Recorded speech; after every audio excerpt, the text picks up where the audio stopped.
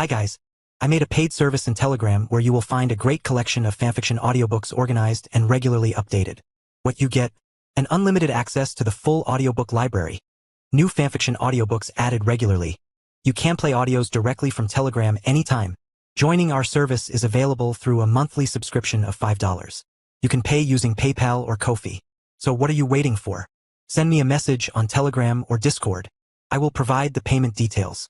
After the payment is confirmed, you will receive access to the private Telegram channel containing all audiobooks. If you enjoy fanfiction and prefer listening instead of reading, this library is made for you. Message me anytime to join.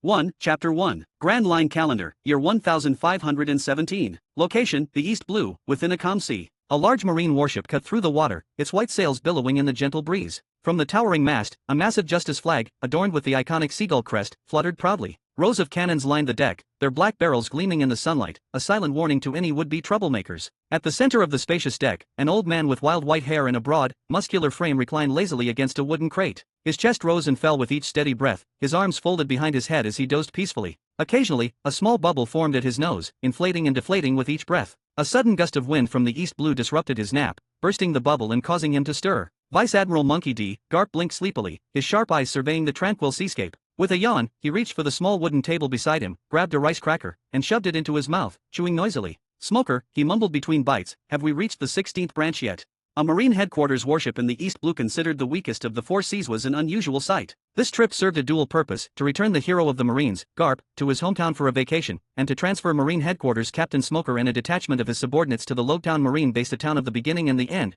connecting the East Blue to the Grand Line for a change of command. They also needed to make a brief stop at the 16th branch. "Almost, Vice Admiral Garp," Smoker replied, standing nearby with arms crossed. He wore a biker jacket with the word justice scrawled across the back, a stark contrast to the standard Marine justice coat. Goggles hung loosely around his neck. His exposed chest and abdominal muscles, silver-gray crew cut, and the thick cigar clenched in his teeth gave him the air of a gang leader rather than a Marine captain coming straight from Marineford. Garp merely grunted in acknowledgement, swallowing the last of his snack before reclining once more. "Wake me when we get there," he said, stretching out as if he had not a care in the world. A flicker of helplessness crossed Smoker's otherwise stern face, but he remained silent, simply shaking his head. Smoker sighed, shaking his head. Even Fleet Admiral Sengoku couldn't keep Garp in line. What could a mere Marine captain like me even do? With a flick of his cigar, Smoker turned his attention back to the document in his hands, an official Marine report. File, Marine Captain Dante Ashford. Name, Dante Ashford. Age, 23. Birthplace, East Blue, orphan. Position, Marine 16th Branch Base Commander. Rank, Marine Captain. Evaluation, once hailed as a genius swordsman from the Marine Headquarters training camp. Achieved the rank of captain in just 2.5 years. Demoted for insubordination. Has since become degenerate, allegedly lost motivation, his will, lost his talent and stagnated for 7 years with no achievements nor any merits achieved within the last 7 years. Note, suspected of colluding with pirates, violating marine justice, also suspected of embezzlement, bribery, misappropriation of public funds allocated to the 16th branch. Under Marine Headquarters investigation. To the side of the file was a photograph. The man in the picture had sharp features, black hair, and black eyes. His expression was calm confidence. Smoker frowned. "This guy, a traitor."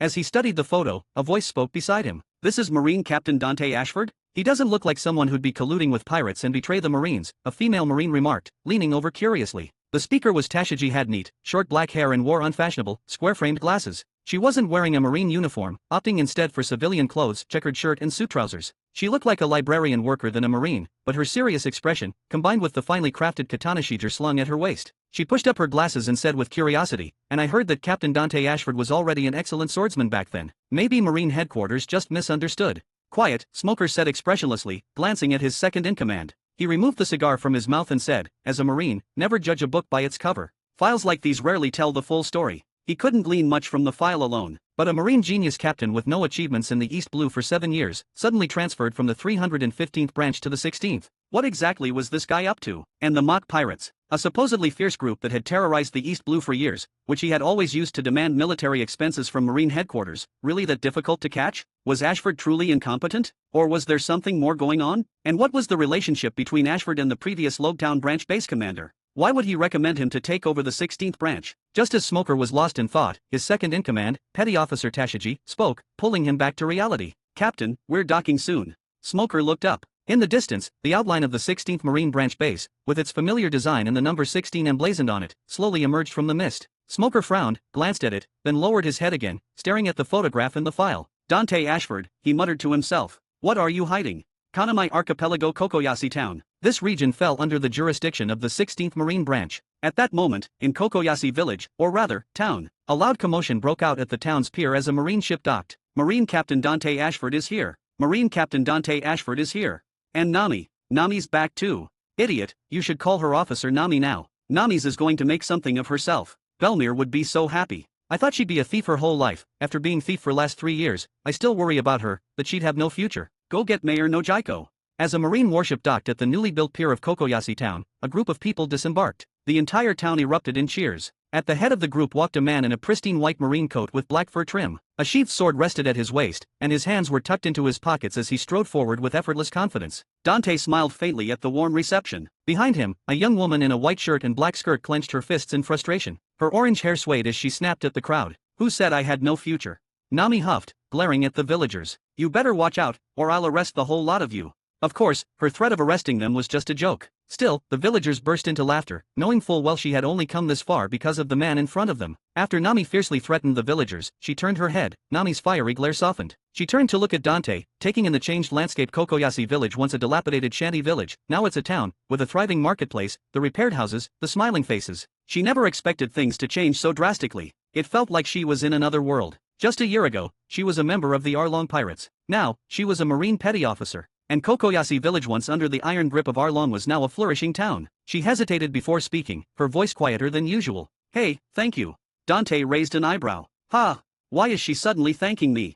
He looked at her, then at the town, and seemed to understand. Shrugging, he said, being a marine petty officer is nothing. The young master of Shellstown has 2 dogs on marine headquarters payroll just because his father is a marine captain. Axehand Morgan. If I had dogs, they'd probably get jobs too, as well as hefty salary. Maybe even get them stationed at Marineford. It wasn't costing him anything, and he'd rather use the money to raise dogs than have marine headquarters use it to protect the celestial dragons. Besides, Nami was quite talented. There was nothing wrong with her being a marine petty officer. As for her past, what was the big deal? In this cesspool of a world, being a thief, especially a thief who only stole from pirates, could be considered a clean and respectable background. However, after hearing Dante's callous words, Nami's eyebrows shot up. She stared at him, dumbfounded. Did he just compare me to a dog? She clenched her fists, her anger rising. But before she could retort, a voice called out, Boss, Mayor Nojiko is here. Chapter 2, Kokoyasi Town Meeting Room. As the most developed town within the Kanamai Archipelago, this meeting room was specially built in Kokoyasi Town, dedicated to meetings discussing the development of the Kanamai Archipelago. Dante scanned the spacious and bright meeting room before his eyes settled around the conference table. This was an impromptu meeting, so attendance was light, mostly consisting of villagers from Kokoyasi Town. Ever since the Logetown branch base commander, former base commander, he corrected himself mentally. He had been promoted and received a raise some time ago, transferred to Marine headquarters. As for whether he would be assigned to the Grand Line or the New World as a base commander next, or stay directly at Marine headquarters, Dante wasn't sure. Honestly, after Captain Sean's transfer, he still felt a bit unaccustomed. After all, their cooperation had been quite pleasant. It was a pity that just as Dante was preparing to expand his influence in the East Blue, his key ally had been reassigned, and Dante already knew who the next Logetown branch base commander would be. Genius Marine Captain Smoker. Even setting aside what he knew from the anime, Dante was well aware of his Smoker's reputation from his time at Marine headquarters. In any case, the secret cooperation with Logetown would probably have to be put on hold for now. That's right, Dante, he thought. He is a transmigrator, currently a Marine captain dispatched from Marine headquarters. Of course, now he should be called Marine Captain Dante Ashford. To be honest, when he first arrived in this world, he was also completely dumbfounded, especially since he had become a Marine, and even more so because he had somehow managed to collide head-on with a Celestial Dragon's personal guard, and was sent to the Marine court, making him want to curse even more. Ever since his first encounter with a Celestial Dragon, Dante had felt a deep, lingering disgust for this world. Despite its vast, breathtaking beauty from the endless seas to the vibrant islands and rich cultures, the Marines and world government seemed determined to ruin it at every turn. They claimed to be the protectors of justice, but all they did was safeguard corruption, tyranny, and cruelty. Of course, not every Marine was like that. Not everyone could be like Captain T-Bone, a true Marine, a man who genuinely embodied the ideals of honor, integrity, and justice. Dante still remembered his time at Marineford, where he had crossed paths with T-Bone, a man who, despite his odd appearance, had a heart as pure as the sea was vast. If the Marines were filled with people like him, then maybe, just maybe, their justice wouldn't be so rotten. But the reality was different. Even putting aside everything else, Whitebeard Edward Newgate, a so-called pirate who voluntarily sheltered impoverished island nations, didn't interfere with their lives, and anonymously donated to his hometown. He was likely the poorest Yonko, yet was hailed as one of the top 10 people who moved the seas. That was more righteous than constantly shouting about justice, absolute justice, and justice that reigns supreme. Perhaps many Marines at headquarters genuinely believed in justice and were unaware of the world government's corruption, striving to maintain peace. The top was rotten to the core, and when the foundation was crumbling, nothing the lower ranks did could change a thing. Of course, all of this has nothing to do with me, Dante thought. In the end, because the collision hadn't caused serious consequences, Zephyr's intervention had given him the opportunity to be dispatched as the base commander of the East Blue Marine 16th Branch. Logically, he should have been sent to the remote 315th base, but after Captain Nezumi was dismissed for embezzlement and bribery, thanks to having couple meetings with Captain Sean, he became the base commander of the 16th Branch thanks to Captain Sean's recommendation. As for the original 16th Branch Captain Nezumi, he'd become Captain Sean's stepping stone to promotion. Kokoyashi Town hasn't had any major incidents recently, and the Tangerine Jam factory is in stable production. But even with the factory running at full speed, it still can't keep up with customer demand, Mayor Nojiko of Kokoyashi Town said, shaking her head with a helpless expression. Logically speaking, as a young person in the village, she couldn't possibly become the mayor of Kokoyashi Town, but under Captain Dante's recommendation, she firmly held the position of mayor of Kokoyashi Town, although she didn't really care about whether she could be the mayor or not, as long as she could protect the tangerine groves left behind by Belmere. That was enough for her. But, looking at Captain Dante in front of her, Nojiko's heart was filled with gratitude and admiration. He was the one who saved Kokoyashi Village, saved her sister Nami, fulfilled Belmere's wish, and led Kokoyashi Village towards prosperity. He'd saved everyone and was Kokoyashi Village's benefactor. Therefore, Nojiko would do her best to fulfill Dante's requests. She sighed and continued, although everyone followed Captain Dante's suggestion to expand tangerine cultivation some time ago, it's impossible to increase production in the short term. And her tone was a mix of pain and happiness. Everyone has been working so hard, but the factory isn't the only place that needs people. Kokoyashi Town needs manpower everywhere. As soon as she finished speaking, the others around the table nodded in agreement. Although Kokoyashi Village could now be called a town, it was still a fledgling one. Its infrastructure, population, and everything else were still underdeveloped, and Dante understood this. After listening to Mayor Nojiko, Dante nodded, satisfied with her work. After coming to the East Blue, he'd never considered returning to Marine headquarters, but having the identity of a Marine captain made things easier. He didn't want to be a Marine, and he wasn't interested in being a pirate either, so he might as well stay here and become a warlord. Unfortunately, this world was too dangerous. Thankfully, having read till Egghead Incident, he knew true powers of 5 elders. They might as well be tail beasts from Naruto. Just thinking about it made him feel insecure. Fortunately, as a transmigrator, he had a cheat. Dante looked at his cheat. The cheat was called the Transmigrantor Performance Clearing System. That's right, he wasn't an ordinary transmigrator, he was a legal and compliant transmigrator, full insured. Simply put, he was sent to various worlds to complete tasks, such as rewriting plots and promoting social development. If an accident occurred, he'd receive high compensation. It was a formal enterprise. And, as one might guess, he'd initially thought about committing insurance fraud to go home. Unfortunately, perhaps because too many people had committed insurance fraud recently, the company's rules and regulations were now more stringent. If insurance fraud was discovered, the penalties were severe. After reading the Probationary Employee Travel Handbook, with its tragic examples of discovered insurance fraud, Dante severely criticized those shameless fraudsters, righteously refused to commit insurance fraud, and began to devote himself to work. Only weak transmigrators think about committing insurance fraud to go home. What's more, because there was too much insurance fraud, to prevent any loopholes, the higher-ups had proposed a series of hard performance indicators. Only by meeting the performance indicators and completing the work could he receive subsidies and compensation after death and become a permanent employee. And this had become his cheat. Name, Dante. Occupation, Level 4 Senior Staff Member. Performance Indicator Value, 1,500. Note, when the employee reaches 10,000, they can be promoted to Level 3 Senior Staff Member and receive an employee benefit. Each completed task earned him Performance Indicator Value. When the value met the standard, he'd get a promotion and a raise after leaving this world. Rewriting plots, promoting social development, all of these earned performance points. Especially major events and changes in characters could obtain more performance points. For example, the Kokoyashi Village incident had promoted him from a Level 2 staff member to a Level 1 staff member. Then, leading the development of Kokoyashi Village had successfully promoted him to a Level 4 senior staff member. If he kept developing like this, promotion and a raise, reaching the peak of a transmigrator, was just around the corner. As for that little compensation for insurance fraud, he no longer cared. After pondering for a moment, Dante looked at the lady elegantly taking notes beside him. Nico Robin. Wearing a white shirt and a dark pencil skirt, her long black hair was pulled back into a simple bun. She occasionally adjusted her fashionable glasses. The outfit looked elegant and scholarly, and particularly shrewd and capable, perfectly suited to her role as a warlord's personal secretary. He'd met Nico Robin before the Kokoyashi Village incident, when he first came to the East Blue. At his invitation, she'd become his secret assistant. Of course, they were just in a cooperative relationship. In any case, inviting Nico Robin had directly promoted him from a probationary employee to a permanent employee Level 2 staff member. Miss Robin was a considerable achievement. This matter will be left to Mock. Mock, the captain of the Mock Pirates. There were many things Dante couldn't do conveniently, so he'd leave them to Mach. As his protege, Mach knew what he should and shouldn't do, so Dante didn't need to worry. Even if this world was a cesspool, Dante still had his own bottom line. Understood, Robin said, gently brushing a strand of hair from her forehead, crossing her legs, and nodding with a smile. I'll notify Mach later.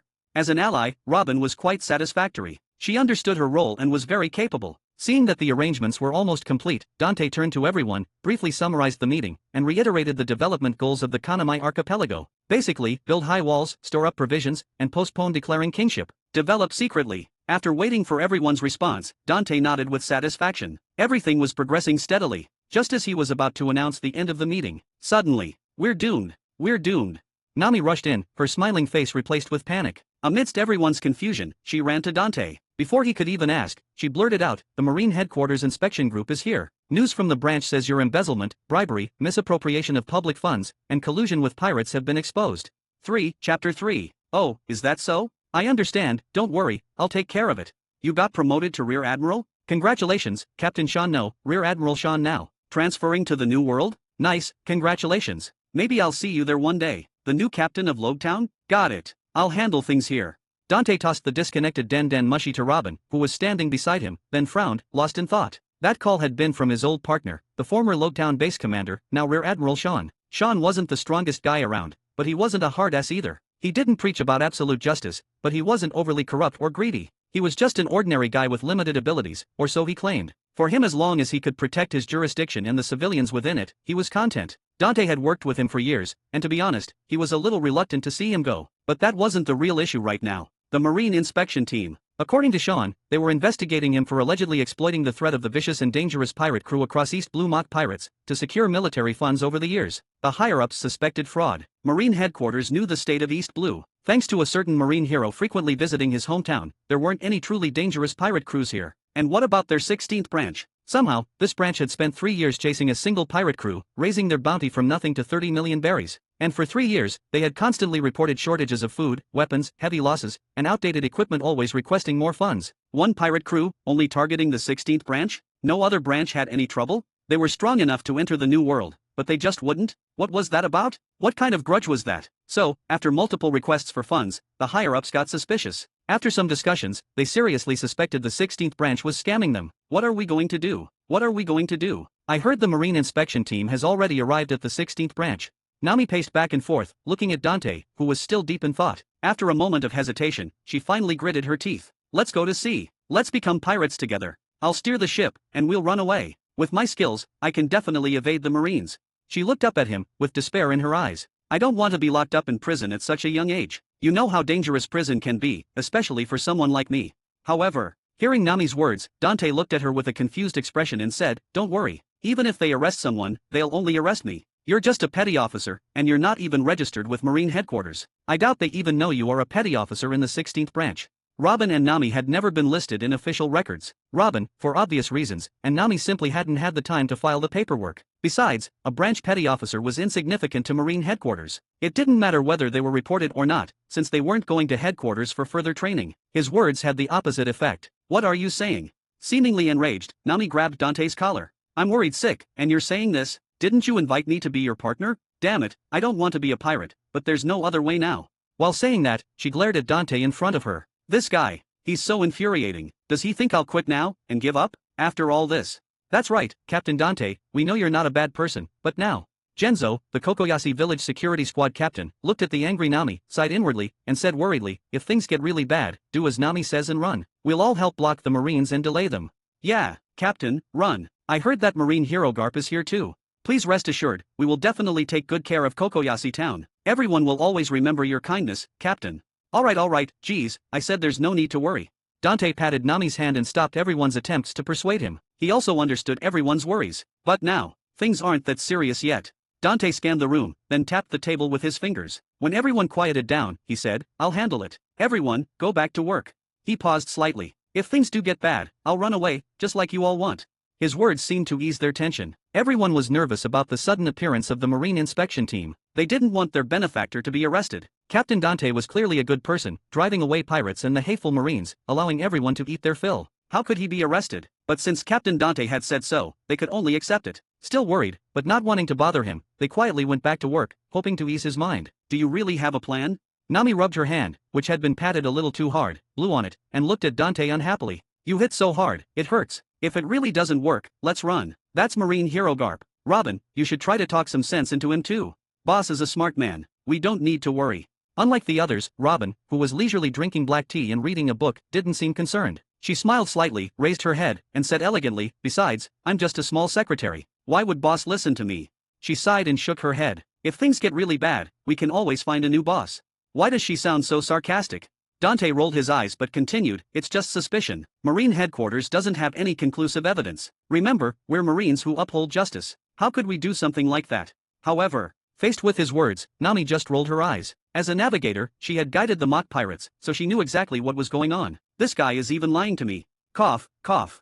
Looking at Nami's expression, Dante coughed twice, still speaking righteously. Every bit of our military funds is applied for according to the rules. It's all legal and compliant. It's just that the mock pirates are vicious, and the 16th branch really can't withstand them. It's normal to ask for more money to buy equipment. It's all for the sake of maintaining peace at sea. He wasn't worried about Garp. That guy's hands were dirtier than his. He wasn't a real pirate, and he hadn't done anything truly evil. If he wanted to run, he believed that Garp wouldn't really try his best to catch him, just like with Axe and Morgan. If things really went south, then he'd just run. He just had to avoid getting into confrontation and hurting anyone under Garp during his escape. He'd been operating here for so long he had plenty of escape routes. Compared to Garp, the one who gave him a bigger headache was Smoker. That guy would actually try to follow the procedures and enforce justice. If he wanted to catch him, he would give it his all. Of course, he wasn't worried about Smoker's current strength. Anyway, it wouldn't be easy to catch him. Of course, if possible, he didn't want to go to sea like this and become a pirate hiding everywhere, and Dante crossed his hands in front of his chin, a serious expression appearing on his face. I suspect that a big shot is about to emerge from our East Blue. The mock pirates are a vicious group of pirates.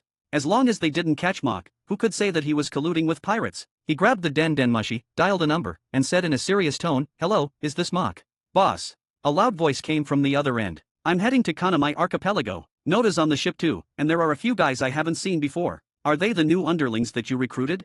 He said cheerfully, I saw them on the way, sailing a broken-down ship to Kanamai Archipelago. I just let them board. Oh, right, boss, what's up with the call?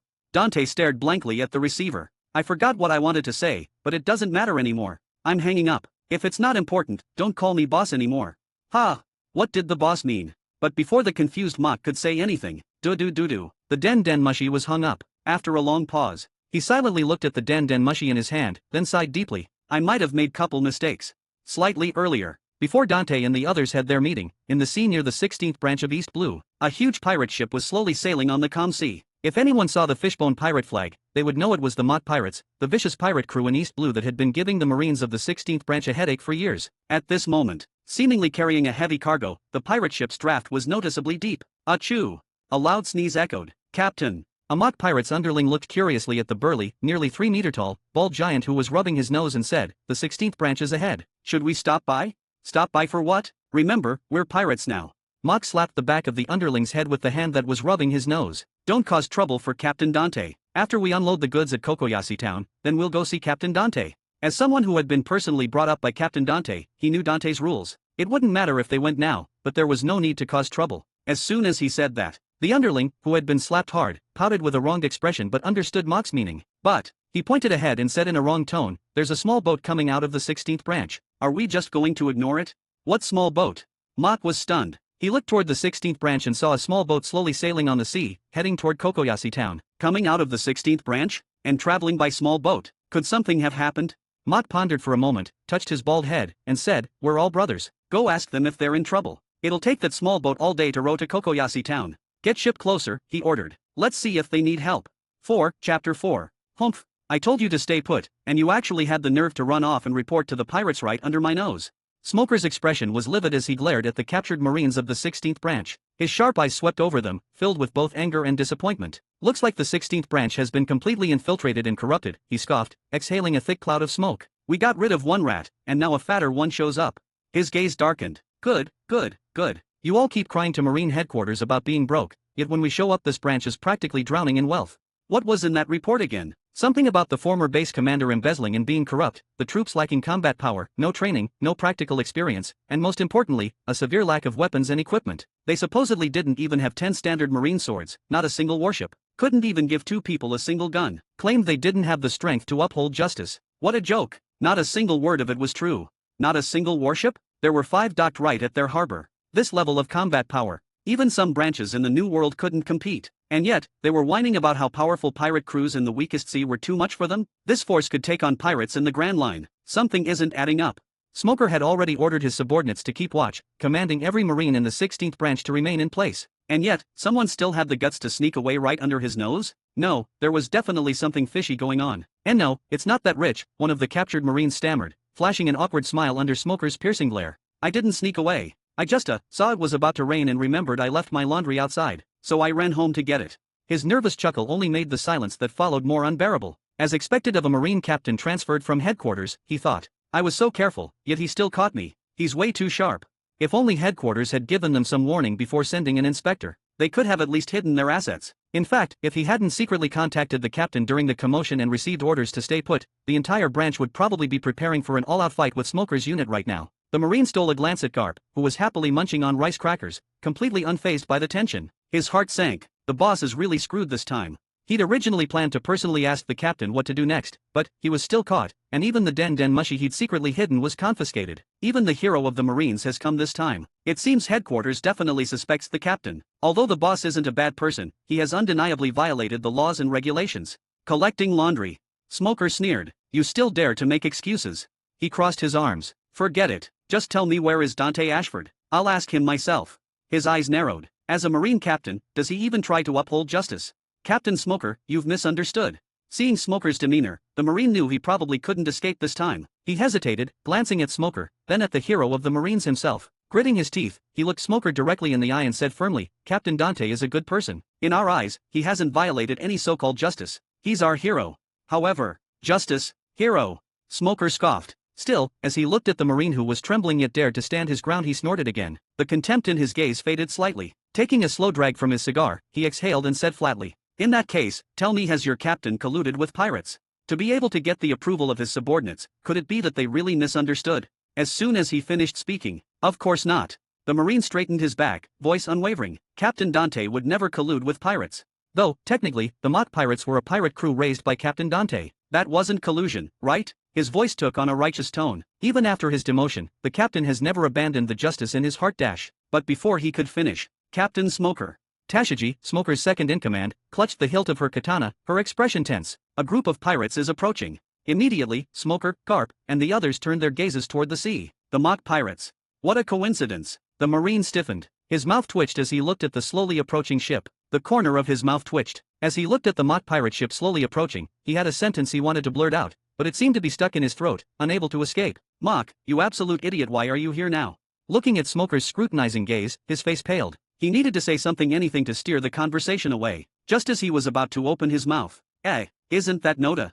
A loud, cheerful voice rang out from the pirate ship. It was Mock himself, the mock pirate's captain. Oh, and there are some new faces, too. Are they new recruits from the branch? Forget that, Noda. Where are you guys heading? Why were you in such a tiny, busted boat? Heading to Kokoyashi village. Mock laughed heartily. Man, that thing's slow. We're making a delivery, come on up. We'll take you there. Silence. 3 pairs of eyes turned to stare at the Marine behind them. Noda. Garp was still snacking. Smoker's gaze as sharp as a dagger. Tashigi adjusted her glasses with an expression of cold disbelief, as she was on verge of pouting for being deceived. As for Noda, his body trembled, his hands trembled, even his soul trembled. Under their scrutiny, he forced a stiff smile, turned to Mock, and shouted, Thank you. Mock beamed. No need to thank me, we're all buddies. And just like that, under Mock's warm hospitality, the 4 of them boarded the pirate ship, heading straight for Kokoyashi village. However, what's wrong? Looking at the group, Mock scratched his head in confusion, especially looking at Noda, who had a look of crying and melancholy. Noda, you feeling sick?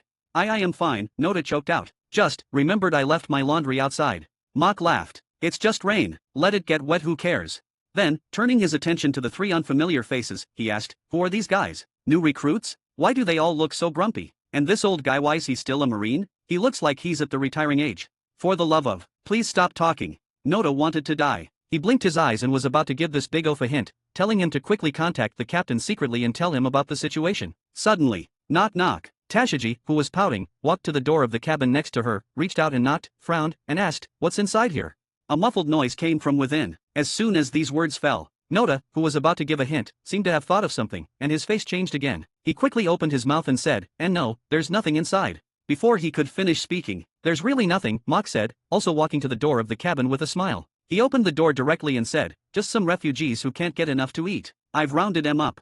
As the door swung wide, the room came into view. Instantly, what came into the eyes of the three was a spacious but dim warehouse, and in the warehouse, it was actually filled with countless figures, dense and numerous. Men, women, old, children all crammed together, their eyes filled with fear and desperation. Mothers clutching their children, malnourished figures in ragged clothes. Because the door was suddenly opened, everyone looked up at them in panic. Silence. Nota. Smoker.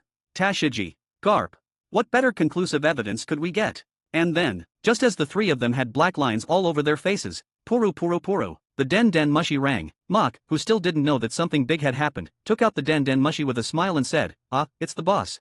But after only a moment, he scratched his head again in confusion, looking at the den den mushi that had been hung up. Why did the boss suddenly tell me not to call him boss? If not boss, what should I call him? Did something happen? He looked at Noda, who had a look of despair, with a puzzled expression. "Noda, do you know what's going on? And, what's wrong with you?"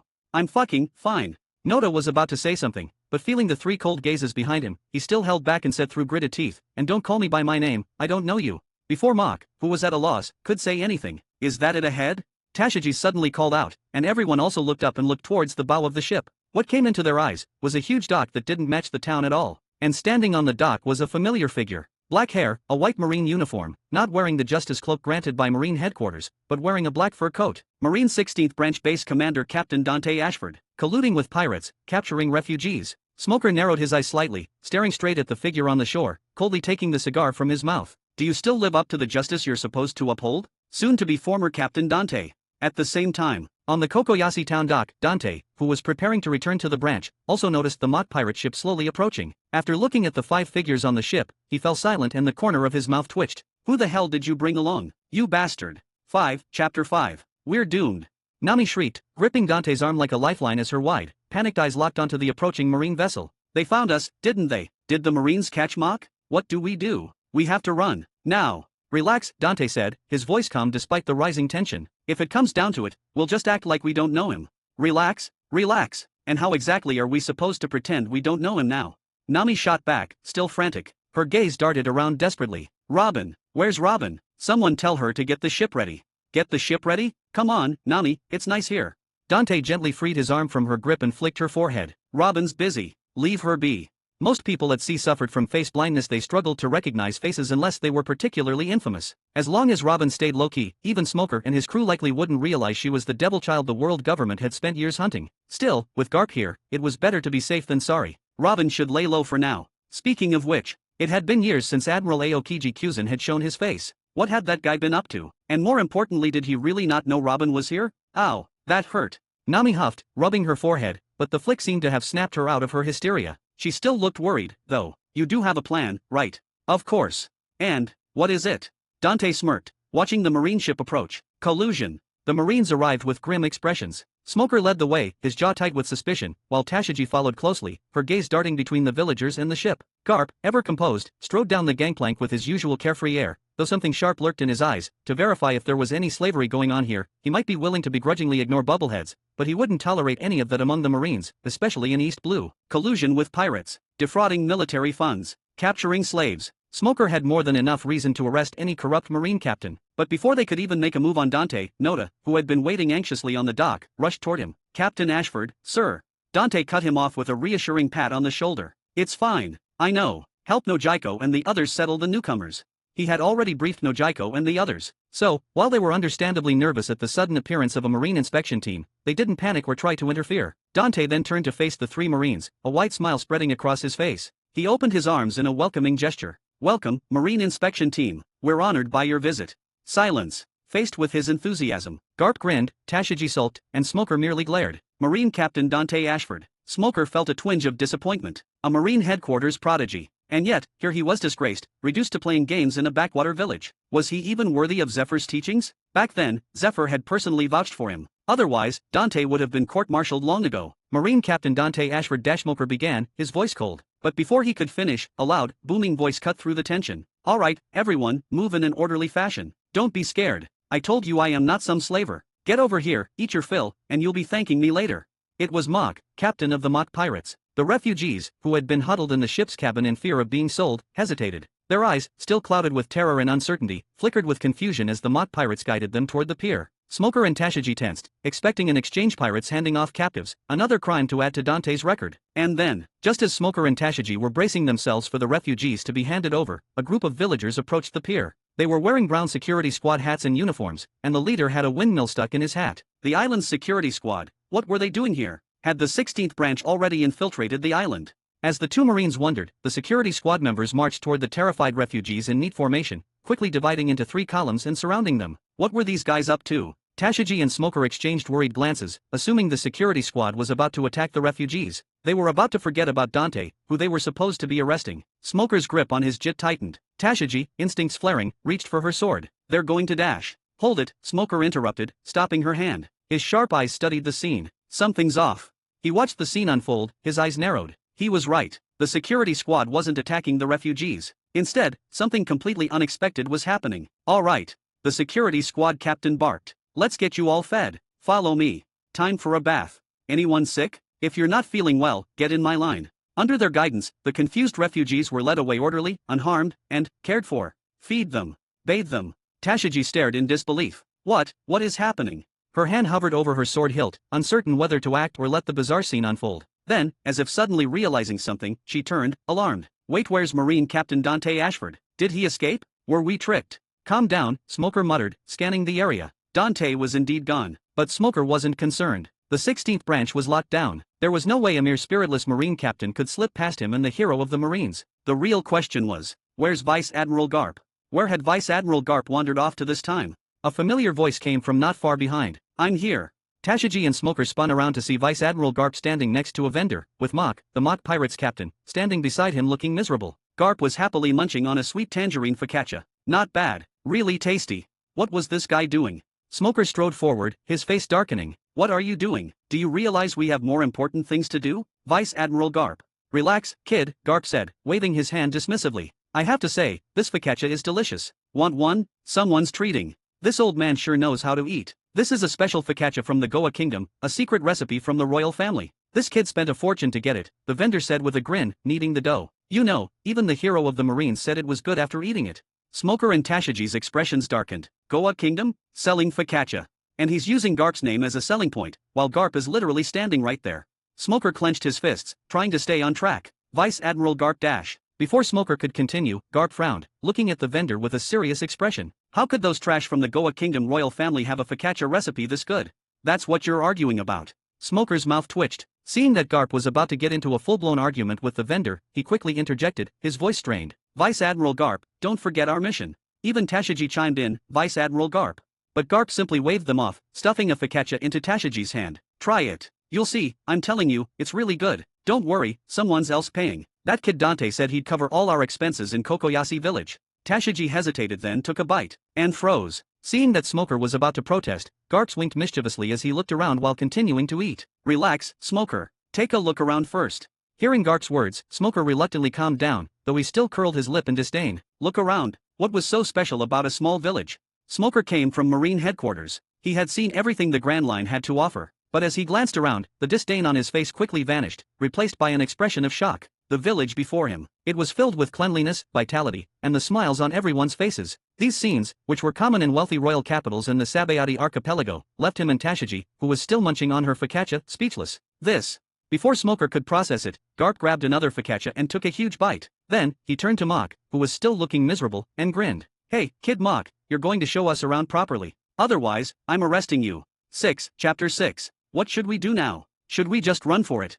I told you, calm down, Dante said with a sigh, watching as Nami instinctively grabbed his arm, her usual confidence momentarily shaken by the news. Nothing's going to happen. And even if it does, I'm confident we can get away. Alright, but we're talking about the hero of the Marines here. I'm sure our Captain Dante can somehow get him to cooperate. Despite her sarcasm, Nami felt a little more at ease seeing how unshaken Dante was. She glanced around, puzzled. Where's Robin? Why isn't she here either? Did she sneak off on her own? Robin's handling something. She'll be back later, Dante said dismissively, waving his hand and offering no further explanation. As for Garp, to be honest, Dante wasn't sure if Garp would play along with his plans. Garp was known for being lazy, carefree, and a bit of a hypocrite, but there was no denying that as the hero of the Marines, he had his own brand of justice. In this world, there was no absolute good or evil. It was a world of gray, a world of filth. The Marines had their share of corrupt individuals, and among the pirates, there were those with good hearts. Monkey D. Garp was one of those Marines who judged justice by his own standards. As for the world government and the Marines, frankly, the power the world government had already displayed was enough to make anyone despair. If there was no better way to fix things, then the half-hearted justice Marines practiced now was the best they could manage. They deceived their superiors while enforcing their own version of justice on the ground. Without strength, you either became a pirate and lived in hiding, joined the world government, or simply muddled through life. As for Dante himself, he was just exploiting the world government and Marine headquarters. After all, this was a world ruled by the strong. The powerful could destroy everything in an instant, while the weak had no choice but to follow the rules set by the strong. Without power, everything was meaningless. Dante shook his head, sighing as he glanced at the newspaper in his hand. At least it looks like we won't be arrested for now. After all, Vice Admiral Garp had just eaten the tangerine focaccia he'd offered. He looked up at Nami, who still seemed uneasy. If you've got nothing else to do, why don't you go help with the refugees? We've rounded up quite a few this time, you know. Dad, are they really not going to sell us? I don't know. Then, can Katie eat? That's fish and milk bread rolls. They smell amazing. The father wanted to refuse, but the desperate look in his daughter's eyes made it impossible. He didn't know if this was all a trick, or if this would be their last meal as free people. After this, they might be sold as slaves to those despicable nobles or worse, the terrifying celestial dragons. Though they were just refugees, living on this vast sea, he knew about those so-called gods. No, they were more like demons. He'd heard that once you fell into the hands of the celestial dragons, you were no longer human. You lived like vermin, enduring unimaginable suffering. But, Dad, I'm so hungry. Hearing his daughter's plea, the pike couldn't bring himself to refuse. He held her thin body tightly. His wife had already starved to death. He couldn't let his daughter suffer the same fate. But, as an ordinary man, he was powerless. He remembered yesterday. They had once been citizens of the Wittgenstein kingdom, no, more like forgotten citizens. To pay the exorbitant heavenly tribute, the king of the Wittgenstein kingdom had seized their property and driven them to a remote part of the island, leaving them to fend for themselves in the barren wasteland. Some said this was inspired by the legendary Goa kingdom, the most beautiful country in the East Blue, which had expelled its useless citizens to maintain its pristine image. It was even said that the Goa kingdom had earned praise from the celestial dragons for this. He didn't know how beautiful the most beautiful country could be, but how beautiful could a country that abandoned its own people truly be? Yesterday morning, they had been scavenging in the wasteland, and by evening, a group of pirates had stormed the island, bringing them here. He remembered how he begging to be let go, that he had a daughter who wouldn't survive alone. The bald pirate captain had paused upon hearing he had a daughter, then let out an excited laugh, shouting, "You have a daughter? Bring her along too." What kind of monsters were these? They didn't even spare little girls.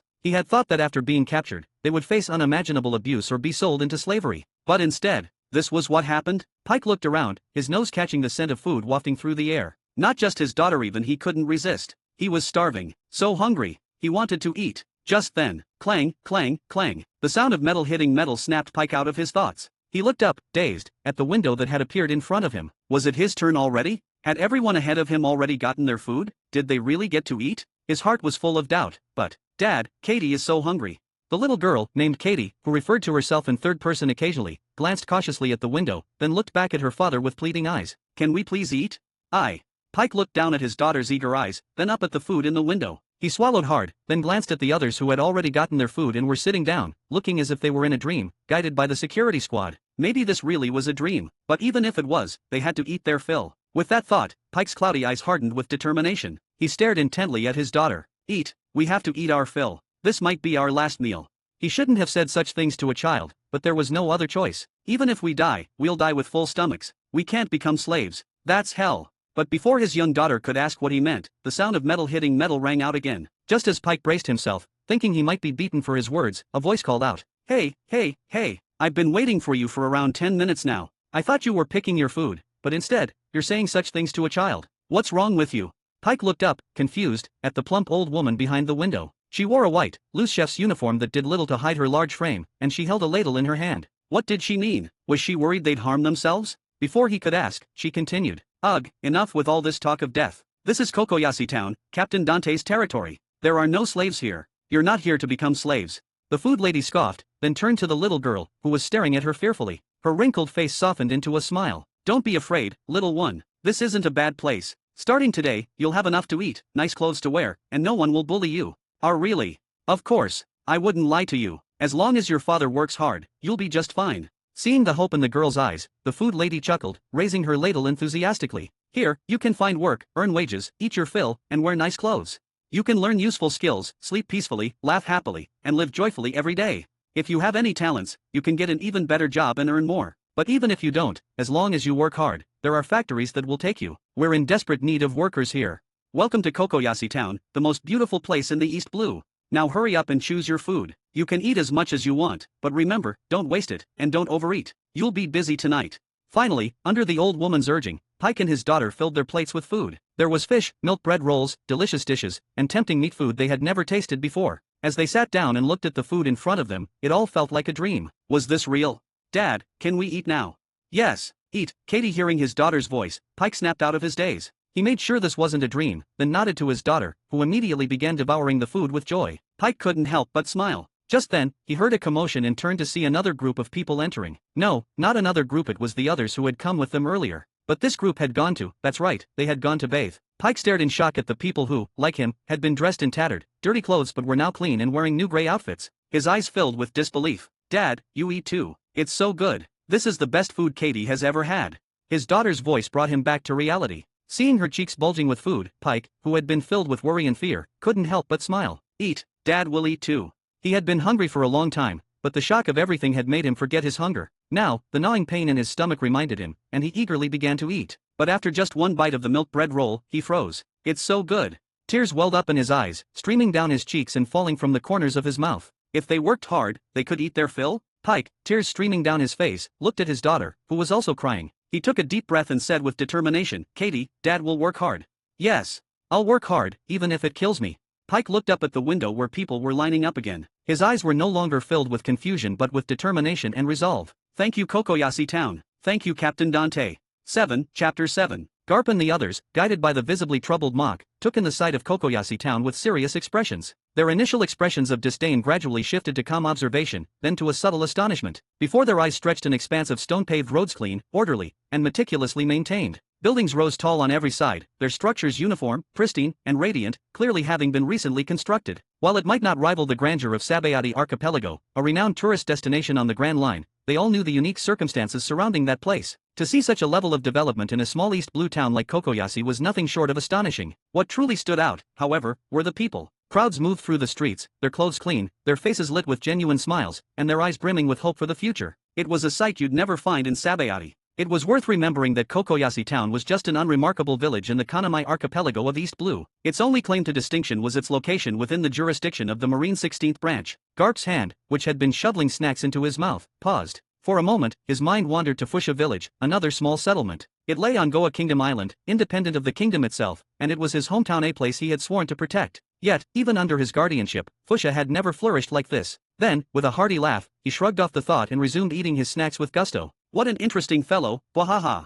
As his laughter faded, Marine Petty Officer Tashiji, who had been eating with far more grace than Garp, looked serious as she spoke. It seems we've misjudged Captain Dante. He's a good man, after all.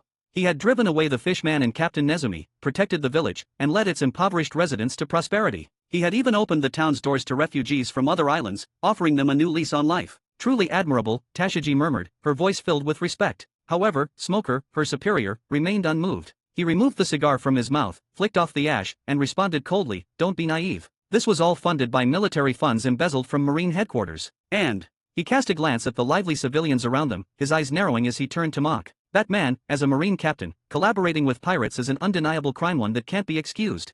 Hey, don't you dare badmouth our boss. Mach snapped, his face red with anger. Still blaming himself for leading the Marines here, he wasn't about to let Smoker slander Dante. We may be pirates, but we've never done anything wrong. Our boss has always kept us in line. Being a pirate is evil in itself, Smoker retorted. You damned Marine, Mach began, rolling up his sleeves, ready to confront Smoker. But before he could act, a calm voice interrupted from behind. Captain Smoker, you're jesting, aren't you? Surely, we know what true evil is. The group turned to see Noda from the 16th branch standing there, having appeared unnoticed. There are over 20 villages like this in the Kanamai archipelago, Noda said, stepping forward with a resigned expression. Kokoyashi might stand out now and is thriving, but it started as just another struggling village, worse off than most, given its proximity to Arlong Park. I come from one of the other villages in this archipelago, and I've seen this archipelago grow from a place where even a meal for a few days was a luxury to what it is today.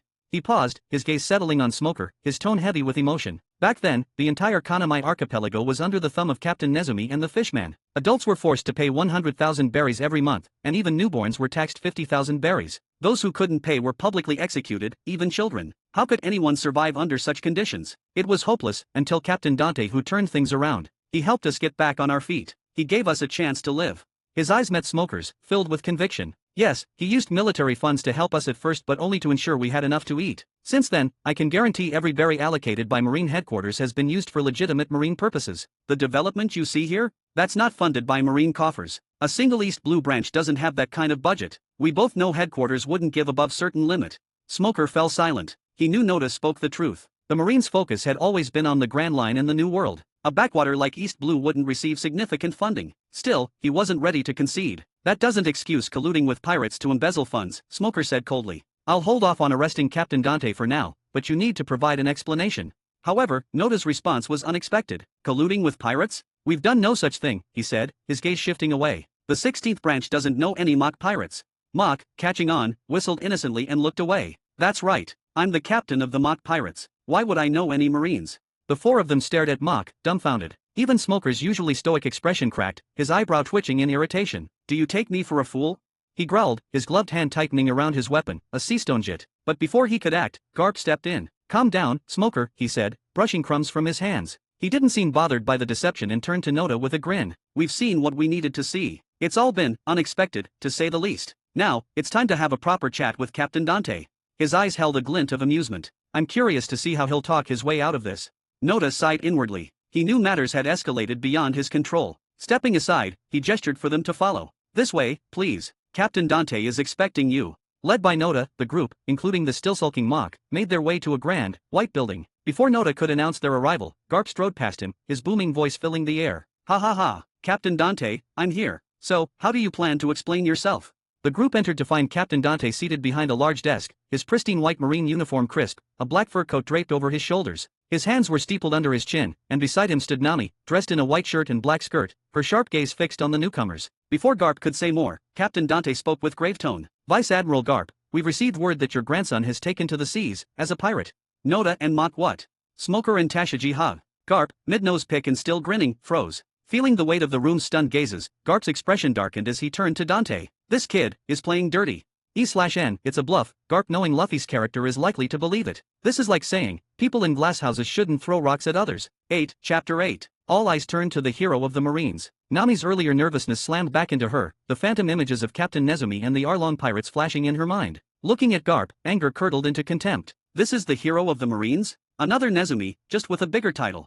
But Dante, he was different. At least he hadn't done anything truly despicable. He had even saved Kokoyashi village. Even Smoker, who had initially been ready to challenge Dante's sense of justice, seemed deflated. He glanced at Garp with a conflicted expression before turning to Dante, as if he wanted to speak but couldn't find the right words. How could this be? Smoker's face turned grim. If my superior's hands aren't clean, what right do I have to question a captain who's just trying to feed his villagers? Though Dante's rank was far below Vice Admiral Garp's, Smoker knew this scandal wouldn't tarnish Garp's reputation much. His career survived his son becoming leader of Revolutionary Army, after all.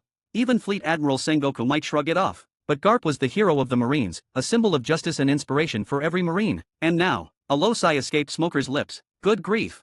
They had come to investigate collusion between the Marines and pirates, and now the inspection team itself was compromised. And to make matters worse, the pirates they should have been arresting were now looking at them with outright disdain. Tashaji, sensing the shift in the atmosphere, frowned. Unlike Captain Smoker, she was more forgiving, willing to give even wrongdoers a chance. She didn't believe Captain Dante had violated any true sense of justice. After all, Dante was still a Marine who carried the weight of justice on his shoulders, just a bit differently. She also understood that after learning the truth about the 16th branch, Captain Smoker hadn't truly wanted to arrest Captain Dante. He was simply angry that Dante was cooperating with pirates. But now, what were they supposed to do? As the weight of their stares bore down on him, Garp's face momentarily stiffened, but he quickly recovered, breaking into his usual cheerful grin and scratching his head. Oops, was I found out? With that, he turned to Dante, his gaze calm but piercing. Kid, how'd you know?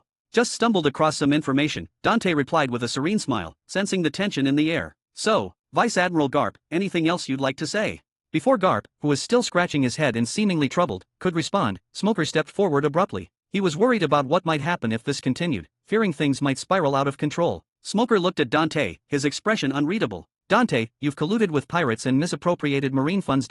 Hey, hold on. What do you mean, colluded with pirates? Dante spread his hands, feigning innocence. We at the 16th branch would never do such a thing. Don't make false accusations. And as for the funds, every request we've made has been above board. Otherwise, I doubt Marine headquarters would have approved them. If you don't believe me, ask Noda. Yes, we at the 16th branch have never defrauded military funds, Noda chimed in, nodding seriously, having received Dante's signal. Every fund request follows proper procedure. It's all legal and by the book. Captain Smoker, don't slander us. Dante added with a smirk. Yeah, we're just a poor branch. What's wrong with asking for a little extra? Are you mocking me? Smoker's face darkened as he glared at them. This pirate captain mocked Dash. But before he could finish, Dante cut him off. Thank you, Captain Smoker, for assisting the 16th branch in the successful capture of the mock pirates. Dante said solemnly. This group of vicious pirates has been a thorn in our side for years. They're incredibly slippery and cunning. I'm relieved they're finally in custody. He turned to Noda. Hey, Noda, hurry up and get the mock pirates captain locked up in the 16th branch prison. Make sure he doesn't escape. Yes, Captain. Is this guy serious? Smoker thought, his anger boiling over. Dante and Noda were still deflecting in their charade, playing dumb as if they could fool him. Do you think you're dealing with idiots? Smoker slammed his fist on the table. Captain Dante, have you forgotten Zephyr's teachings? Have you forgotten the marine justice you're supposed to uphold? The marine's justice. Dante glanced at Garp, who was watching the scene with amusement, and raised an eyebrow. Good grief, even now, the old man wasn't saying anything? Wasn't he worried they would actually fight? As a transmigrator, Dante didn't believe in so-called justice of this world. The world government at the top was completely rotten to the core. If the roots were rotten, what was there to talk about? What was the point of clinging to some lofty ideal of justice? If they wanted to kill him, so be it. He'd just go back to being a level 4 senior staff member. He wasn't afraid. Dante sat back down and looked Smoker dead in the eye. What exactly is this marine justice you're talking about? To maintain peace and order, to rid the seas of evil that plagues the sea.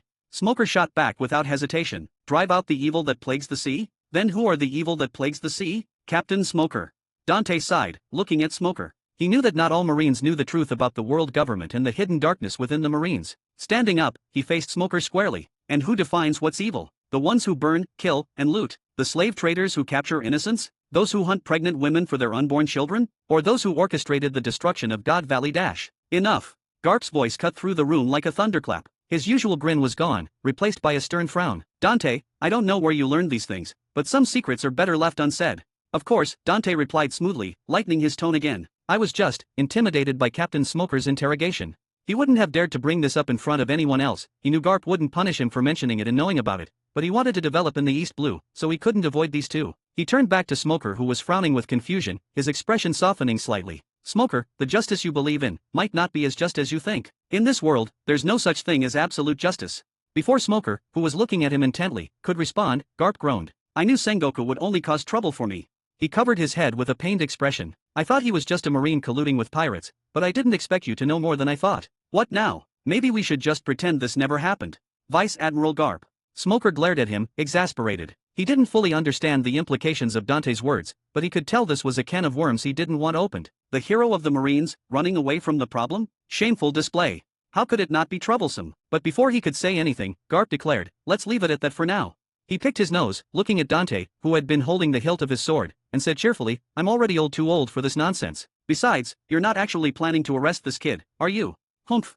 Smoker snorted, his face darkening, but he didn't argue further. Instead, he turned back to Dante. The mock pirates will be tried. I'll take them to Logtown Prison. Arrest me if you want. Mock shouted defiantly, sticking out his neck. As long as boss is safe, I don't care what happens to me.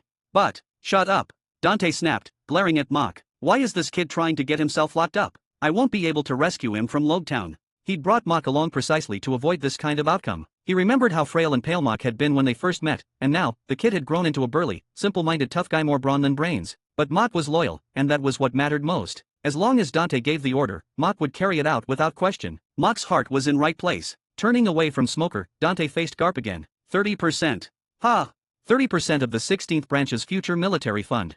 The room fell silent. Everyone stared at Dante, their faces darkening. Is he seriously bribing the hero of the Marines, right in front of everyone? How bold. Smoker's face was livid. This kid has no respect. How dare he try to buy off the hero of the Marines with a measly 30% of branch funds? As if Garp would fall for something so blatant. As expected, he didn't even need to intervene. Vice Admiral Garp was already looking at Dante with a cold expression. Kid, what do you take me for? However, before Smoker could interject, Garp leaned forward, a sly grin creeping across his face. Make it 50%. The silence deepened. Before anyone could speak, deal. Garp's face showed a hint of surprise. Dante hadn't expected Garp to agree. He had been prepared to threaten him with Ace's secret if he didn't, but that might have had high chance of ending up in a fight. He gripped Garp's outstretched hand. Should I send it directly to you, or to your grandson? What would I do with it for my grandson? He's grown up, he needs to fend for himself. Garp dismissed his grandson without hesitation, saying cheerfully, you don't need to give it to me either. Send it to the Goa Kingdom. There are refugees there who could use the help. Dante nodded, understanding his angle. so that's why he agreed so easily. It made sense. Garp's own reputation wasn't exactly spotless, and he'd rather keep Dante in the Marines than risk him spilling secrets as a pirate. Anyway, he didn't want to run around for the time being, so this suited him perfectly. As for the Goa Kingdom, recruiting workers there was the same as recruiting workers anywhere else. A smile appeared on Dante's face. Happy cooperation. Happy cooperation. Garp echoed, a knowing glint in his eye. But Smoker wasn't having it. He grabbed Garp's collar, his voice rising in anger. Are you seriously negotiating percentages? Do you even realize what you're doing, Vice Admiral Garp? Relax, Smoker. I know what I'm doing, Garp replied, still picking his nose. The mock pirates haven't done anything that bad. Let them go. Do you know what you're saying? You're a Marine, and they're pirates. Smoker snapped. Ah, forget what I just said. I almost forgot about that. Garp chuckled, as though he hadn't just admitted to letting pirates off the hook. He sighed dramatically, shaking his head. I must be getting old. The mock pirates are cunning, indeed they slipped right through our fingers. We'll have to report this to Marine headquarters. Smoker stared at him, utterly speechless. Looking at the shameless hero of the Marines, Vice Admiral Garp, Smoker didn't know what to say. Is this old man really treating me like a fool too? 9, Chapter 9. And that's it? It's over just like that. Indeed, it's over. What a delightful collaboration, wouldn't you agree? Dante released his grip on the sword hilt and stretched comfortably, watching Nami, who still wore a bewildered expression even after the others had left. Though it had gone smoother than expected. That was incredibly satisfying. But that's the hero of the Marines. Nami stared at Dante as if his behavior was the most natural thing in the world, unsure how to respond. He compromised for a mere bribe of 50% of the Marine funds. She asked in disbelief. That old man wasn't only after the so-called 50% bribe, Dante shrugged, giving Nami a meaningful look. I told you, there's no such thing as absolute justice on these seas. Every gift comes with a price. It just so happened to be Garp this time. Otherwise, if Sakazuki had shown up, Dante would have bolted with his people without a second thought. If Borsellino or Cusin had come, they might have been open to negotiation. As long as it wasn't a rigid mission, those two Marine admirals would have weighed their so-called sense of justice to decide whether to slack off or take it seriously. And if it had been Sengoku, well, before he became Fleet Admiral, he might have strictly enforced his version of justice and dealt with Dante, the Marine scum who harbored pirates, on the spot. And if he'd already resigned, he'd probably have muddled through like Garp with his goat. Such was the so-called justice of the Marines. Plenty of them just muddled through. As expected, there's not a single decent person in the Marines. Nami's voice was laced with anger as she recalled Captain Nezumi, but when she caught Dante's raised eyebrow, she seemed to understand his unspoken meaning. Stubbornly puffing out her chest, she added, of course, Belmir and I don't count. We're good Marines, so what? Am I wrong? As expected of my subordinate, with skin as thick as battleship armor. Dante nodded solemnly. That's right. After all, I'm a good Marine too. Nami could only stare at him, speechless at his shamelessness. Then, as if remembering something, her eyes darted around, and she asked, are they staying here tonight? She raised a small fist, a mischievous smile playing on her lips. Then Officer Nami of the 16th branch give them a proper welcome. With that, she turned and strode out, leaving Dante dumbfounded. What on earth is she planning? He raised an eyebrow and called after her, be careful.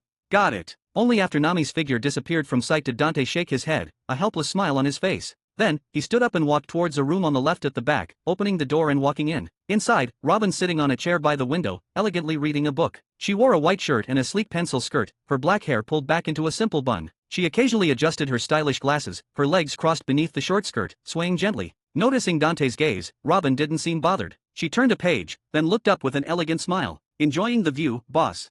Not bad, ahem. Dante coughed to mask his awkwardness, his eyes shifting upward. I thought you'd run off. Oh my, I haven't resigned yet. Robin arched a delicate brow, a playful smile tugging at her lips. Could it be that now that the base is thriving, the boss wants to discard me? How cruel. Lately, it felt like she'd been a bit more sarcastic than usual. But before Dante could respond. Then, if one day someone tries to take me away, like that fishman wanted to take Nami, Robin looked down at her book, her tone casual yet loaded with meaning. Would boss keep me, like he kept Nami? No, if you resign on your own, I won't stop you. At Dante's response, Robin was stunned, her eyebrows trembling slightly, seeming a bit lost. But after a moment, that elegant smile returned, though more stiff than before. Before she could speak, however, Dante added with serious tone, but if you don't leave voluntarily, no one can force my employees to leave. As the word settled, the corners of Robin's lips curved upward. She gently tucked her hair back, set her book down, and propped her chin on her hand. Her smile gradually became genuine. Then let's continue to work together happily, boss. Happy to work together, secretary. While Dante was essentially re-signing his employee contract with his secretary. On the other side of town, in the aftermath of the Marine headquarters inspection which had ended in an unexpectedly pleasant collaboration, Garp led a frowning Smoker and a bewildered Tashiji to rest for the night. Kokoyashi town would cover their expenses. After lifting the blockade on the 16th branch via Den Den Mushi, they'd stay in town for the night and set sail tomorrow on the mock pirates ship. Mock, taken along as a temporary guide, was equally baffled. After all, he'd been certain he was done for this time, but his boss had somehow latched onto a big-shot high-ranking official from Marine headquarters, no less, the hero of the Marines himself. The turn of events was so outrageous that even this rough pirate couldn't wrap his head around it. But as a pirate, he knew one thing: his future operations in the East Blue were probably secure. With the hero of the Marines backing him, how could they not be? In an instant, Mott was practically giddy. As expected of the boss, he could even bribe high-ranking officials inside Marine headquarters. Truly amazing. Hey, pirate kid, stop daydreaming for a minute. Garp's cheerful voice interrupted Mock's excitement. The old man grinned. Your boss said to entertain us well. So, tell me, what's interesting around here? Take this old man for a look. Ah, yes, hero of the Marines, sir.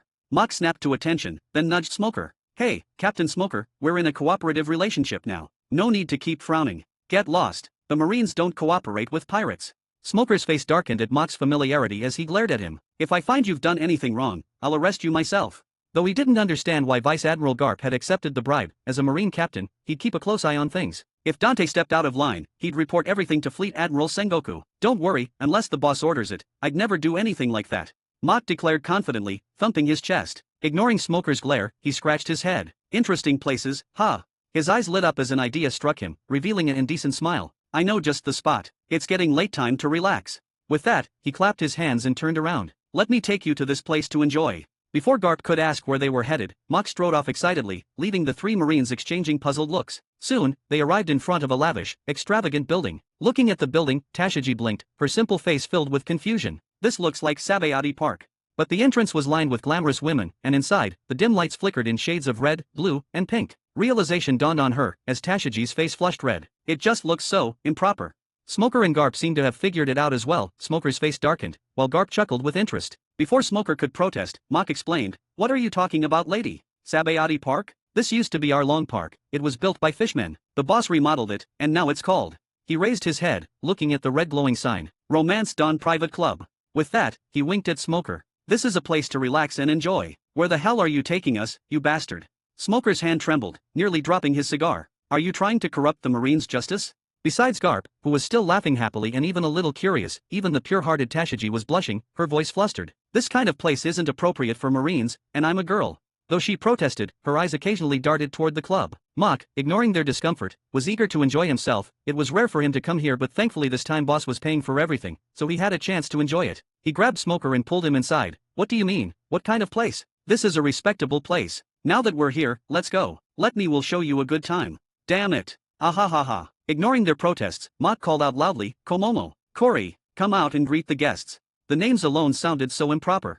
In Japanese, Komomo means little peaches, kanji, and Kori means little melons, kanji. Dear readers and fans, for those eager to dive into next chapters earlier before others, I invite you to join us on Patreon. By becoming our patron, you not only gain access to exclusive advanced chapters but also help us continue this endeavor and expand it further. 10. Chapter 10. With the matter settled, Dante felt no rush to return to the 16th branch. He planned to wait until Smoker and the others withdrew before heading back. After all, Kokoyashi town wasn't far from the base. Having unexpectedly resolved a major issue, Dante had one of the best nights of sleep in a long time. When he finally woke up, the sun was already high in the sky. After a quick wash, he stepped into his office and found Robin already there, engrossed in a book. It was no surprise. At the age of 8, she'd aced an archaeology exam and been formally inducted as a scholar, effectively earning a doctorate in the field. Reading was simply part of her nature. Ever since following him to the East Blue, Robin had developed a habit of brewing a pot of tea and leisurely flipping through books whenever she had free time. Dante picked up a stack of documents on his desk. Judging by the name on them, they had been submitted by Mayor Nojiko that morning. He gave them a quick glance before setting them aside. They mainly detailed how Kokoyashi town had arranged shelter for the new refugees who had arrived the previous night. As expected, everything had been handled efficiently.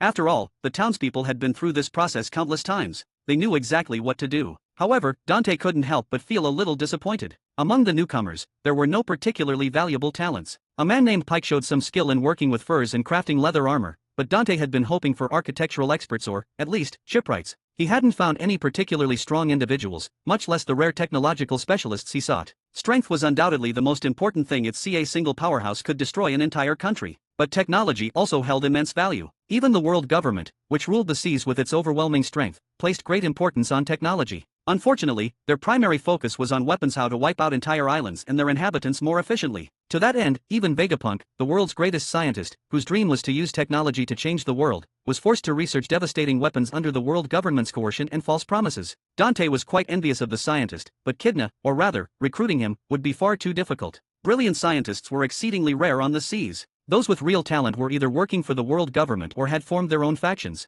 Finding an independent genius was next to impossible. The more Dante thought about it, the more frustrated he became. He sighed, shook his head, and refocused on the present. He had more pressing matters to deal with today. Turning to Robin, he asked, "What about those 3 Marine officers? How were the arrangements? I had Mock handle their accommodations last night. Nothing went wrong, right?"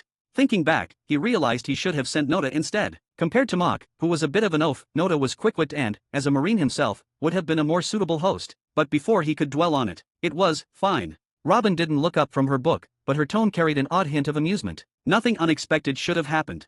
Dante arched a brow. "From the way you're saying that, it doesn't sound like nothing happened," he muttered, rubbing his forehead as if he already had a headache forming. "Did Mock screw something up again? I told him to take good care of them." "No, Mock did a fine job of hosting," Robin replied, still sounding vaguely amused. She finally looked up, a peculiar expression on her face. "From what I heard, they seem to be enjoying themselves quite a bit. They should be very satisfied." "Enjoying themselves?"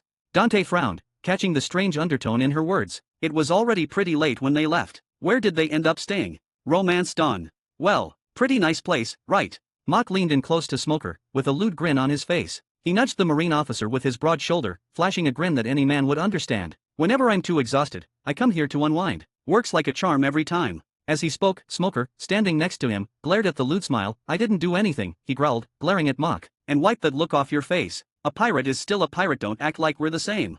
Mock blinked, confused by Smoker's hostility. "What? We just soaked in the hot springs, got a massage, and had a foot scrub. What's the problem?" Smoker's jaw tightened. He had clearly been enjoying himself last night, but now, he seemed determined to act as if nothing had happened. Mock scratched his head, still perplexed. "What else did you expect to do?" Smoker remained silent.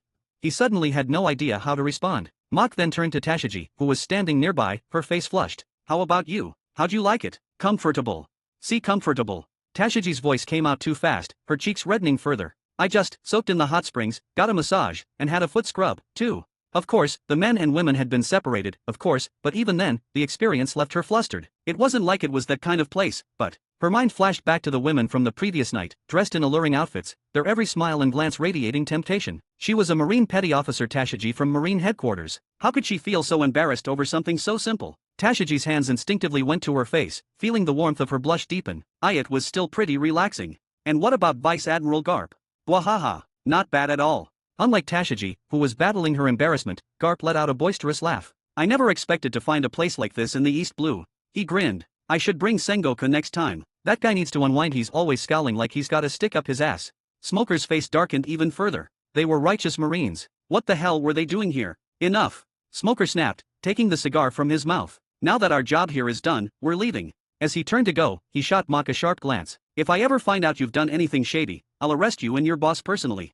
With that, he strode toward the exit without hesitation. But just as he was about to step out, pop, pop, the sound of small explosions rang through the air. Smoker tensed, instinctively assuming it was gunfire. Instead, a rotund man, presumably the establishment's manager, approached with a beaming smile. "Congratulations to our distinguished guests," he declared, holding a small box of fireworks. "You were our 88th customers last night. As a token of appreciation, Romance Dawn is pleased to present you with our premium VIP card. Enjoy discounts, complimentary fruit platters, and special birthday celebrations whenever you visit." Before Smoker could react, the man shoved a card into his hand, as well as Tashigi's and Garp's. As they stood there silent, confused, Smoker stared at the card in his hand, dumbfounded. "Romance Dawn VIP card? What the hell is this?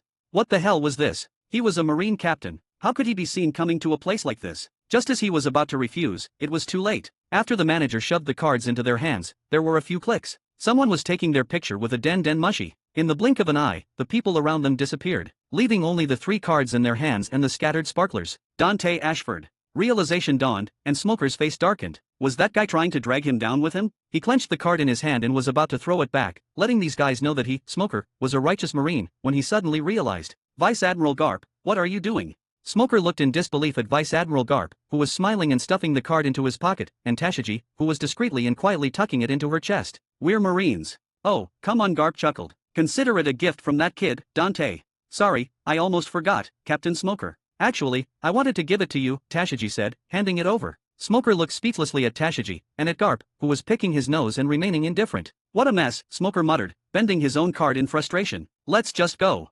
He turned and stormed outside. Soon, under Smoker's urging, Mock, who wanted to stay a few more days, reluctantly steered the pirate ship to take them away. "Come again, we'll miss you."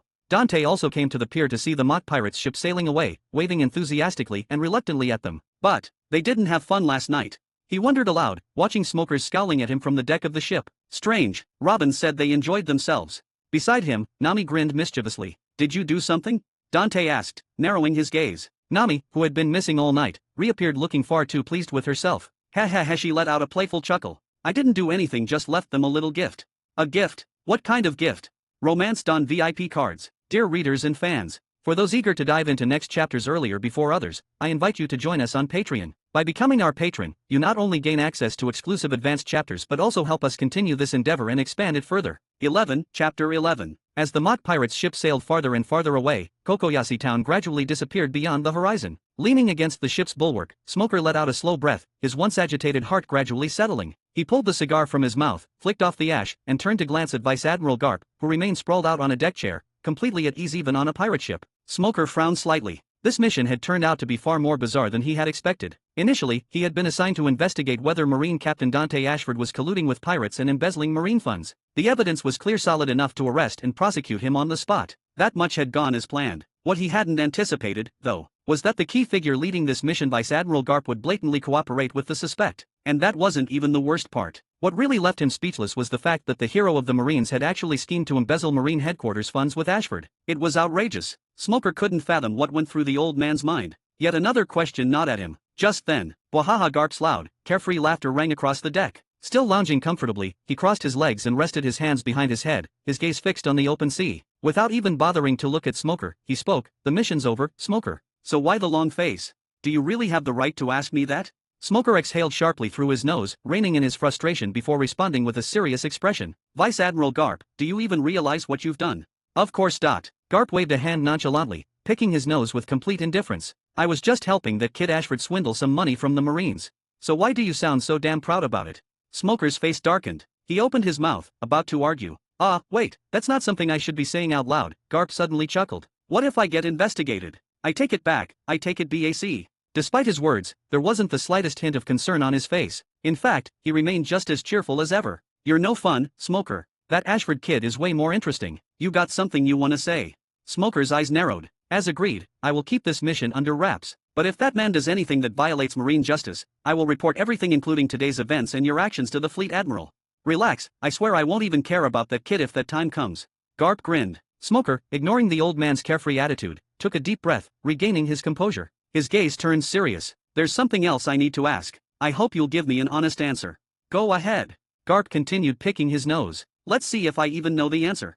The God Valley incident. I don't know anything about it. And you didn't hear anything. This old bastard is messing with me.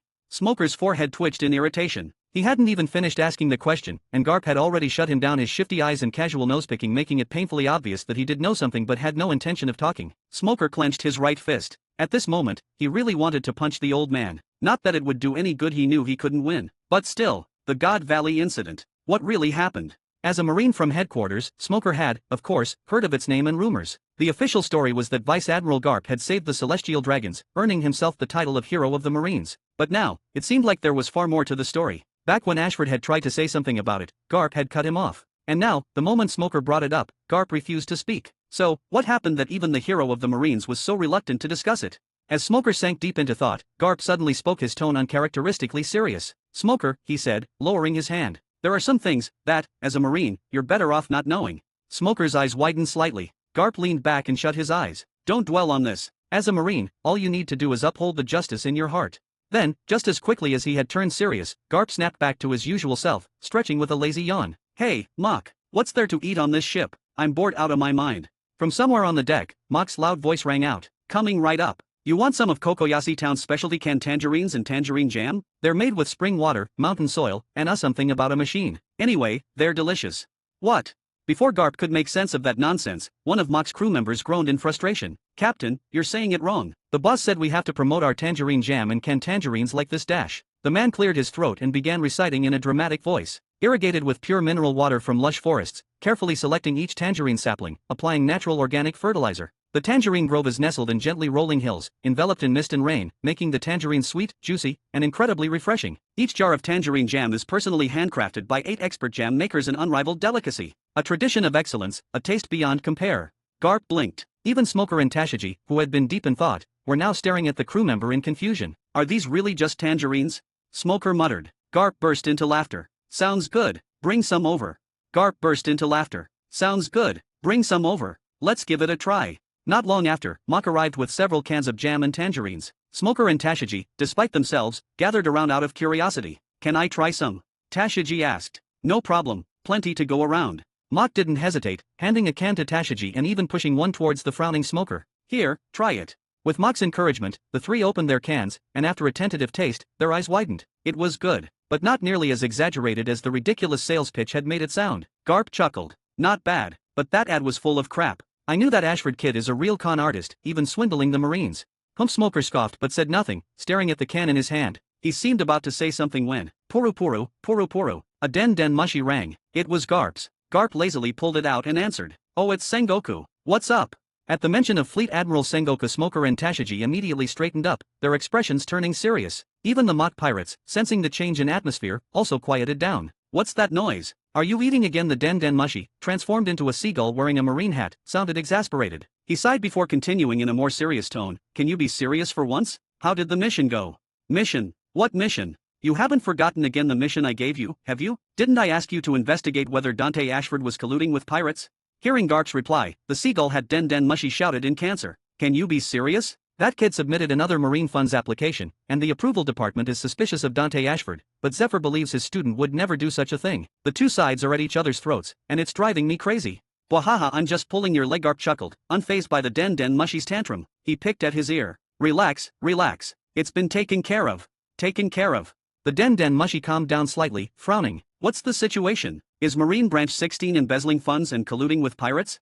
Of course not, Garp answered without hesitation, his voice suddenly serious and his expression righteous. Everything Marine Captain Ashford said is true. The mock pirates are a ruthless band of criminals. The existing equipment of Marine Branch 16 simply can't compete with them. Frankly, even I found them a bit of a challenge.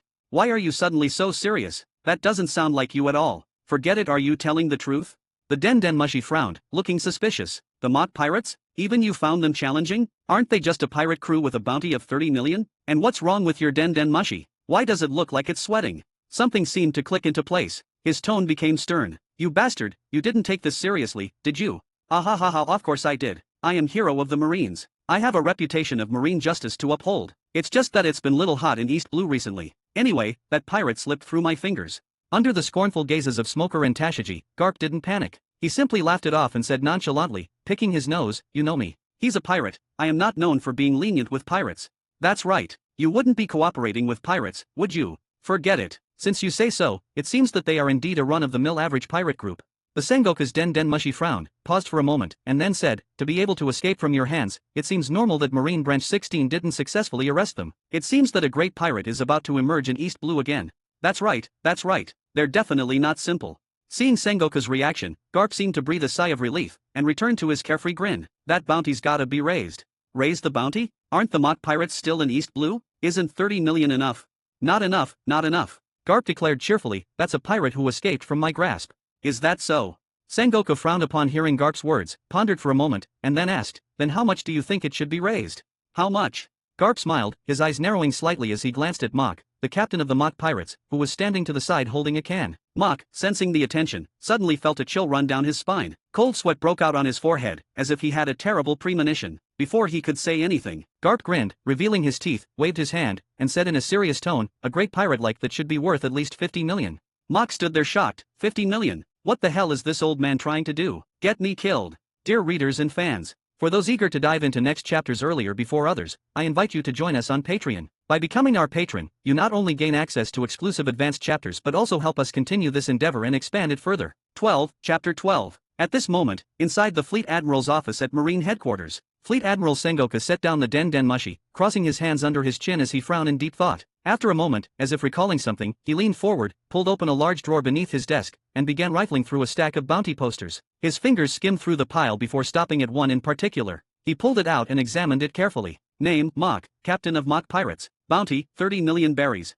This was the bounty of Mock, the captain of the Mock Pirates, the very same pirate that had been giving the Marines' 16th branch an endless headache. Ordinarily, someone of Sengoku's rank wouldn't pay much attention to small-time pirates like this. Even though a 30-million berry bounty was high for the East Blue, the weakest of all seas, Mott was still just another pirate confined to those waters. As long as he didn't step into the Grand Line or stir up any significant trouble, Marine Headquarters had no reason to concern itself. That said, the 16th branch had been frequently applying for military funds. The auditors had confirmed that their requests were legitimate, if a bit excessive in frequency. That had raised some eyebrows. However, now it seemed. Sengoku stared at the poster, a grimace forming on his face. It seems we've misjudged the 16th branch. They are just honest Marines who are overwhelmed by stronger enemy.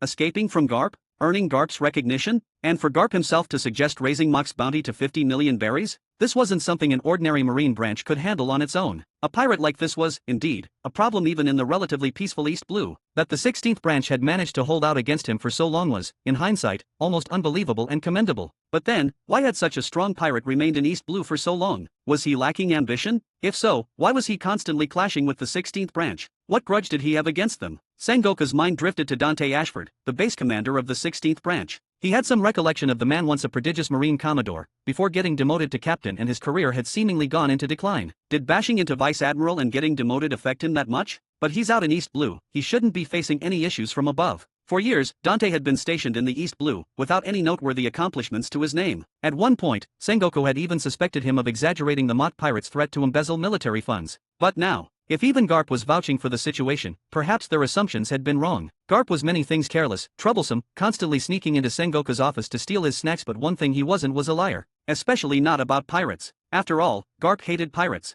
As a Marine hero, Garp would never collude with a pirate. What would he have to gain from it? Sengoku let out a sigh, shaking his head before returning his gaze to the bounty poster. His lips curled into a wry smile. Looks like another big-name pirate is about to emerge from the East Blue. First, Porgas D. Ways had caused chaos in the Grand Line in the New World. Now, another major pirate force was rising in the so-called weakest sea. Is something big brewing? The only silver lining was that, for now, the Mott pirates remained in East Blue. Sengoku thought for a moment, then picked up a pen and, without hesitation, crossed out the 3 on the bounty poster, replacing it with a 5. Then, raising his head, he addressed the Marine officer standing at attention before him. Notify the Financial Approval Department, the 16th branch's military fund requests are legitimate. Approve their allocation and increase it by an additional 10%. His expression hardened. And relay this message to Base Commander Ashford: under no circumstances are the Mott pirates to be allowed to enter the Grand Line. Meanwhile, at the 16th branch. No problem, Dante said, rubbing his temples as he looked at the fiery young woman in front of him. I already had Noto apply for more military funds. We should be able to hold out for a little longer.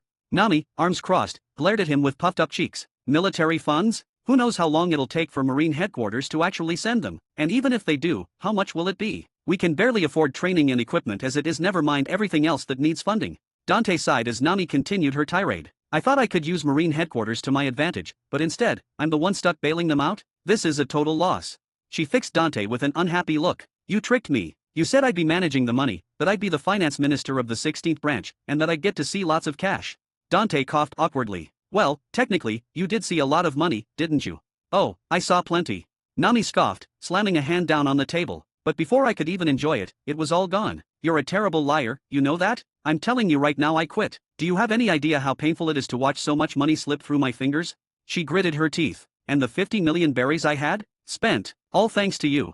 Dante let out a strained chuckle, scratching the back of his head. Nami wasn't just a Marine petty officer, she was also the acting finance minister of both the 16th branch and the Kanamai archipelago. And if there was one thing Nami took seriously, it was money. She kept an incredibly detailed record of every berry spent, down to the last coin. In that sense, Dante was actually quite pleased with her work. As for the so-called 50 million berries, that was the money Nami had painstakingly saved over the years as a thief. Of course, Dante knew she wasn't truly upset about the 50 million berries she was just venting. Right now, Kokoyashi Town's main source of income came from canned tangerines and tangerine jam. Thanks to his help, along with the unique recipe left behind by Belmir, sales were decent. But even so, funding both the town's development and the Marine branch was a real struggle. Still, training soldiers and purchasing equipment is expensive, Dante admitted with a sigh as he stood and walked over to Nami. But there's no way around it. If we don't have the strength to protect ourselves, everything we're building here will be meaningless. Strength is everything. He looked at Nami with a rare moment of sincerity, his voice carrying both reassurance and gratitude. You've worked hard these past few years. I'll find a way to fix this as soon as possible. For a brief moment, something in Dante's voice cut through her frustration, leaving her silent. She averted her gaze, as if unwilling to let him see her hesitation. I know. I was just complaining, she muttered, her voice losing some of its edge. Then, with a sigh, she crossed her arms. But knowing we don't have enough funds, why are you pushing so many projects at once? Cutting trees, fixing roads, those things can wait. What's the rush? Grumbling under her breath, she turned toward the door. I'll talk to Nojiko and the others and see if we can ramp up production at the tangerine factory, she said as she walked away. Seriously, at this rate, even if we sold canned tangerines across the Grand Line, it probably still wouldn't be enough to cover your spending. Only when her footsteps faded into the distance did Dante let out a long breath, wiping the sweat from his forehead. From her seat, Robin gave him an unimpressed look inside. Boss, you really are heartless. Exploiting a young girl like that. Dante raised an eyebrow. Exploiting? What do you mean, exploiting? He took a slow sip of the tea Robin had poured for him. I'm nurturing her potential. That's called good leadership. Look at how well she manages everything. Robin rolled her eyes. Right, and you expect me to believe that? You're my most trusted secretary, he said smoothly. Yeah, well, I don't believe it. She sighed and leaned back. That being said, Nami has a point. Maybe we should put some projects on hold. We really don't have the funds to sustain everything right now. Dante waved a hand dismissively. Money's just a minor issue. He took another sip of tea, unbothered. It'll be tough for a little while, but I'll have Mock round up some pirates to fill the gap. If that doesn't work. His eyes flickered, as if struck by a sudden idea, a glint of gold seeming to spark within them. I know where Chandra, the city of gold, is. A slow, knowing smile spread across his face. It's overflowing with treasure. If money gets tight, we'll just take a little gold. Robin's teacup paused midair. Chandora, the legendary city of gold? If that place really exists, then maybe there's a record of the Void Century there. Her expression flickered, but then she quickly masked her interest, taking another sip of tea. City of gold, huh? She said casually. If you're so sure about it, why not tell Nami? Dante hesitated. Before he could finish, another voice cut in from the doorway. Oh, that's an excellent question. Why didn't you tell me? The tone was sweet, but the underlying threat was unmistakable. Dante's teacup trembled slightly as he turned his head only to see Nami standing in the doorway, arms crossed, a sly smirk playing on her lips. City of gold. She repeated, her voice practically dripping with amusement. Gold everywhere. Dante forced a chuckle, slapping on his best sheepish smile. Oh, that. I was just about to tell you. Ha ha ha, what a coincidence. He cleared his throat and quickly changed the subject. By the way, why did you come back? Something on your mind? I was going to ask you about the swordsmanship instructor. Oh, that. Dante latched onto the distraction, nodding quickly. I've already arranged everything. Judging by the time, they should be dash. He didn't get to finish. Forget about that. Nami cracked her knuckles ominously. Let's talk about this whole nurturing my potential thing. Dante stiffened. She clenched her fists tighter, her knuckles popping. Then, as if flipping a switch, her eyes glistened with unshed tears, and she wailed dramatically, do you have any idea how much stress I've been under? The Marine Inspectorate is coming, we're out of money, and here you are sitting on a gold mine. I am sorry. What's the use of apologizing? I'm furious. I am really sorry. Where is the city of gold? In Sky Island. Sky Island? So it's really full of gold. More or less, Dante admitted. There's a city built entirely of gold, but most of it was already looted by some idiot. I don't care who got to it first. Whatever gold is still there belongs to me. Something about the way she was looking at him set off alarm bells in Dante's head. Wait a second, was she acting stressed? Dear readers and fans, for those eager to dive into next chapters earlier before others, I invite you to join us on Patreon. By becoming our patron, you not only gain access to exclusive advanced chapters but also help us continue this endeavor and expand it further. 13, Chapter 13. As Dante was helplessly negotiating his survival with Nami and Robin, a new arrival was making her way to the docks of the 16th branch. A young girl, a katana resting at her hip, looked anxiously at the Marine standing guard. Excuse me, she asked urgently. Is this the 16th branch? Yes, ma'am. The Marine straightened, then blinked at her in confusion. Wait, Tashiji? Petty Officer Tashiji, why are you back? Is there a mission from headquarters? Tashiji. The girl frowned. I'm not Tashiji. The Marine hesitated. But, she looks just like her. I am Kuina, Dante Ashford's Kawarhe. I've come here specifically to find Senpai. The Marine's face twisted in utter confusion. Senpai Captain Dante Ashford. Kuina? Wait, Petty Officer Tashiji, are you messing with us? Are you really not Tashiji? Nami squinted suspiciously, arms crossed as she scrutinized the girl in front of her. The young woman sighed, her expression calm but firm. I am Kuina Shimatsuki, sword instructor at his Hine dojo, she corrected. Her brow furrowed slightly as she regarded Nami with curiosity. This is the third time someone has mistaken me for this Tashiji person. Who exactly is she? But Nami remained unconvinced. Just take away the glasses, and you two look practically identical. How can two people look this alike and not even know each other? Is this some kind of Marine headquarters conspiracy? Nami muttered, rubbing her chin as she circled Kuina, sizing her up from every angle. Seriously, not even distant cousins? No long-lost twin theory? What are the odds? Then, her eyes suddenly sparkled with mischief. Wait a second. She snapped her fingers, grinning like she figured something out. Could it be that you came running back because you saw Dante surrounded by a bunch of women, and now you're here to lay your claim? What's this? A honey trap, perhaps dash. Before she could finish, thump, a firm flick landed on her forehead. Ow! Nami yelped, rubbing the sore spot as she glared up at Dante, who stood beside her with an exasperated look. Cut it out, Nami. Dante said, frowning. I'm just a Marine captain, well, a demoted one at that. What kind of honey trap conspiracy would the Marines or world government even need against me? He grumbled. Use your brain. It still hurt, you know. Nami pouted, but she backed off though she continued eyeing Kuina with mild skepticism. She really isn't Petty Officer Tashigi, Dante said, shaking his head in exasperation. He turned to Kuina. Unlike Tashigi, who typically wore checkered shirts and suit trousers, Kuina's outfit was more casual yet still practical. She sported a crisp white-fitted dress shirt tucked into cropped, slim-fit jeans that ended just past her knees, exposing her toned, fair calves. The outfit accentuated her lean, athletic figure, a perfect balance of grace and strength. More notably, she had her long, dark hair tied into a single ponytail that reached just beyond her shoulders, quite different from Tashigi's slightly disheveled bob, and at her waist rested Wado Ikimanji, one of the 21 great grade blades. The sight of it alone was enough to make any seasoned swordsman take her seriously. There was a softness to her features, but her sharp gaze and confident stance carried an undeniable air of strength. A confident swordswoman. Dante smiled slightly. I expected you a few days later. You got here sooner than I thought. After receiving the call from the Marine 16th branch, he rushed over from Kokoyashi village and, sure enough, found Kuina already here, dealing with the mistaken identity. Dante had met Kuina shortly after arriving in East Blue, when he took Robin to the Ishain dojo for sword practice. Although he joined later than Kuina and Zoro, his age and strength had quickly earned him the status of senior apprentice, so the two were well acquainted. His plan was to have Kuina instruct the Marines of the 16th branch in swordsmanship. Kuina's expression brightened at his recognition, and she bowed slightly in greeting. Senpai Dante, she said, a hint of warmth in her voice. She had once been trapped in a cycle of self-doubt, believing she could never become a great swordsman simply because of her gender. But back then, it was Dante who had told her stories of the female warriors who roamed the seas, proving that skill not gender defined a swordsman's greatness. That conversation had changed everything. Since then, she had sworn two things. First, she would surpass her limits and become a true master of the sword, just like her senpai. Second, if her father refused to acknowledge her, then she wouldn't bother inheriting his Ishain dojo. Instead, she would establish her own Kuina dojo, stealing every last student from her father's school until he had no choice but to admit her worth. And then she would defeat her father and make his Ishain dojo go bankrupt. Dante chuckled knowingly. Still holding that grudge, huh? Of course, Kuina said, puffing her cheeks slightly. Then, she turned and spotted a familiar face. Long time no see, Robin. Robin, who had been watching the interaction with mild amusement, smiled and gave her a small nod. Welcome. It's good to see you again, Kuina.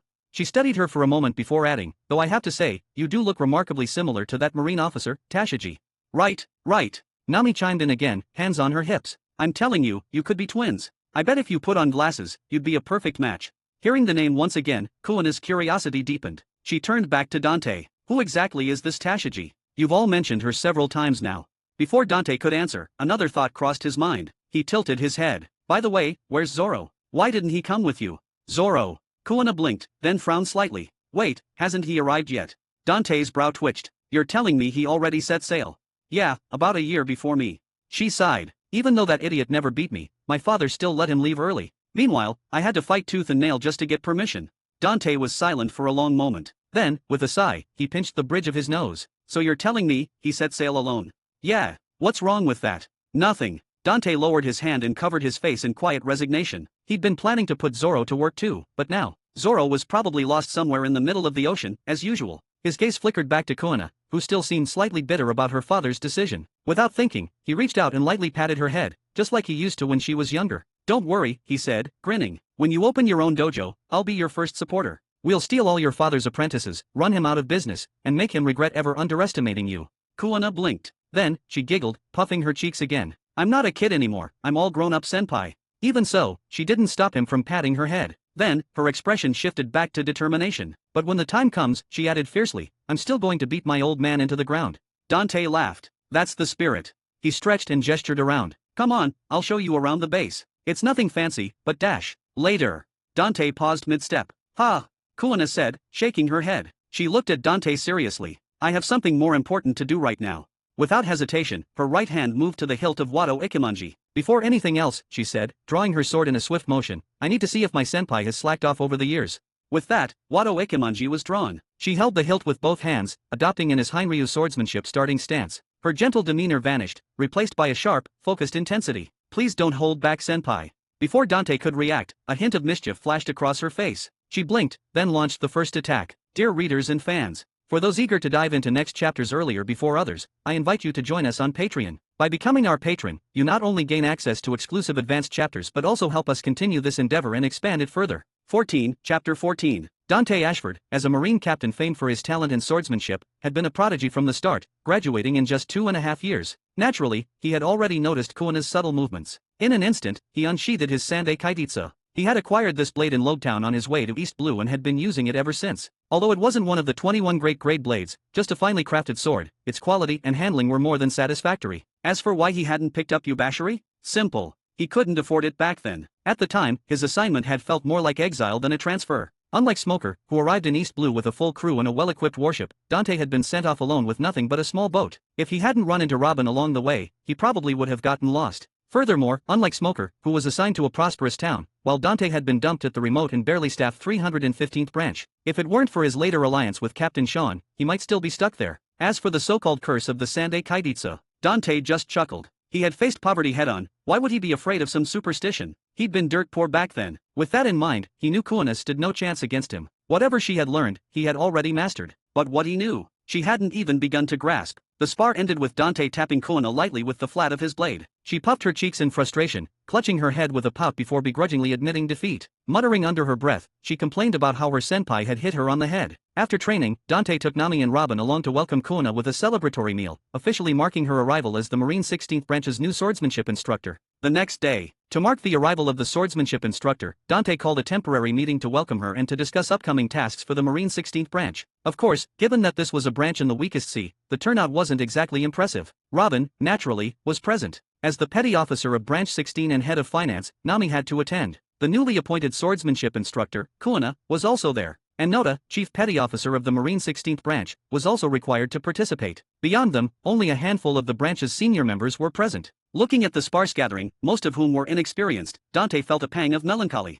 If Mott wasn't away on assignment, he would have been there as well. The only silver lining was that, despite their small numbers, the people in the room were loyal, mostly because they had been trained under him from the beginning. After briefly introducing Kuna amidst enthusiastic applause, Kuna stood and declared that she would diligently teach swordsmanship to the Marine 16th Branch, contributing to its development. Then came the main event. This morning, a message arrived from Marine headquarters, Robin announced. Standing beside Dante, she opened the notebook in her hands. As his secretary, she had already compiled the key points of the day's agenda. Adjusting her decorative and non-prescription glasses, she spoke with an confused expression. The military funds we applied for 2 days ago have been approved. Headquarters will allocate the money as soon as possible. Additionally, they've increased the funds by 10%. As soon as she finished, everyone around the conference table, except for the newly arrived Kuna and Dante who remained deep in thought, was stunned, followed by cheers. Not only was it approved so fast, but they increased the amount. That's incredibly generous. They didn't even delay at this time, headquarters actually came through right away. Unbelievable. Everyone was excited, especially Nami, who had been worrying about money just moments before. Her eyes lit up. She even felt a surge of gratitude for the Marines, whom she usually cursed. However, quiet, Dante commanded, silencing the crowd before turning to Robin. Are there any strings attached?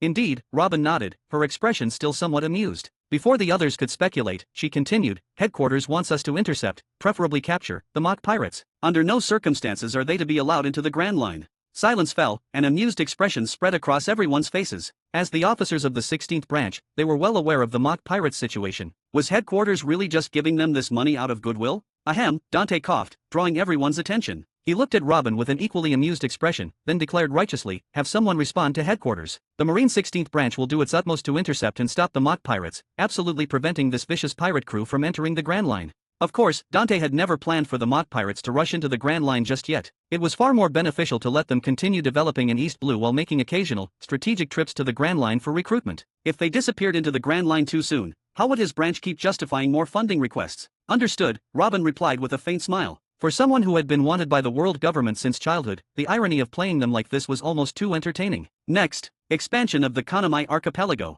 The Kanamai Archipelago had been preparing to expand the town and unite all the villages. Now, with more and more refugees being recruited, it was almost time to begin. Simultaneously, there was the expansion and training of the Marine 16th Branch. Although Marine headquarters had regulations regarding the number of personnel and warships for Marine branches and wouldn't approve or provide salaries for numbers exceeding the limit, their 16th branch didn't follow those rules. Therefore, they needed to cover these funds themselves. As for training materials, Dante planned to use the Rokushiki taught by Marine headquarters as the curriculum. As a systematic training method, Rokushiki was quite useful. He could just add some extra material later. There was also water breathing style. One of the 5 basic breathing styles from a demon-slaying corps from Demon Slayer, Kimetsu no Yaiba. This was a benefit he received upon becoming a formal employee of Transmigrantor Performance Clearing System. Although water breathing, apart from being unique, wasn't particularly powerful in this sea, it was enough for him to dominate the weakest sea back then. If combined with the powers belonging to this sea, it still held considerable potential. However, perhaps because the power levels were different, apart from him learning it through employee benefits, it seemed difficult for others to learn. After all these years, only Kuina had barely grasped the edges of it. Because of this, it wouldn't be so simple for Zoro to defeat Kuina either. Maybe it needs modification to fit the methods here. Dante looked at his career performance record. Name, Dante Ashford. Position, level 4 senior staff member. Indicator points, 5,500. Note, when points reach 10,000, promotion to level 3 senior staff member is possible, granting 1 employee benefit. After the inspection team left, the indicator points jumped from 1,500 by 4,000, reaching up to 5,500. He wasn't far from another promotion. But why such a large increase? Could it be because of the newly arrived refugees? But how much could that small number of refugees increase the points? 100? Or 200? So, why was the increase so large this time, almost catching up to the performance points from recruiting Robin and defeating Arlong? Could it be that he had unknowingly changed someone else's fate again? Garp, Smoker, or perhaps Tashiji? Unable to figure it out, Dante didn't dwell on it. Finally, after setting the future development goals, summarized as strengthen defenses, accumulate resources, and bide our time, he adjourned the meeting. Except for Robin, Nami, and Kuina, Noda and the others left their seats, preparing to carry out the upcoming tasks. Robin stayed because she was always by his side and wouldn't leave unless necessary. Kuina had questions. As for Nami, no money. After Robin listed expenses after expenses, hearing about projects that required large sums of money again, Nami's face grew darker. But there were too many people just now, making it inappropriate to speak out. Now, don't you already know the situation? Nami showed Dante no courtesy, walking right up to him and clutching her head. Come on, headquarters gave us a 10% increase, not 10 times the amount. Where are we going to get that much money? You've worked hard, Nami, Dante said as he patted Nami's head. Don't think I'll fall for that again, it's useless now. Although she said that, hearing Dante's comforting words, the anger in Nami's heart subsided slightly, but she still smacked away his hand. She crossed her arms, staring directly into Dante's eyes, and said poutily, unless you have some hidden gold mine somewhere, don't even think about it. I can't conjure money out of thin air. Relax, I have a plan. You have a gold mine. It's not time to use the reserve funds yet. Dante waved his hand, signaling Nami, whose eyes were sparkling with gold, to calm down. He pulled out the new bounty poster he received that morning. It's time for Mach to make a move. On it was Mach's new bounty poster, worth a staggering 50 million berries. Mach. Nami glanced at the poster, frowning. You're not planning to sell Mach out, are you? 50 million isn't enough either. What on earth is this girl thinking? Dante's face darkened. Ignoring Nami, he turned to Robin. Tell Mach it's time to act. A few days later, a new bounty poster was issued. Of a new rising power in East Blue. A new bounty of 50 million berries instantly spread throughout East Blue. Except for a certain old geezer in a village slapping his thigh and laughing heartily, everyone in East Blue, anyone who received this bounty poster, was utterly shocked. Remember, this is the weakest sea East Blue. What did 50 million berries mean to the largely inexperienced pirates of East Blue? It was practically akin to the Pirate King appearing again. The most towns in East Blue were struck in disbelief and fear. Keep in mind even the so-called ruler of East Blue, the captain of the Krieg pirates, Pirate Fleet Admiral Krieg, only had a bounty of 17 million berries. And the Mach pirates, they hadn't even left East Blue for the Grand Line yet. Yet their bounty was already almost 3 times that. If they entered the Grand Line, it was unimaginable. What heinous, vicious, dastardly crimes had the Mach pirates committed to warrant such a high bounty from the Marines before even entering the Grand Line? Pirates everywhere were in awe, wanting to see this new rising legend of East Blue for themselves. But just as the seas buzzed with speculation, a declaration shook the region. The Mach pirates had issued an open pirate challenge letter to the East Blue, summoning nearby pirate crews to join them in a war against the Marine 16th branch. Their goal? To bathe the branch in blood and establish themselves as the true ruler of East Blue. And just like that, the entire East Blue was thrown into chaos. Dear readers and fans, for those eager to dive into next chapters earlier before others, I invite you to join us on Patreon. By becoming our patron, you not only gain access to exclusive advanced chapters but also help us continue this endeavor and expand it further. 15, Chapter 15. Inside the Logetown Marine Base. Captain Smoker, you're back. A Marine called out. Yeah. Captain Smoker had just returned from hunting down pirates outside the city. Without another word, he pulled off his leather gloves and casually tossed them aside. Then, he sank into a large sofa, crossing his legs. Taking the cigar from his mouth, he flicked off the ash and glanced expressionlessly at his second-in-command, Petty Officer Tashiji. How's that task I gave you coming along? He asked blandly. Yes, Captain Smoker. Hearing her captain ask about work, Tashiji snapped to attention. We've assigned Marine guards to the pier and port, as instructed. The shops dealing in illegal goods have been warned and ordered to cease operations. We've also barred bounty hunters and pirates from entering portside shops. However, she hesitated, pushing her plain glasses up her nose before continuing, a note of helplessness in her voice. Many shop owners are unhappy, claiming it's hurting their business. The weapons dealer, Ippon Matsu, was particularly vocal. He mentioned that Captain Sean never imposed these restrictions and, well, they're threatening to file complaints against you. Smoker scoffed. Sean, humph. He put his cigar back between his lips, exhaling a cloud of smoke. Let them complain. Ignore them, he said dismissively. Yes, sir. Hearing his indifference, Tashigi sighed inwardly. She knew complaints meant nothing to Captain Smoker. After all, he'd already been demoted for clashing with his superiors, so why would he be intimidated by shopkeepers? As for Captain Sean, no, Rear Admiral Sean, now Smoker had his doubts. Ever since the incident with Captain Dante, Smoker suspected that Sean had known all along and might have even been involved. That left a bitter taste in his mouth. At that moment, Tashigi seemed to recall something. She hesitated before saying, "Also, our investigation shows that the weapon shop exports a large number of arms overseas at regular intervals. We suspect they're supplying major pirate crews beyond the island. We're looking into it." Major pirate crews. Smoker frowned at Tashigi's report, mulling it over. "Keep the investigation quiet," he ordered. "Let me know immediately if you confirm any collaboration with pirates." As he spoke, another thought occurred to him. He looked up at Tashigi. "What about the military funding request I had you send to Marine headquarters? Did it go through?" Tashigi's expression turned conflicted. She hesitated before finally replying in a soft voice, "It was rejected." "Rejected? Already? That was fast."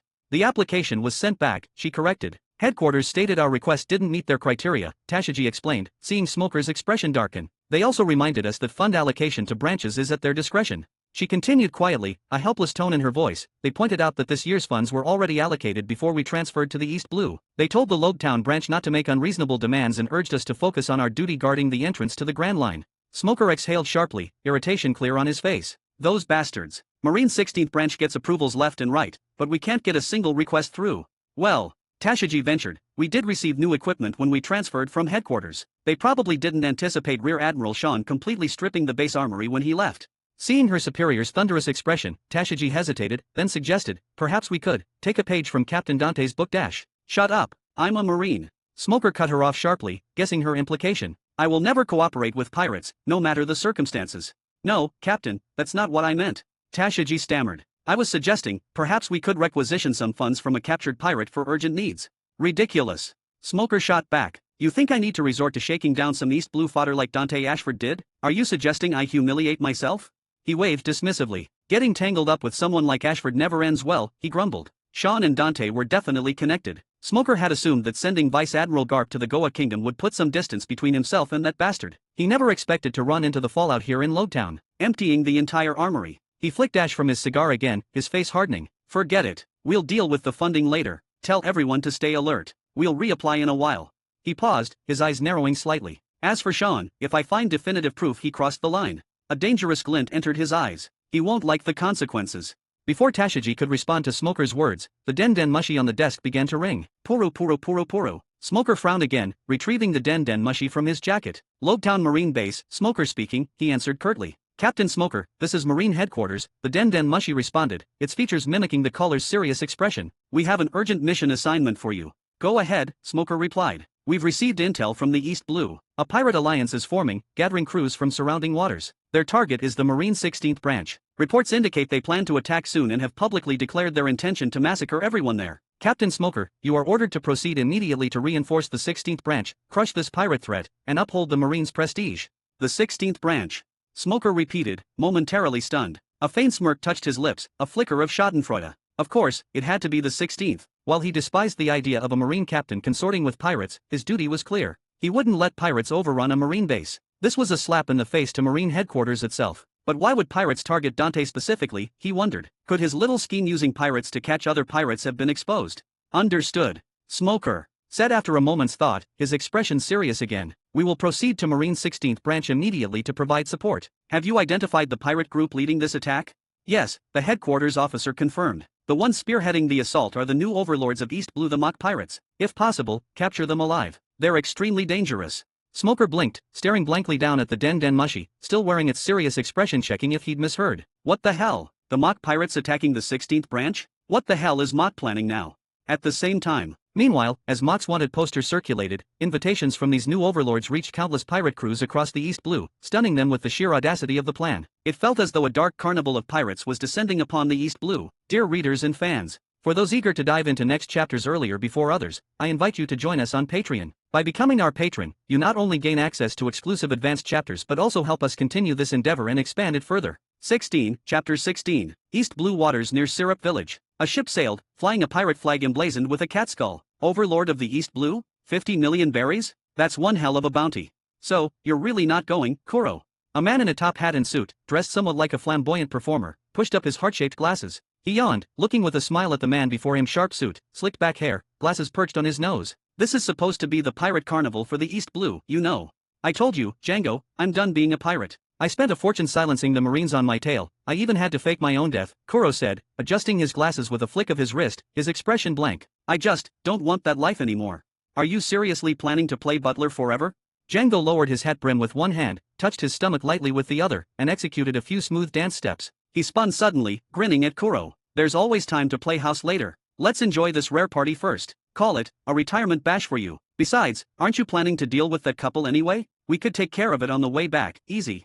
Hearing Django's words, a flicker of hesitation crossed Kuro's face. His ambition hadn't entirely faded. His plan wasn't simply to be a butler, he intended to seize the fortune of Syrup Village's wealthiest resident and live comfortably ever after. To that end, even after his supposed retirement, he'd kept the Black Cat Pirates secretly active. He'd initially dismissed the East Blue Pirates as a bunch of amateurs playing boring games. It was almost irritating. But now, something genuinely interesting was happening just as he planned his exit. Skipping this would make for a dull end to his pirate career. Thinking it over, Kuro's glasses glinted, and a sneer touched his lips. Fine, but becoming the East Blue's top dog isn't that simple. I hope this mock isn't like that fool Krieg, calling himself Pirate Fleet Admiral with a measly 17 million bounty. He pushed his glasses up using his palm. Alright then, before I disappear, I'll join this little pirate carnival. Plenty of time to play the butler game when I return. Kuro, immaculate in his suit, lifted his head and stared out at the calm and vast sea. Mock pirates, let's see if you've earned that 50 million berry bounty. Bounty, 16 million berries. Black Cat Pirates joining the fray. East Blue elsewhere at sea. On a pirate ship distinguished by a swan figurehead and adorned everywhere with hearts, even the skull on its flag had a heart shape. Kobe, who is the most beautiful person on the seas? Well, of course it's. The boy called Kobe, pink-haired with round glasses framing his face, broke into a sweat. He faced the imposing, freckled woman wielding a massive spiked club. He scratched his head nervously, forcing an awkward smile. Of course, it's you, Miss Alvida. Kobe sighed inwardly, recalling his misfortune. He'd accidentally boarded the wrong ship while fishing some time ago and had been forced into service by the Alvida pirates. Now he was stuck as a chore boy. Every single day, Alvida demanded he answer that same question, multiple times. Thankfully, praising her beauty seemed to keep him out of harm's way. Humph. Naturally, I am the most beautiful woman on the seas. Hearing Kobe's expected answer, Alvida, spiked club resting on her shoulder, flashed a satisfied, freckled grin. She turned to the crew members behind her, her smile turning fierce. Get this ship spotless. Not a speck of dust. Only the most beautiful ship is worthy of the most beautiful captain. Yes, Captain Alvida. Right away. Threatened by their captain, the crew scrambled to obey, nodding frantically. Just then, one pirate hesitantly raised his hand, his voice trembling. Captain Alvida, the new East Blue Overlord sent out a summons. Are we going? I hear lots of crews are heading there. East Blue Overlord? You mean Krieg? No, not Krieg. The new Overlord, Captain Mock. The pirate's face lit up with something akin to hero worship. He's got a bounty of 50 million berries. The words hung in the air. 50 million. Even the typically self-absorbed Alvida was stunned, staring in disbelief. Mock pirates. She glared at the still starstruck pirate. Spit it out. Tell me everything. Mock pirates. I heard about it at the market. The pirate snapped back to attention, shuddering slightly. Apparently, their captain has some beef with the Marine 16th branch. So, after getting slapped with that huge bounty, he sent out a call to every pirate crew around. He wants to make a statement, slaughter the entire 16th branch in front of everyone to cement his title as the East Blue Overlord. He said even if we just show up to watch, it's fine, and he guarantees all the loot from the Marine base is ours for the taking. As he spoke, he nervously handed over a wanted poster for Captain Mock that he'd acquired that morning. Slaughter the Marine 16th branch? Alvida blinked, then burst into laughter. Now that sounds like fun. She glanced at the picture of the bald, imposing man on the poster. Her eyes narrowed thoughtfully. She heft her spiked club again. Alright, crew, let's crash this East Blue carnival. Time to let even more people witness my stunning beauty. Alvida is the most beautiful on the seas. The crew erupted in cheers, even Kobe weakly raising his fist along with them. But beneath the forced enthusiasm, conflict flickered in Kobe's face. Slaughter the Marine 16th branch? How many people would die? Maybe I can find a chance to warn the Marines? Amidst the cheers, the Alvida pirates ship slowly changed course, heading towards the gathering. Bounty, 5 million berries. Alvida pirates joining the fray. East Blue, an island stronghold. This was the territory of the former self-proclaimed East Blue Overlord, the Krieg Pirates. A pirate summons? A new East Blue Overlord. Don Krieg, captain of the Krieg Pirates, self-proclaimed Pirate Fleet Admiral, sneered as he received the news. Alright, men, we're going too. Let's see who dares to steal my title. Admiral, are you sure? Jin, battle commander of the Krieg Pirate Fleet, looked worried. That's declaring open war on the Marines. And this guy has a 50 million bounty. Anyone who earns that kind of attention from the Marines must be dangerous. We don't need to provoke him. Admiral, isn't our goal the Grand Line? Shut up. A wanted poster doesn't mean anything. Krieg glared dismissively at his subordinate. I am the overlord of the East Blue. No one takes that title from me. But, Admiral Dash, go, prepare the fleet. All right. Seeing his captain's rising irritation, Jin sighed and relented. Understood. But, how many ships and men should we take? Ready my flagship, the Dreadnought Saber, and mobilize everyone. Krieg's eyes gleamed. Include that new vessel I acquired recently. Take all 50 ships. What, all 50 ships? That's 5,000 men. Isn't that overkill? I said take them all.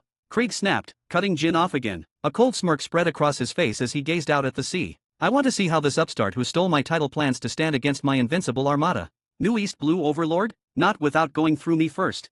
He waved dismissively at his men. Get ready. We set sail immediately. Bounty, 17 million berries. Krieg pirates joining the fray. East Blue near Orange Town. Boss, should we check it out? The new East Blue Overlord, slaughtering a marine base, sounds kinda interesting. Shut your mouth.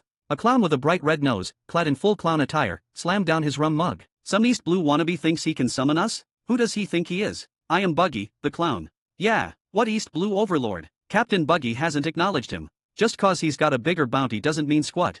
If you ask me, our boss is the real East Blue Overlord. He's just too cool to brag about it. Hearing their captain's bluster, the crew immediately roared their approval, raising their mugs in tribute. None of them noticed Captain Buggy suddenly wiping a bead of cold sweat from his forehead, his eyes secretly darting down to the wanted poster lying on the table. 50 million berries. In the East Blue, no less. His eyes flickered. Is the East Blue producing another monster? He muttered inwardly. Best stay clear. Finding treasure is my only goal anyway. Raising his own mug high, he grinned broadly at his cheering crew. Let us drink. To this fool who calls himself the East Blue Overlord. Yeah. The summons rippled across the East Blue. Countless pirate crews received the invitation from the new overlord. Reactions varied, some were awestruck, some sneered, some dismissed it entirely. Yet, more and more ships began converging on the coordinates specified by the mock pirates, some drawn by the promise of plunder, others just seeking entertainment or excitement. Undeniably, Mock's declaration of war had thrown the entire East Blue into a frenzy. Meanwhile aboard the mock pirate's ship, Dante looked intently at Mock. You know the plan for tomorrow, right? Sure do, boss. Mock puffed out his chest proudly. Tell him the mock pirates will lead the charge. Try to convince as many crews as possible to join in. Trick? What are you talking about? Trick? Dante shot Mock a look of mock disappointment, ignoring Nami, who was glaring with contempt nearby. He shook his head sadly, then fixed Mock with a serious gaze. We're all allies in this, Mock. You don't call it a trick. You call it inviting everyone to get rich together. Understand? Tell them you've got a solid plan, maybe a little risky, but worth it. And remember, Dante leaned in conspiratorially, project that East Blue Overlord swagger. Mock stared at Dante with pure admiration. He quickly straightened up, puffing his chest out again, and declared loudly, right. No tricks. Just inviting everyone to get rich together. Wow, boss is amazing, Mock thought. It's basically just setting them up, but he makes it sound so classy.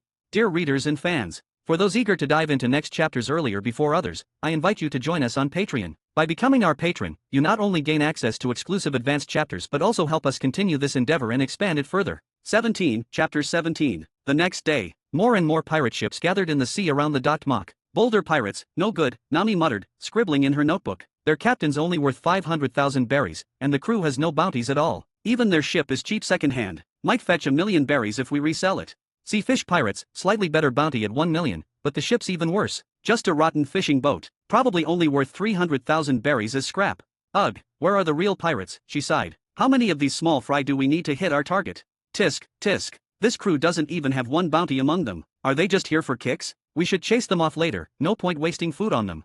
Dante watched Nami beside him, speechless, as she furiously scribbled in a small notebook. He glanced down at it. Good grief, he thought. She's literally cataloging the bounties and ship values for every crew that shows up. And for the ones with no bounties. He noticed her disgusted expression after jotting down their ship details. However, how do you remember all these bounties? Dante asked, genuinely curious. Humph. Nami puffed her chest out proudly. Don't underestimate me. If you want to snag the big fish in the sea, you need a keen eye. It's a skill I've honed over last few years. But alas. She sighed dramatically, pouting. Before, I could only sneak aboard to steal treasure or trick them out of their ships. If I could just take the crew and the ship like you do, I'd have hit my targets ages ago. You haven't memorized all the wanted posters in the East Blue, have you? Dante asked, incredulous. Pretty much, Nami admitted with a nod. I used to collect them myself. But since becoming a Marine petty officer, it's much easier. They bring me the new ones every morning. She trailed off, then suddenly focused back on the sea, lowering her head over her notebook. Quiet now, a big one's coming. Alvida Pirates. Captain Alvida, bounty, 5 million berries. Ooh, and she just got a new ship recently. Not bad. Should sell for at least 6 million. With that, she kicked a nearby mock pirate crewmate. What are you standing around for? Go greet them. That's 5 million berries walking up. They're qualified to board the mock. Get their captain over here, quickly.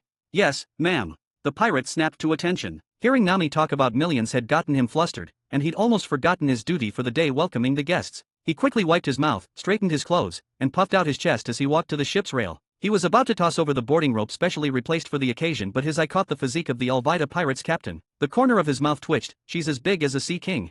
Steeling himself, he threw the rope anyway, pulled their ship closer, and waved over 2 nearby crewmates to help secure it. Greetings, Captain Alvida. Only those acknowledged by our Captain Mock may come aboard to discuss the, important matter of dealing with the 16th Marine Branch. You may board alone, or bring up to 2 of your crew. Bring crew. Alvida scoffed, waving a dismissive hand. No need. I'm more than enough. She then turned to her men. You lot stay put. Anyone tries to run off, and you'll answer to me. Yes, beautiful Miss Alvida. Came the chorused reply. Satisfied, Alvida turned and leaped onto the mock's deck. E/N, I know it's supposed to be ship's deck, but I just couldn't resist. I found this more funny. Thump. The mock listed slightly under her weight. The welcoming pirate felt his heart skip a beat. Fortunately, in the end, Alvida managed to board successfully. The mock pirate let out a quiet sigh of relief before quickly composing himself. Gesturing grandly towards the ship's interior, he announcing the arrival of the great pirate, Lady Alvida, with a bounty of 5 million berries. A most distinguished guest. Please, come inside. We have refreshments within peanuts, melon seeds, drinks, beer, even canned tangerines and tangerine jam. Please, enjoy yourself, Lady Alvida. This elaborate welcome clearly amused Alvida, who heft her spiked club. She seemed pleased by the deference shown by the supposed overlords of the East Blue. She nodded and gave the pirate a heavy pat on the shoulder. Not bad, she rumbled. Just what I'd expect from the top dog's crew. Your manners are appreciated, but I prefer Miss Alvida. My honor, Miss Alvida. The pirate winced inwardly, his shoulder aching from the pat, but forced a wide smile and gestured again. This way, beautiful Miss Alvida. Please, step inside. Only when the chuckling Miss Alvida had disappeared inside did he finally let out a breath and rub his sore shoulder. He quickly plastered his best polite waiter smile back on. Don't get mad, he told himself. That's 5 million berries. Right, next guest. Plenty more to welcome. Can't be rude. His eyes lit up again as he spotted the next ship approaching slowly, flying a flag with a skullcat emblem. He quickly smoothed his clothes once more and stepped forward. 5 million down. Nami murmured, eyes gleaming as she watched the next ship approach. Next up, the Black Cat Pirates. Their captain's worth 9 million berries, almost double the last one. She sighed again, though. Shame about their old captain, Kuro of 100 plans. He was worth 16 million, almost as much as Arlong. Heard the Marines got him recently. What a waste, 16 million berries. Her eyes darted to the Black Cat ship docking now, and her excitement returned. Still, their ship, the Bezin Black, is famous. It's gotta be worth at least 30 million berries. That's a huge score. Hearing Nami, Dante's eye twitched slightly. He'd almost forgotten about that particular character. Right, Dante thought. Kuro isn't really dead. He faked it and is hiding out in Syrup Village, plotting to steal some rich girl's fortune. But, Dante turned his gaze to the docked Black Cat ship. His eyes narrowed slightly when he spotted a man on deck wearing a suit, glasses, and slicked back hair. Didn't expect him to show up, Dante mused. Kuro's signature technique, stealth walk and assassination technique allowing high-speed movement with feline silence.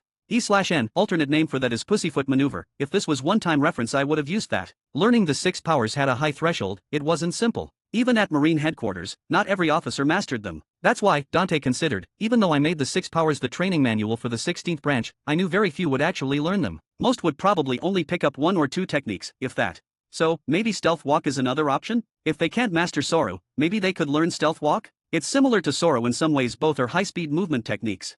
Mulling this over, Dante watched the figure board the mock. He stroked his chin. Alright then, he decided inwardly. That settles it.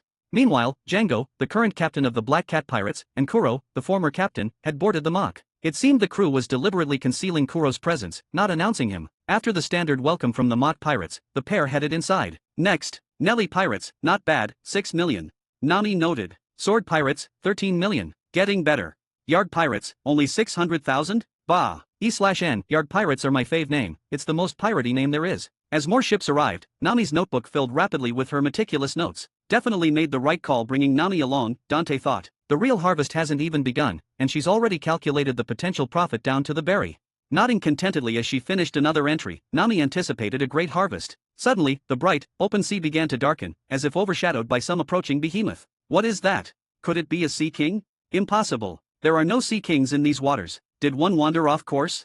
As pirates craned their necks, a mix of curiosity and fear on their faces, Nami also looked up in confusion. Then, they saw its ships sailing towards them. A lot of ships. Those are pirate ships. So many. Someone exclaimed, finally seeing clearly. It was a dense armada of pirate ships. It's the Krieg Pirate Armada, led by Don Krieg. How can they have so many ships? Incredible!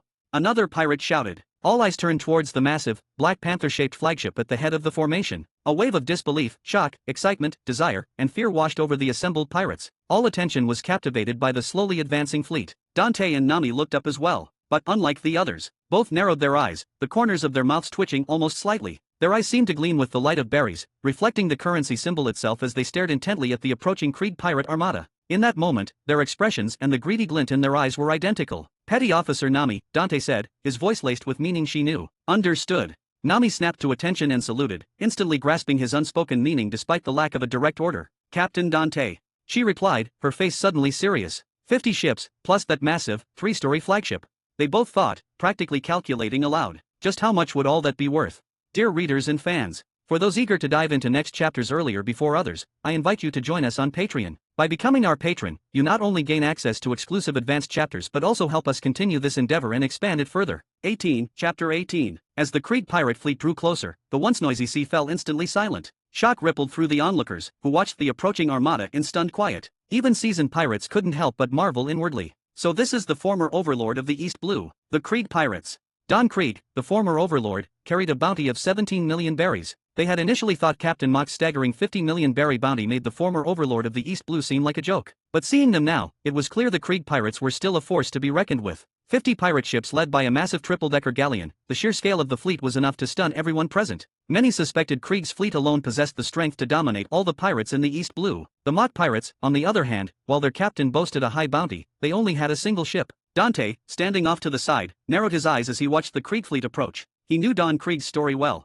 The man would later lead this very fleet of 50 ships into the Grand Line, only to be annihilated within 7 days by a passing Dracule Hawkeye's Hawk, one of the 7 warlords of the sea. His entire fortune, squandered in a week. A spendthrift from the East Blue. Dante sighed inwardly, his eyes narrowing slightly as he surveyed the 50 ships and 5,000 crew members. At that moment, the notable pirates already aboard Mock's ship stared intently at the former overlord. Some wore solemn expressions, others sported sneers. They'd expected a straightforward celebration for the Mock pirates, but this was getting interesting. The Mock pirates. The Krieg pirates. Would these two crews clash before Mock even challenged the Marines? As prominent pirates of the East Blue, none of them believed Krieg had brought such a massive fleet merely to support Mock. Just as the tension aboard the ship grew palpable, suddenly, Captain Mock's coming out.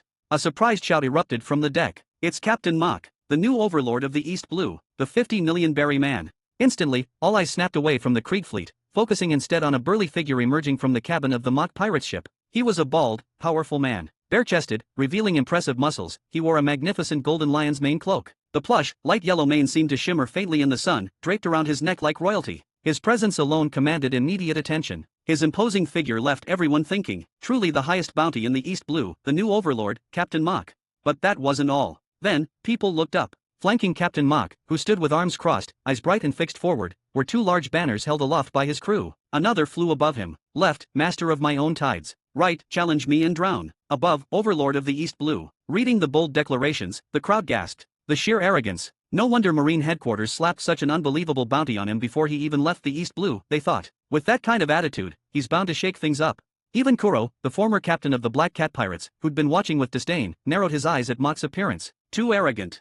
He'd assumed Mock was just some lucky fool who'd stumbled into offending Marine HQ, earning him that outrageous 50 million berry bounty. After all, this was the East Blue. What could someone possibly do here to warrant that? Destroying a Marine base wouldn't even cut it. But now, looks like we might have been wrong, Django, the wandering dancer, murmured, narrowing his eyes at the imposing figure. The East Blue might just be producing a major player. This is interesting, Kuro replied, snapping back to attention. The Marines certainly seem to have their hands full this time.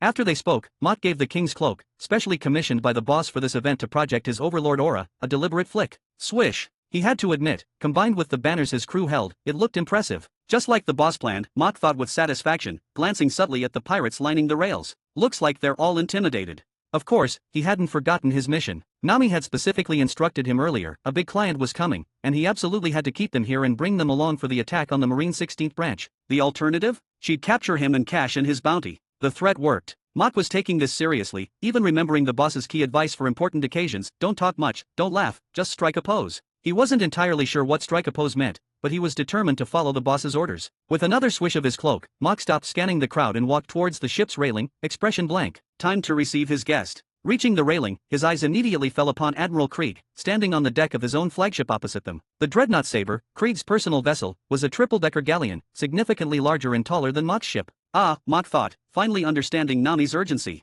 This is indeed a big client. That ship looked expensive, even Mock felt a pang of envy. His own vessel, the one the boss had left him, was decent quality but only medium-sized, dwarfed by the dreadnought saber. Of course, he couldn't lose his composure. Still, he reminded himself, can't lose composure now. Mock lifted his chin, crossed his arms, and stared impassively up at Admiral Krieg, who stood on the higher deck clad in golden armor. Mock narrowed his eyes, trying to project strength. From his higher vantage point, Captain Krieg looked down at Mock. He'd seen the bounty poster. Of course, Mock had looked like a simpleton in the photo. But seeing him now, have to admit, Krieg thought, even for a former overlord like me, he carries himself like the one who stole my title. Krieg conceded internally. Maybe bounty doesn't always equal strength, but truly strong pirates always have high bounties. Krieg admitted to himself that he'd underestimated Mock. He'd intended to intimidate the newcomer, but between the bounty and this display, the man stood unfazed before his entire armada. Facing 50 ships with such calm, that suggested absolute confidence in his own strength. And those banners behind him, especially the one proclaiming Overlord of the East Blue. It grated on Krieg, a blatant declaration to everyone present. Such arrogance, such nerve. Even Krieg, in his prime as Overlord, hadn't dared such open defiance. Only someone confident in their power would act like this. Is he looking down on the Marines too? So, you're the new Overlord of the East Blue, Mock, Krieg finally said, his voice carrying across the water. But Mock remained silent, his expression unchanging, maintaining his steady gaze. Seeing this apparent dismissal, Krieg's hands clenched into fists. Is he looking down on me? The thought sent a chill through him, his face hardening as he stared coldly at Mock. But Krieg didn't know Mock wasn't intentionally ignoring him. The simple captain was preoccupied, mentally scrambling to figure out how to fulfill the boss's mission. How do I rope this big fish in without looking weak? He agonized inwardly. Can't just invite him outright. What do I say so I don't lose respect? He hadn't even registered Krieg's words, too busy admiring the dreadnought saber and Krieg's armor. Lost in thought, Mock let out a barely audible, frustrated sigh, just as he was about to try and speak. Hearing the sigh, Krieg took it as the ultimate sign of contempt. A vein pulsed on his forehead. Are you mocking me? Looking down on me? He roared. The sudden outburst snapped Mock out of his thoughts. What? He looked up at Krieg, utterly bewildered. Did I say something? Look down on him? What's his problem now? Damn it, what if he gets mad and leaves because he thinks I'm disrespecting him? Panic seized him. His heart tightened. He opened his mouth to say something, anything, but before a word could escape, bounties mean nothing. Krieg spat, his face a mask of fury. He drew himself up to his full height, mimicking Mock's crossed-arm stance, leveraging his higher position to glare down. A mere marine branch? I can destroy that myself. Without waiting for a response, Krieg abruptly waved his hand, bellowing at his crew behind him. Turn the fleet around. Set course for the Marine 16th branch. My Krieg pirate armada will obliterate it with ease. His eyes locked onto Mock again. I'll show you the consequences of looking down on Don Krieg. After I destroy that marine base, I'll make sure you and everyone else knows who the true overlord of the East Blue is. While Mock stood dumbfounded and the other pirates watched in stunned silence, the massive Krieg pirate fleet began turning, setting course for the Marine 16th branch. Look down on him. Mock thought, still utterly baffled. I didn't even say anything. But now, watching the fleet sail away towards the target, a thought struck Mock. Does this count as completing the mission? He instinctively struck a pose, then quickly thrust out a hand, shouting belatedly, wait a minute.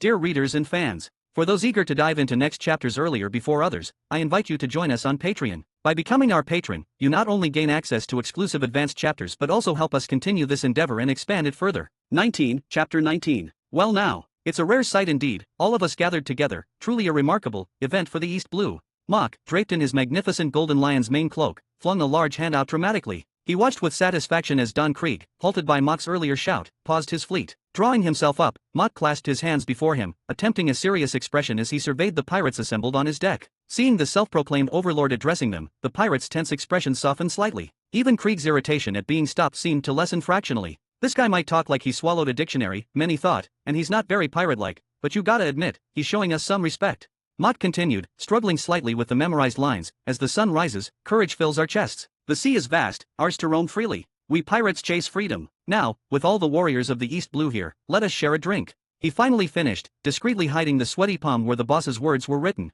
Phew, the boss sure likes his fancy words. Making me memorize all this stuff. Still, Mock thought, puffing his chest out slightly, it worked. Just like the boss said, most pirates ain't got no culture. A cultured guy like me just has to say a few smart things, and they're all stunned. He glanced towards Krieg. See, even old gold armor shut his mouth. But there was more to do. Mock's expression turned determined. He waved his hand again, his voice booming with practiced enthusiasm. Men, bring the drinks. I want to share a bowl with every fighter of the East Blue here today. Cheers erupted. Smiles spread across the pirates' faces. Mock's speech might have been weird, but didn't it just prove how much he valued them? Meanwhile, below deck, Mock's order galvanized the hidden crew. Quick, get the special tangerine wine up here. Remember the plan. 1 bowl each for the captains and their first mates only. No point wasting the good stuff on small fry, we didn't make enough. Right. The special ingredient. Pour it in. Make sure they all drink it. Nami, temporary quartermaster, directed the operation with sharp efficiency, hands on her hips. Anyone messes this up, I'm docking your pay. Aye, Nami-san. Came the immediate, unified response. Nami truly had a knack for logistics, everything ran like clockwork under her command. By the way, Nami turned to Dante, a flicker of worry in her eyes. Are you sure that stuff you got is strong enough? There are a lot of pirates out there. We can't afford any mistakes. She lowered her voice slightly. If it's iffy, maybe we don't use so much? Just getting Krieg's crew is enough, right? We won't lose out. Relax, Dante said calmly, radiating confidence. This is straight from the Grand Line, commissioned it specially through Baroque Works. It's colorless, odorless, word is, Baroque Works uses this stuff all the time to handle pirates. Works like a charm. Grand Line stuff? Okay, that's better. Nami visibly relaxed. So, what's the next step? Next. Dante's eyes narrowed slightly. Tell Robin it's time to spring the trap. Back on deck, Mock surveyed the assembled captains again, his gaze sweeping over them before locking onto Krieg, his banners fluttering behind him. Today, fate brings us together. Mock declared, trying to inject meaning into the words. In all the East Blue, the only ones worthy of my notice are you fighters, but the one I respect most. His eyes fixed on the golden armored figure. Is you, Captain Krieg, the former overlord of the East Blue. He let the title hang for a moment, then continued, reading from his palm again while trying to look thoughtful. The title of overlord lies between you and me. Bah, why's the boss got me saying stuff like that? Insultin' myself. He pushed the thought aside. Since fate brought us here, let's have a contest. We strike from two sides. Let's see who takes the Marine Commander's head at the 16th branch first. He puffed out his chest again. Since I organized this party, my mock pirates will take the front. We'll lead the main assault. Your Krieg pirates can hit them from the rear. He threw his head back and unleashed his signature laugh, a booming, slightly forced sound. Wahahaha. And I invite all you captains here to join us. Come see who the real overlord of the East Blue is. Stunned silence. The pirates hadn't expected such generosity. Mock was issuing a direct challenge to Krieg, taking the most dangerous frontal assault himself, and inviting them all to witness it. Then again, they mused, if he wasn't this bold, this arrogant, would Marine HQ have slapped 50 million on his head? Would he have dared gather us all to declare war on the Marines? This must be the spirit of the Overlord. He'd even planned for everyone, the main assault for himself, the rear for Krieg, the wealthy parts of the Kanamai Islands for the major crews to plunder, and even the poorer villages for the smaller, nameless crews. Impressive. Even the minor crews felt acknowledged. Truly the Overlord. He's looking out for us too. Now that's an Overlord. As for the danger of a frontal assault, the assembled captains smirked. A mere East Blue Marine branch? Against this combined might? Krieg's fleet alone could probably handle it. The outcome was already decided. They, the pirates, were guaranteed to win. Krieg stared hard at Mock, understanding the implication. Attacking from the rear was tactically advantageous, yes, but coming from the new Overlord, it felt like an insult, a suggestion that Krieg needed the easier path. But Mock was the current top dog, and he had invited all these witnesses. Humph, very well. The Krieg pirates accept your challenge, Krieg sneered back, crossing his own massive arms. Just don't be surprised when we've taken the base before you lot even make landfall. Wahahaha. Mock roared again, remembering the boss's instruction about signature laughs for big-shot pirates. We'll just see about that. Mock let loose his own brand of maniacal laughter. Then I'll be watching, Krieg.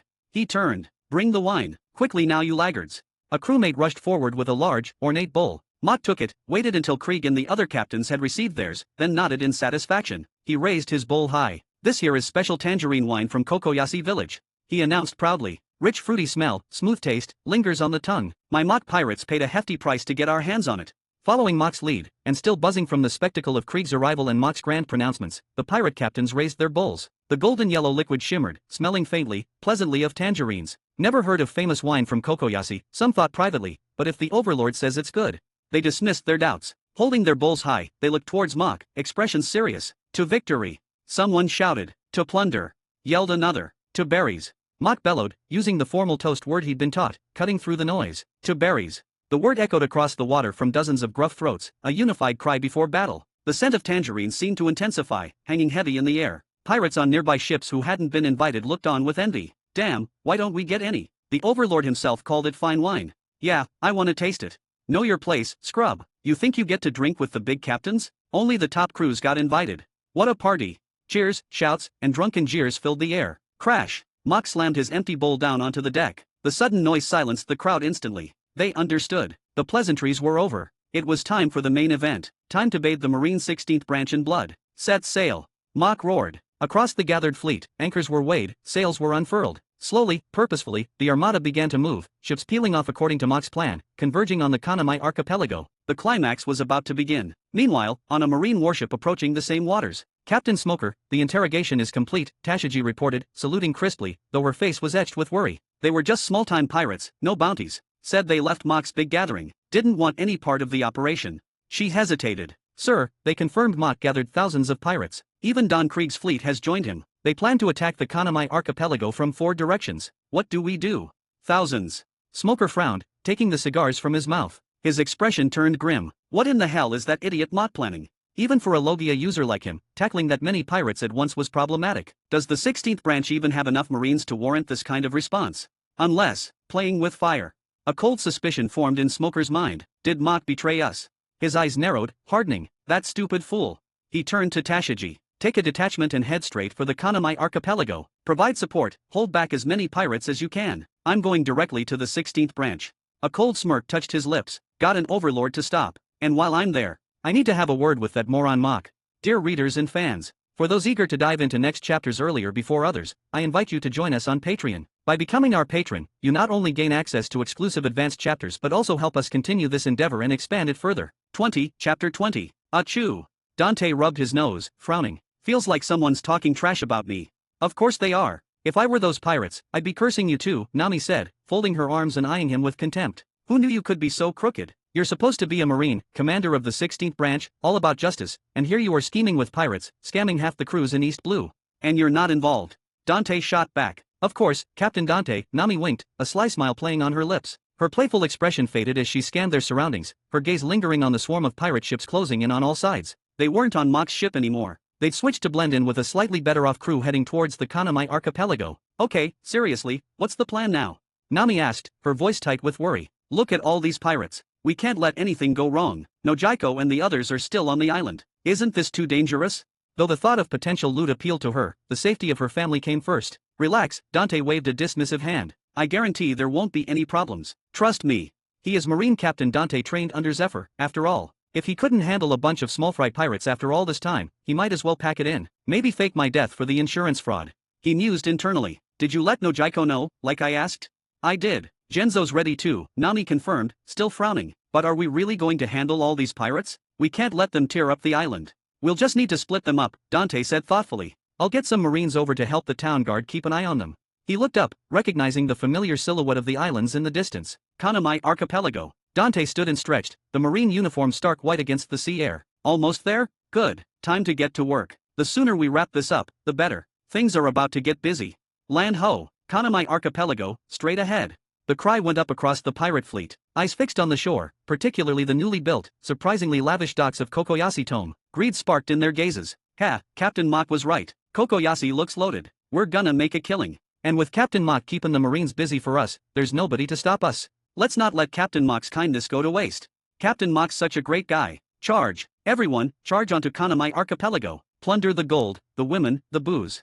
Roaring, the pirates urged their helmsmen faster, eager to descend upon the unsuspecting village. On Alvida's ship, a small, pink-haired boy, Kobe paced anxiously near the railing, staring at the approaching islands. This is bad, this is really bad, he muttered, wringing his hands. So many pirates, what's going to happen? If they all stormed the shore, Kanamai would be overwhelmed. Chaos. But, what can I do? I can't stop them. His heart pounded. I have to warn the Marines on the island. Kobe, quit stomping around like that. A burly veteran pirate scowled at him. Tryin' to sneak off? Captain Alvida said scrub the deck, so get to it. Kobe flinched, lowering his head. Why yes, sir, I'll get right on the deck. But before he could finish, a lookout yelled. Someone's up ahead. Someone's up ahead. Those clothes, are they Marines? Marines. Didn't Captain Mock say he'd handle them? How many? Should we run for it?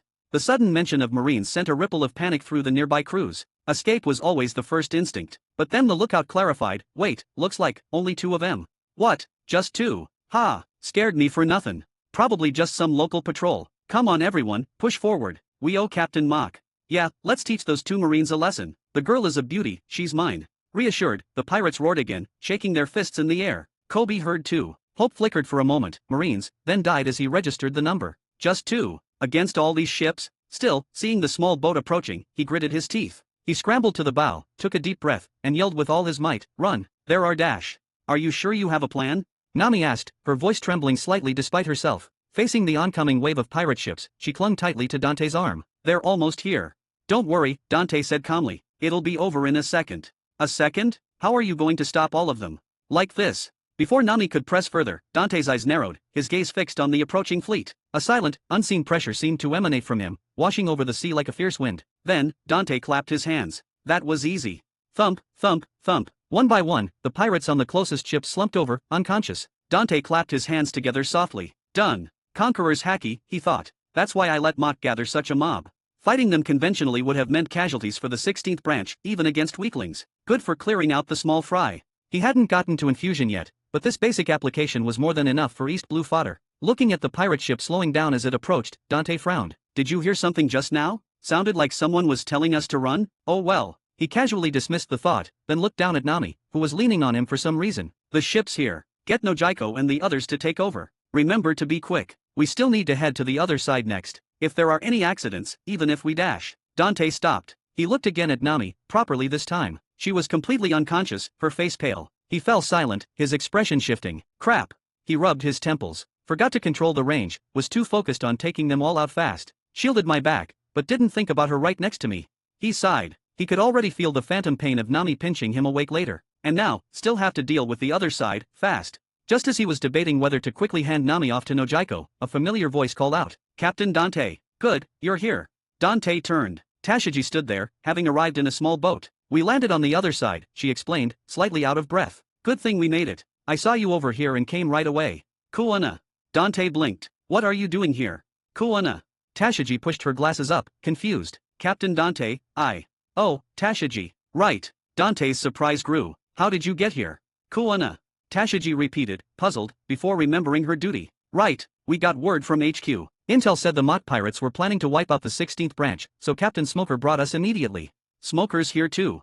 Dante's mouth twitched. He glanced past Tashigi, searching the water, but saw no sign of the gruff marine. A knot formed in his stomach. Hesitantly, he asked, where is he now? Don't worry, sir.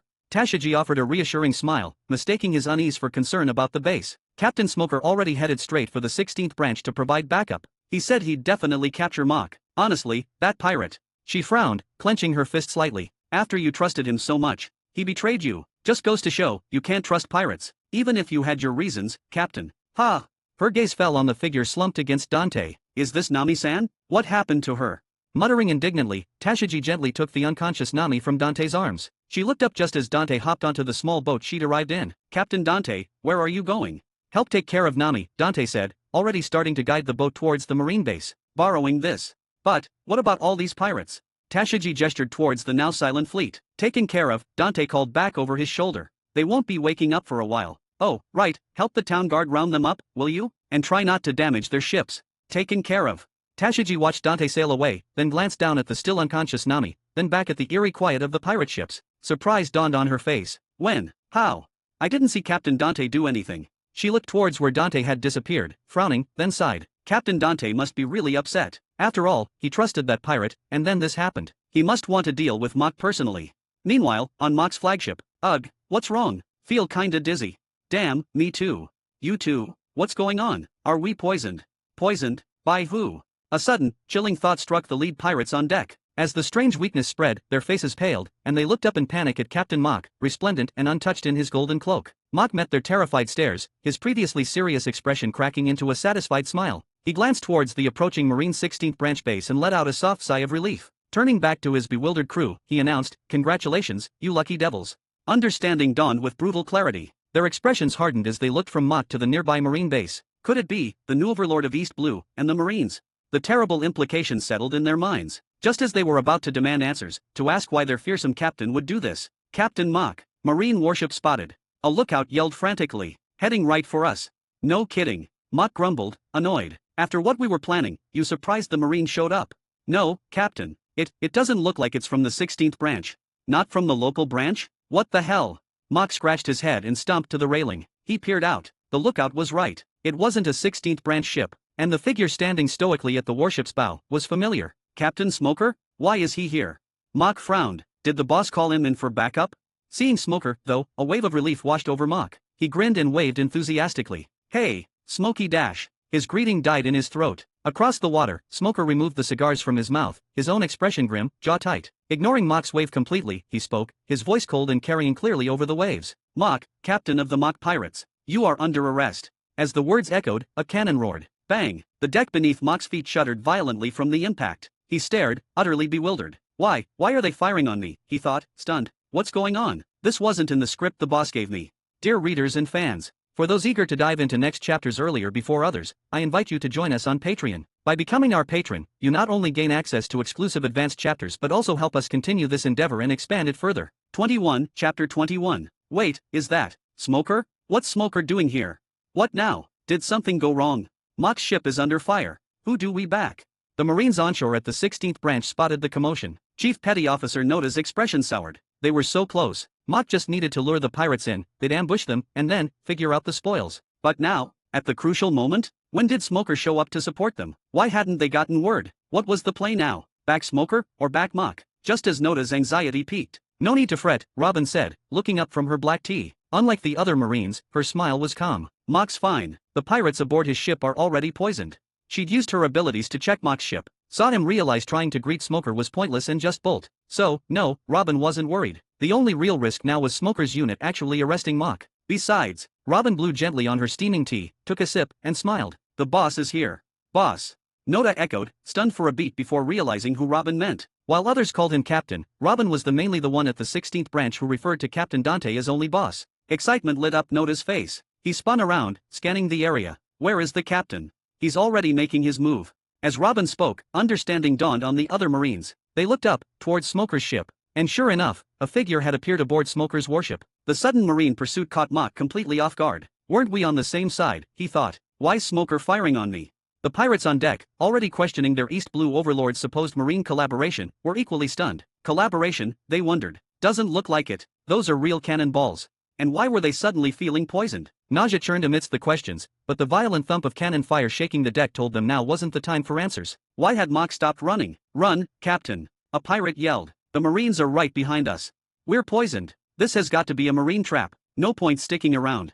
He's right, Captain. We walked right into it. The pirates were all yelling for Mock to run. They looked at Mock, standing at the railing, arms crossed, facing the pursuing warship and its cannons without a flicker of panic. Any admiration or remorse for doubting the East Blue Overlord was overshadowed by the immediate danger. They'd signed on for spoils, not suicide. If they didn't run now, when would they? Did the Overlord really think he could handle this Marine scheme? Then they looked up again at the figure in the golden cloak, and saw a smile spread across Mock's face. Their frantic hearts settled slightly. It was a confident, calm smile. That's right, they thought, relieved. He's the East Blue Overlord. They can't catch him that easily. But what they didn't know was, Mock raised his hands, eyes fixed on the figure who'd just appeared on Smoker's ship, a grin breaking out. The boss is here. He barely finished speaking before the pirates echoed, Boss. The East Blue Overlord has a boss. The pirates, about to urge him to run again, froze. They looked towards the Marine warship and saw it a figure had indeed appeared, seemingly confronting the ship's commander. But, another Marine. Smoker. Welcome back. Dante Ashford. Smoker frowned, recognizing the man who'd suddenly appeared to block his path. Seeing Dante deflect his smoke attacks with just a sword sharpened his expression. Seeing the Marines deployed ashore at the 16th branch base, and hearing the pirate Mock hail Dante like an ally from a ship full of pirates, Smoker realized his initial assessment was likely wrong. So why had he attacked? Definitely not because that loudmouth pirate had just called him Smoker. He was a Marine. Attacking pirates was standard procedure, wasn't it? Smoker held up a hand, halting his men. He took the cigars from his mouth, his gaze flicking expressionlessly over Dante's sword before settling on the man's smiling face. His tone was heavy with implication. Captain Dante, you've really played Marine HQ for fools. Was that armament hacky? Smoker thought grimly. Just what you'd expect from the sword prodigy Zephyr praised, the one who graduated after only 2.5 years.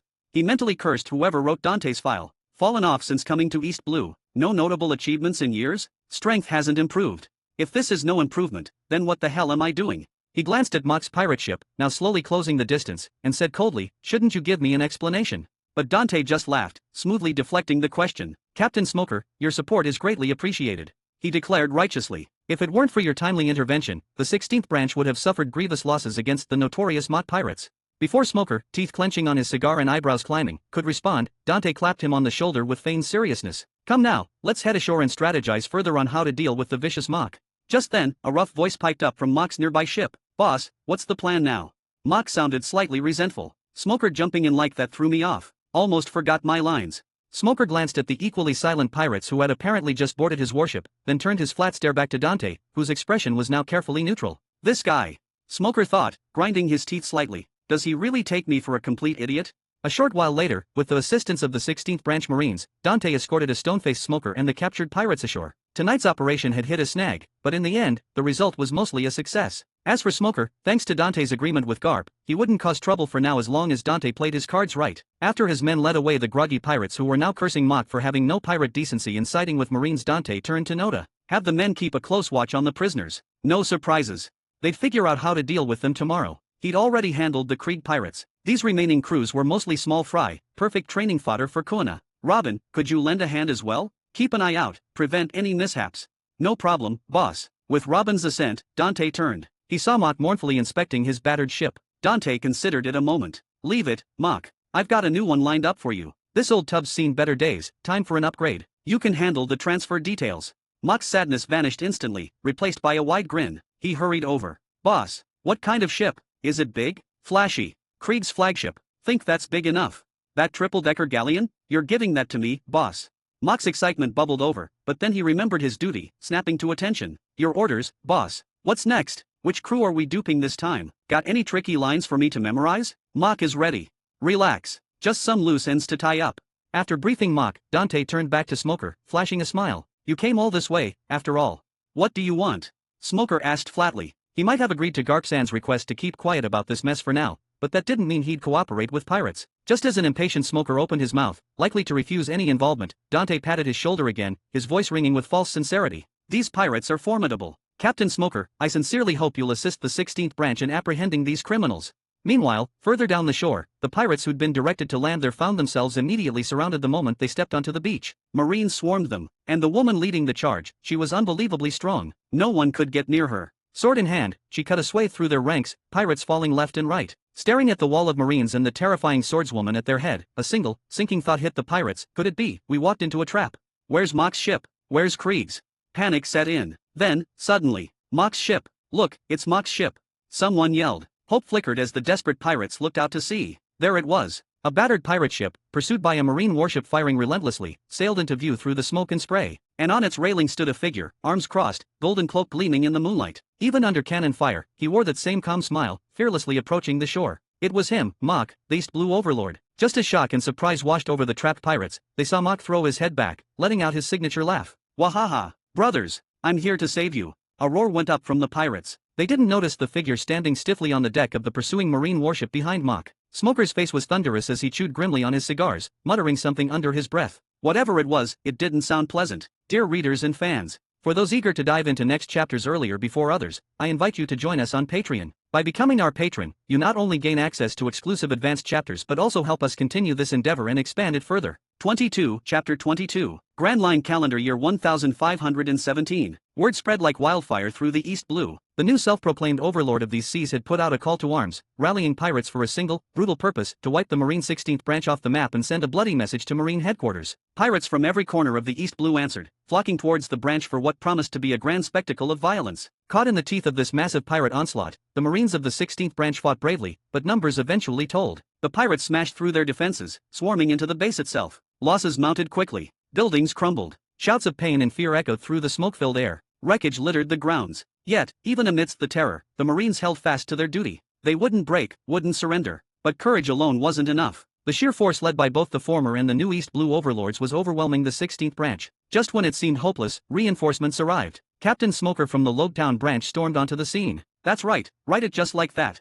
Dante watched Noda scribble notes on the battle, nodding with satisfaction. Make sure you emphasize how helpless the 16th branch was against that terrifying pirate attack. Really play up the losses. We can use this to squeeze some more funding out of HQ for repairs. He paused, tapping his chin as another thought struck him. He ignored Noda, who was glancing around the remarkably intact marine base with a skeptical look. Oh, and really drive home how crucial the Logtown branch was, Dante added seriously. Captain Smoker's forces arriving under his leadership, that's what turned the tide and let us finally push the pirates back. Got it. Before Noda, standing slightly behind him and clearly wanting to object, could even open her mouth. Marine Captain Dante Ashford. The voice that cut through the air was cold, tight with barely suppressed fury. Dante spun around. Captain Smoker stood there, eyes wide, glaring as if he'd never witnessed such brazen audacity before. Dante didn't know how long he'd been standing there. Dante offered a strained chuckle. Ha ha ha, Captain Smoker. Back already.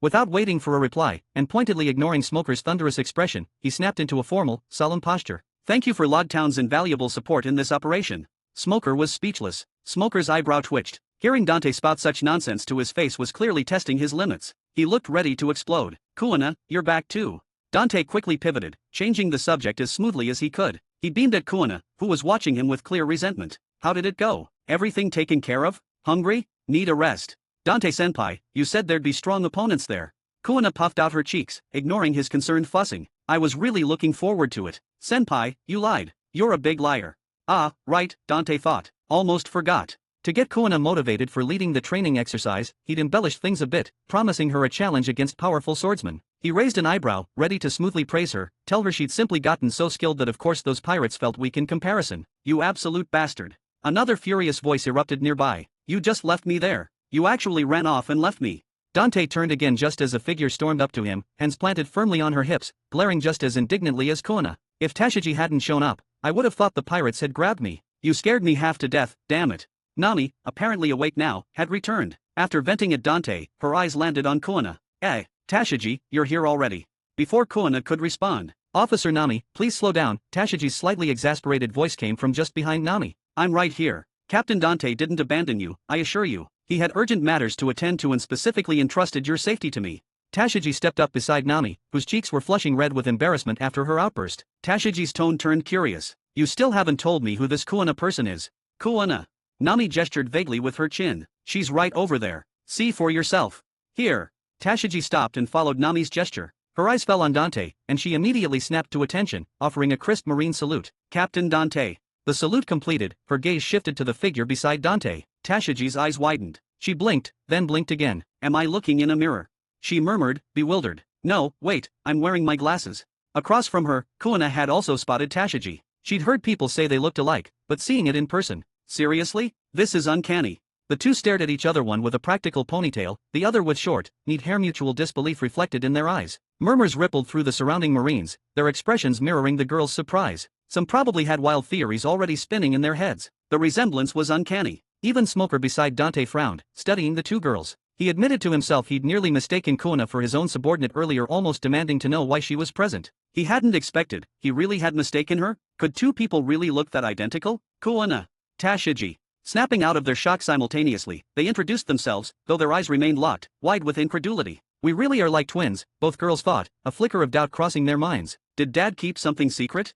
Just then, Dante saw that everyone, even Mock, had made it back. He surveyed the assembled group, Smoker still simmering, Nami fuming with her hands on her hips, Kuina and Tashiji now standing side by side, clutching their swords identically, both looking at him expectantly, ready with questions. A headache was definitely brewing. Dante quickly forced a bright smile. Right, we can sort everything else out tomorrow. For now. He threw his hands out wide, his voice booming cheerfully. Let the feast begin. What victory at sea was complete without a party? As Dante's words echoed, the tense faces of the Marines finally broke into relieved smiles. All right, a feast. Man, facing that many pirates, I thought we were done for.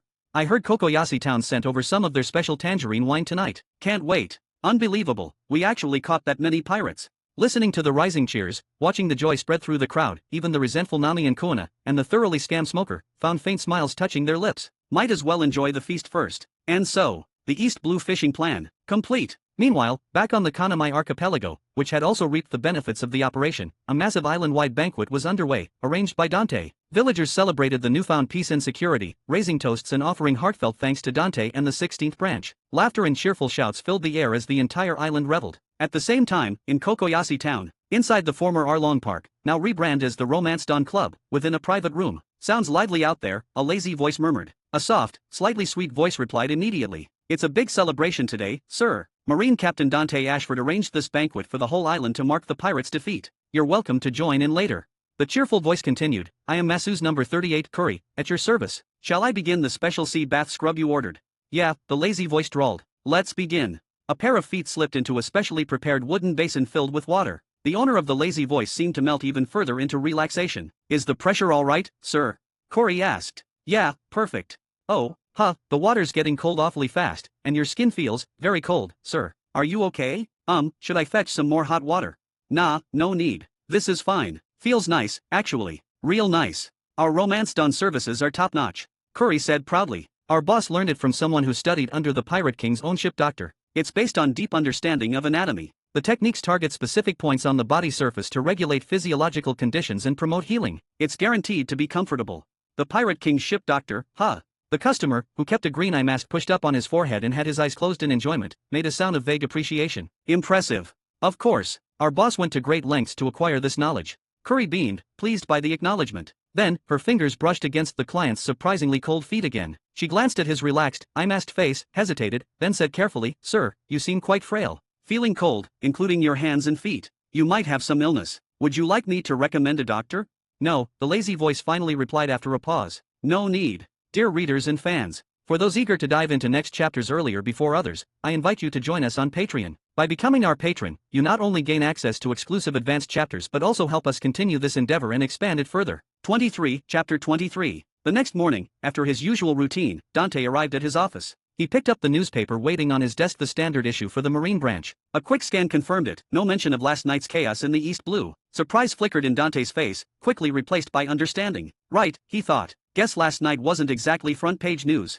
It sounded dramatic, East Blue's big shots teaming up with pirates to wipe out the 16th branch. But really, JF, you looked closely. What did it amount to? Mock had a 50 million berry bounty, sure, but the rest? The highest bounty among them was probably Krieg's. And that was only 17 million berries. Sadly, the crime of armed aggression against the 16th branch couldn't be added to the bounty after capture, but it will be used for sentencing. They talked about tens of thousands of pirates, but add up all their bounties? It probably wouldn't even match a single decent crew from the New World. Attacking a Marine branch in middle of East Blue wasn't like hitting an ice lobby, Marineford, or Impel Down. Out here, pirates hit Marine branches all the time. The only real difference was Mock's sheer arrogance about it. Most pirates preferred stealth. So, to Marine headquarters, this whole thing was probably peanuts. Unless Garp decided to make a fuss, they likely wouldn't even hear about it unless Mock actually succeeded in wiping out the 16th. It was like with the Straw Hats, if Captain Nezumi hadn't pitched such a fit after getting roughed up, Luffy's first bounty probably wouldn't have hit 30 million. So yeah, East Blue events? Pretty small time. Trying to make headlines with this? The big players on the Grand Line and in the New World would just laugh. Maybe that's why HQ only sent Captain Smoker as backup. In any other sea, an attack involving that many local pirates would probably draw an admiral. But for the East Blue? Overkill. Dante nodded, finally getting it. He turned back to the paper. The actual headlines focused on two figures. First, the East Blue supernova, Porgas de Ace. Since leaving the East Blue, Ace had shot to fame, blasted through the Grand Line on his own steam, and already hit the New World. The world government was now offering him a warlord position, which was definitely making waves. The second name grabbing attention was Bartholomew Kuma, the tyrant, known for his one-man revolution in the Sorbet Kingdom a few years back. Apparently, after the original king, Bikore, escaped and got the world government involved, Kuma single-handedly sunk the marine warships sent after him. Now Kuma was sailing as a pirate too. He was reportedly searching the seas for a doctor for his daughter while simultaneously stirring up revolutions in different countries, earning himself headlines and a hefty bounty from the world government. Compared to them, Mock, well, his bounty was high for a rookie, but he didn't exactly have a string of major accomplishments. Dante himself had inflated the bounty up to 30 million, then Garp pushed it to 50 million. After that, a failed attack on the 16th branch that ended up crippling most of the pirate forces in the East Blue. It'd probably take a while for them to bounce back from that. The pirate scene in East Blue wouldn't recover anytime soon. Dante sighed and shook his head. Setting the paper aside, he looked over at Robin. How are the arrangements for those captured pirates coming along? They're underway, Robin replied, still absorbed in her book. But it was a big haul this time, so it'll take a while to process everyone. She didn't look up, just turned a page, her voice calm and even. Nota's overseeing them. As you instructed, some are assigned to construction work on the Kanamai archipelago, others to the marine base. As she spoke, an extra hand sprouted from the desk, pouring Dante a cup of black tea. Nami went to sort through the loot first thing this morning, she continued. Mock already took off in his new ship. As for the Marines, Captain Smoker is still around. Kuina dragged Tashiji off for sparring early this morning. Mock's gone already. Guess he was eager to try out the new ship. Dante processed Robin's update. Sounds like everything's handled. Nothing for me to worry about. Smoker's probably sticking around because of Tashiji. Finding someone who looks so much like her and is a swordswoman. It'd be strange if they didn't cross swords. No need to worry about him, then. What's the word from the East Blue? Dante asked. Has Mock's stunt been exposed yet? Since the newspaper was useless on that front, he'd need info directly from the source. We're gathering intel now. It'll take some time, Robin said, a faint, almost helpless smile touching her lips as something occurred to her. Who would have expected him, Robin mused internally, to set Mock up to save a bunch of small fry pirates right at the end? Holding off a marine captain single-handedly, giving the East Blue pirates a sliver of hope. Those pirates were probably practically weeping as they watched Mock's retreating back. And Captain Smoker? He looked thoroughly chewed out all night. Heard the cigar ash practically formed a small mountain at his feet. Robin finally looked up, a graceful smile playing on her lips. By the way, she began, we found quite a few abducted civilians on some of the ships. They were all unconscious, so they don't know what happened. You were still asleep this morning, so Nota asked me to check with you about what to do with them. Also, I heard you were thinking of recruiting a few of the pirates. Civilians. Dante considered for a moment. If they want to go home, Captain Smoker can probably take them when he leaves. If they want to stay, arrange things like we usually do. Normally, Mott grabs people from poor areas, he thought, people who appreciate the chance we offer here. But this time, it was different. Just bad luck for them. Probably a lot of them weren't poor to begin with, just unlucky enough to run into pirates. No need to force them to stay. Plenty of people in the East Blue looking for work anyway. As for recruiting pirates, only a few caught my eye. Koro of 100 plans, though apparently not good plans, mainly. Not for him, but for that stealth walk technique of his. I'll let Noda handle the selection later. He'll know what to do. Meanwhile, status check. He thought briefly. Name, Dante Ashford. Occupation, level 4 senior staff member. Quota, 8,000. Note, upon reaching 10,000 points employee triggers promotion to level 3 and associated benefits. Jumped 2,500 from 5,500 to 8,000. Almost as big a boost as when the inspection team was here. Was it because I took out so many of those early stage bosses? Gotta say, though, the haul was definitely worth it. With nothing else pressing, Dante stretched, stood up, and turned to Robin. Feel like taking a walk over to Kokoyashi town. Robin considered for a moment, then closed her book. She tucked a stray strand of hair behind her ear, a small smile gracing her lips. Alright, boss. E/N. Some readers have expressed confusion on the ranks of the system. It goes in descending order as rank increases, like minor rank 2, minor rank 1, major rank 4. Dear readers and fans, for those eager to dive into next chapters earlier before others, I invite you to join us on Patreon. By becoming our patron, you not only gain access to exclusive advanced chapters but also help us continue this endeavor and expand it further. 24, Chapter 24. The pirate attack barely caused a ripple across the Kanamai archipelago. Word had gotten around beforehand, thanks to Dante, but since he hadn't made any official announcement, life on the islands continued as usual. There was no panic. It wasn't until the celebratory banquet last night that everyone got the full story. So, while there was some surprise, things settled down again by morning. The people of the Kanamai archipelago had a lot of faith in Dante. Besides, even the pirates who'd come to plunder had no idea what really happened. They'd come to raid, sure, but they barely glimpsed the island's outline before passing out. When they woke up, they were already captured. They had no idea what hit them. So, this whole incident involving the Marine 16th branch, despite the initial stir it might have caused elsewhere, was resolved surprisingly peacefully here. It wasn't even as eventful as last night's banquet. Today was a holiday. Thanks to the pirates arriving last night, the higher-ups were busy today figuring out work assignments for them. So, many factories gave their workers the day off. Pike's leather factory was one of them. He didn't mind working constantly, morning till night, day after day. As long as he could eat his fill, and his daughter wasn't bullied or left hungry, he was content. What's more, he actually earned wages working here on the Kanamai archipelago. It felt unbelievable. Elsewhere, refugees like them were lucky just to scavenge through trash. Even when they found work, their masters, slave drivers, really, barely fed them, let alone paid wages. But here, he, a father who should have been picking through a garbage dump with his daughter, now had a job that let him eat his fill, sleep soundly, and even earn enough wages to buy his daughter new clothes. That old woman who served them food back then, everything she'd said had come true. It was like a dream. Pike looked down at his daughter, Katie, holding her hand. She wasn't wearing the ragged, gray, ill-fitting dress scavenged from the trash heap anymore. Instead, she wore a pink dress he'd bought specially after getting paid. A smile spread across his face. If this really is a dream, he thought, please just let Katie grow up happy like this before I wake up. Just then, Daddy. Katie, pretty in her pink dress, looked up, blinking. What's wrong? She asked, curious why he'd suddenly stopped walking and stared down at her. Nothing, just thinking how my cute Katie looks today. Pike laughed, scooping her up. That pink dress really suits my little girl. No more scavenging trash, Pike thought, relief washing over him. No more fighting like stray dogs over rotten scraps. No more sleeping in a stinking dump. It was so good, so much better. Of course, it's the first gift Daddy bought me. I'll treasure it, Katie giggled, hugging him back. Then her voice softened. I wish Mom could see it too. Pike fell silent, looking at Katie's downcast face. Sadness flickered in his own eyes. Katie's mom had starved to death. Even rotten garbage others threw away had been precious food to them back then. Unfortunately, it hadn't been enough for her, as Pike and his wife both tended to give majority of their food to Katie. But seeing Katie looking down, Pike took a deep breath, managing a comforting smile. Mom would be so happy seeing you happy now, Katie, he said softly. Can Mom see it? She definitely can. So, you have to be happy too, okay? Don't make Mom worry. Yeah, I will always be happy. The little girl nodded firmly. I won't make Mom worry. That's my girl. Since Daddy has the day off today, how about a reward for being so good? Pike hugged her, smiling. What do you want? A doll? Another dress? Some snacks? Katie's eyes lit up, but then she lowered her head, hesitant. Pike guessed what his considerate daughter was thinking. Don't worry, he added quickly, Daddy still has money. They'd only been here a few days, but his kind boss had already given him an advance on his wages. After buying the pink dress, and with food and housing covered, he still had a decent amount left. This is just a special treat because you are being so good daughter today, okay? I am always very good girl. Oh yeah, while I was at work, did you stay put and behave? No crying. Yep, I didn't cry. I stayed right here and behaved, waiting for Daddy to come home. Then what do you want? Can I look around first? Katie furrowed her brow, tilting her head as if deep in thought. Can Daddy to buy it later? Then I will take you for a proper look around today. Pike agreed with a smile. He knew, it was thanks to Dante that he could afford this, that he could grant his daughter's wish like a real father should. I'll definitely work hard, he vowed silently. Holding Katie close, Pike walked with his daughter down the bustling streets of Kokoyasi town. Meanwhile, on the other side, Pike, he works at the leather factory. Got noticed for his skill, landed a good position, Robin remarked casually, noticing Dante watching the father and daughter. He's diligent, serious about his work, probably up for commendation soon.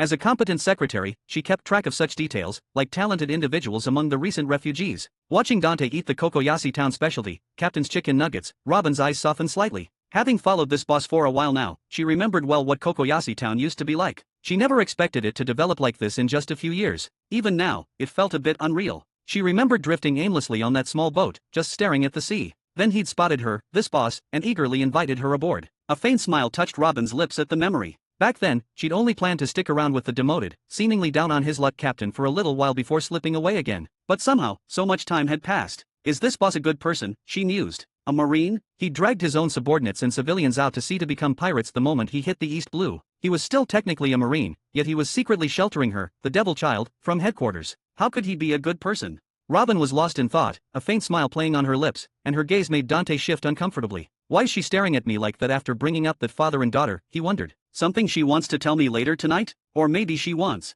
Dante glanced at the captain's chicken nuggets in his hand, speared a piece with his fork, and held it out. Want one? He asked, puzzled. Pulled from her thoughts, Robin blinked at the piece of chicken held out to her. After a moment's surprise, she smiled faintly, brushed a stray strand of hair from her forehead, leaned in, and took a bite. Dante watched, surprised, as she finished the piece. She frowned slightly, dabbed her mouth delicately, and commented, a little greasy, but not bad. Dante blinked, surprised she'd actually taken it. He opened his mouth to say something, but just then, well, a familiar voice came from behind. Even without turning his head, Dante knew it was Nami. They turned. Sure enough, Nami stood there, having appeared seemingly out of nowhere. Before Dante could say anything, Nami planted her hands on her hips, puffing out her cheeks as she glared at him. While I'm slaving away, you two are just relaxing and eating around back here.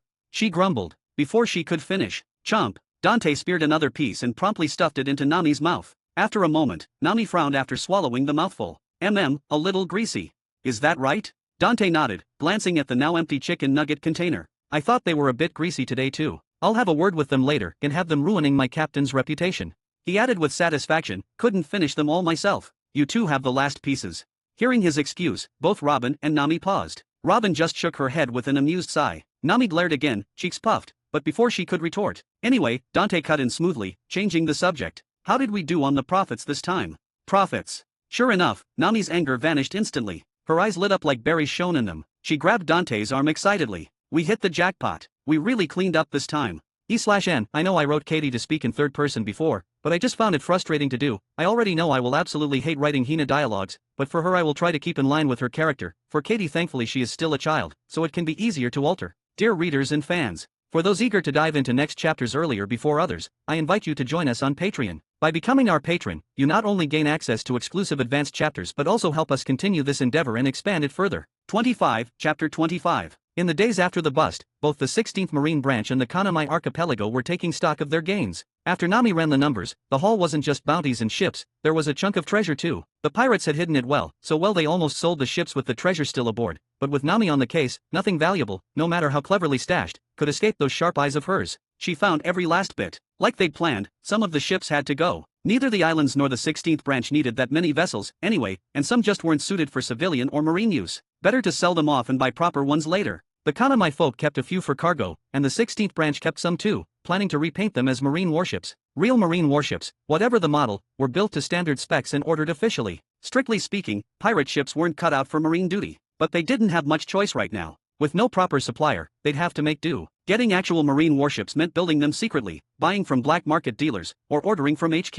Building was out, they had no shipwrights, and even if they did, no blueprints. Despite how common warships seemed, the tech wasn't simple, especially the big ones. Besides, building warships privately was illegal. Black market dealers, expensive, unreliable, and easier to find on the Grand Line or in the New World anyway. Ordering from HQ? Please. The 16th branch pleaded poverty every year just to get funding after pirate attacks. Where would they find the cash for new warships? That would just tell HQ they had more than enough money. How could they ask for subsidies after that? Even the 5 warships the 16th branch did have were mostly scrounged up over the years thanks to Sean pulling strings, plus some creative damage reports. Of course, they could use this incident to claim a warship was damaged and get HQ to send a replacement. Then the 16th branch would have 6 proper warships, plus the repainted pirate ships. Just looking at hull count, they'd arguably be the strongest marine branch near the Grand Line entrance in the East Blue. Whether there was a stronger branch somewhere else in the East Blue, Dante couldn't say. But numbers weren't everything. Look at the Krieg pirates, the so-called overlords of the East Blue. They boasted 5,000 men and 50 ships, but one strong fighter could tear them apart. Without real strength backing it up, equipment didn't mean much. Strictly speaking, the 16th branch still had fewer marines than pirates under Krieg. Of course, the branch had been recruiting non-stop. Posters were up all over the Kanamai Islands, sparking a bit of a recruitment craze. Even Smoker had probably caught wind of it. Case in point. Bang! The door burst open. Dante looked up from his plans for the branch's development. Smoker stood there, having barged in without knocking. Dante took a slow sip of the black tea Robin had poured him. "Smoker," he said, sighing theatrically, "you really need to work on that temper. Good thing I wasn't occupied. Would have been awkward. No wonder they shipped you off to the weakest sea. You could stand to learn a thing or two about tact from me."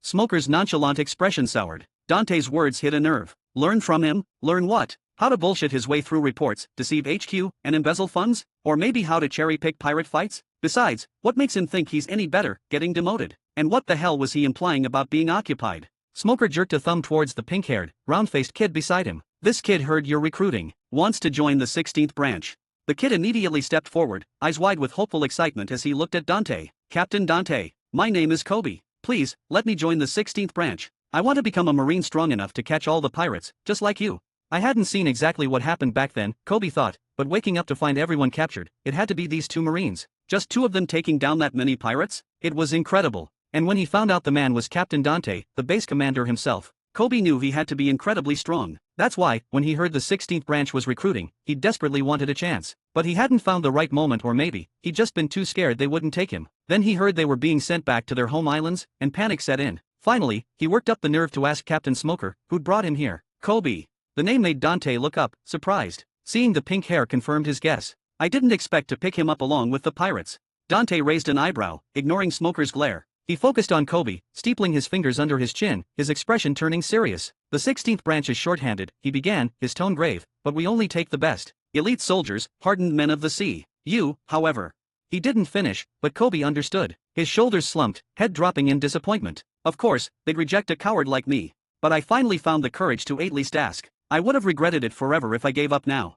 Kobe took another shaky breath, looked Captain Dante straight in the eye, and opened his mouth to argue. But Dante cut him off smoothly, as if anticipating the protest. He leaned forward slightly. "As a Marine captain, dedicated to justice, I'm willing to give you a chance."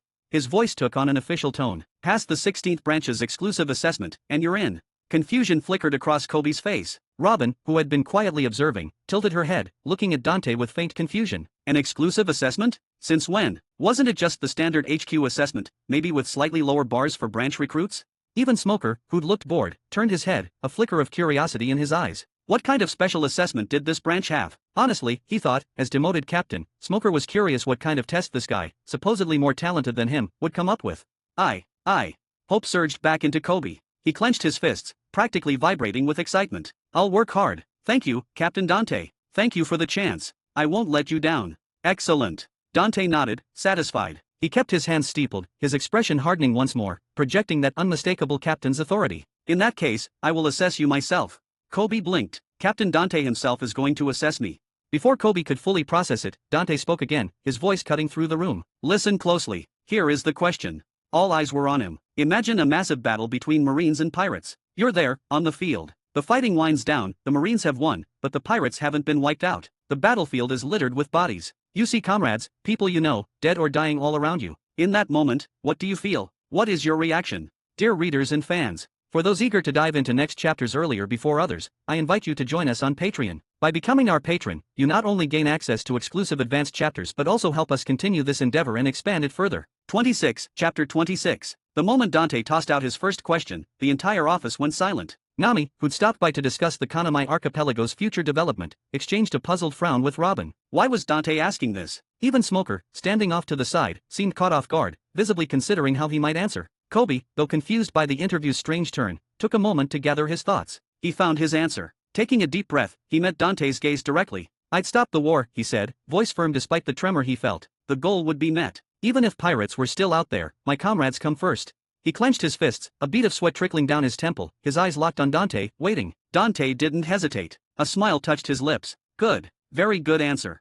Dante didn't hesitate. A smile touched his lips. Good. Very good answer. Kobe started to speak, relief washing over him. Next question, Dante cut in smoothly. Imagine you're captured by pirates. To save you, your instructor defies orders, breaks into their hideout, and gets you out. Right then, as he's telling you to run, you hear cries for help nearby. Dangerous situation. What do you do?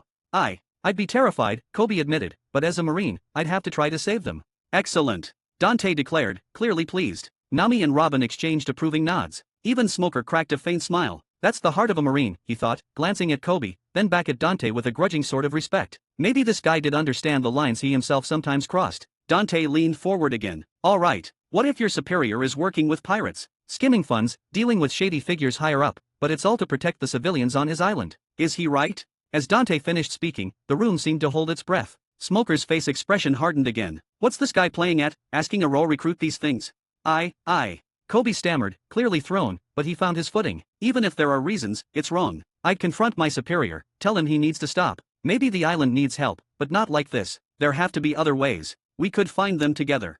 Good. Very, very good. Surprisingly, Dante seemed genuinely impressed by the earnest reply. Nami and Robin shared another look. They didn't know Dante's game, but years of working together told them something wasn't quite right. Smoker, however, his expression softened slightly at Dante's approval. He gave Dante a long, searching look. So, he is aware, Smoker thought. Maybe he feels cornered, doing what he does for the island. But Dante wasn't finished. Scenario 4, your superior uses pirates to kidnap people. Not for slavery, just to force them to work on a project. Is that acceptable?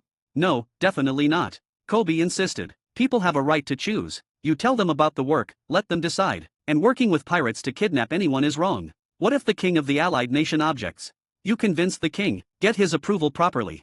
Good, very good. Nami and Robin just watched. Smoker frowned deeper. Dante pressed on, seemingly oblivious. Okay, what if your superior ignores HQ orders, recruits extra soldiers, modifies captured pirate ships for marine use, maybe even thumbs his nose at the higher-ups alongside some pirate contacts? What do you do? I'd stop my superior, Kobe said reluctantly, and tell him it's wrong. Good, very good. Last one. You have a friend. He's a pirate, but a good person, lives for adventure, helps people, maybe even saved your life once. Do you condemn him? No, I couldn't, Kobe admitted. Excellent. That last answer finally broke Smoker's restraint. What the hell are you doing, Dante? He growled, cigar clamped tight in his teeth. Easy there, Smoker. Dante, seeing Smoker's expression, laughed quickly, his face suddenly serious. Just a little assessment for the 16th branch. Assessment. Smoker scoffed. Sounded more like you listing your own damn crimes. Befriending pirates now? Trying to mold him in your image. He took a drag from his cigar, exhaling slowly. Fine. So, how did he do? This kid. Dante began, drawing out the suspense. Kobe held his breath, fists still clenched. Did he pass? He's exceptional. Dante didn't drag it out, took a sip of his black tea, and said seriously, he's truly outstanding. I felt the justice in his heart with every answer. Before even becoming a Marine, he already has the mindset of a Marine hero. I think he has the potential to become Fleet Admiral. Smoker's eyebrow twitched. Fleet Admiral potential? Give me a break. He ignored the hyperbole. Spare me the theatrics. So, you're taking him. Before Kobe could explode with excitement. Are you kidding? Dante looked aghast. Fleet Admiral potential, Smoker. Wasting that in my little branch? Wouldn't that be a waste of talent? Then all that excellent and very good stuff was. I'm preparing to have you recommend him to HQ. Get him under Vice Admiral Garp. Vice Admiral Garp would love this kid. Hey, wait up. Dante, seeing Smoker turn on his heel to leave, called after him. I'm serious, this kid is that good, he's definitely suited for HQ. Hey, wait. If that doesn't work, at least help me get him to Garp. Smoker didn't bother responding, striding right out the door. Dante sighed, turning back to the crestfallen Kobe. Thank you, Captain Dante, Kobe said earnestly, though his shoulders slumped slightly. You don't have to say those things. I'll just work harder. You think I was just saying things? Dante asked, his gaze sharp. Kobe, I meant every word. You are a rare find. You belong at HQ. Kobe just looked confused, unsure what to believe. He couldn't understand why Captain Dante would keep lying to him even now. Don't worry about it, Dante said, clapping him on the shoulder. I'll talk Smoker around. With his word, you'll get in. If not. Dante grinned, a hint of something else in his eyes. I have ways. I promise, you're going to HQ. I will definitely work hard. Seeing that Captain Dante wasn't mocking or comforting him, Kobe felt his confidence return. I won't let you down. He saluted, turned excitedly, and headed back. Captain Smoker, please wait for me. Once Kobe was gone, Nami turned to Dante, hands on her hips. All right, spill it. Was any of that true?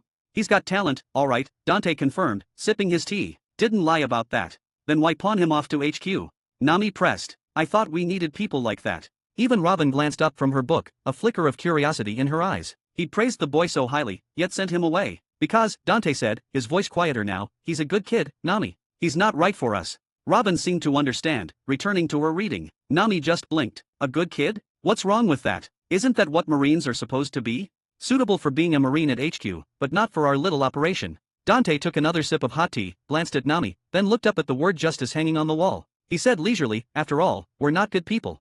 He didn't need to elaborate on the collection of misfits and rule benders under his command: the devil child, the cat burglar, the aspiring warlord, the constant skirting of regulations. An earnest soul like Kobe deserved a cleaner start. Harboring a devil child, consorting with pirates, misuse of funds, unauthorized recruitment. Aokiji mused silently behind the newspaper covering his face. Aokiji, do you need anything else?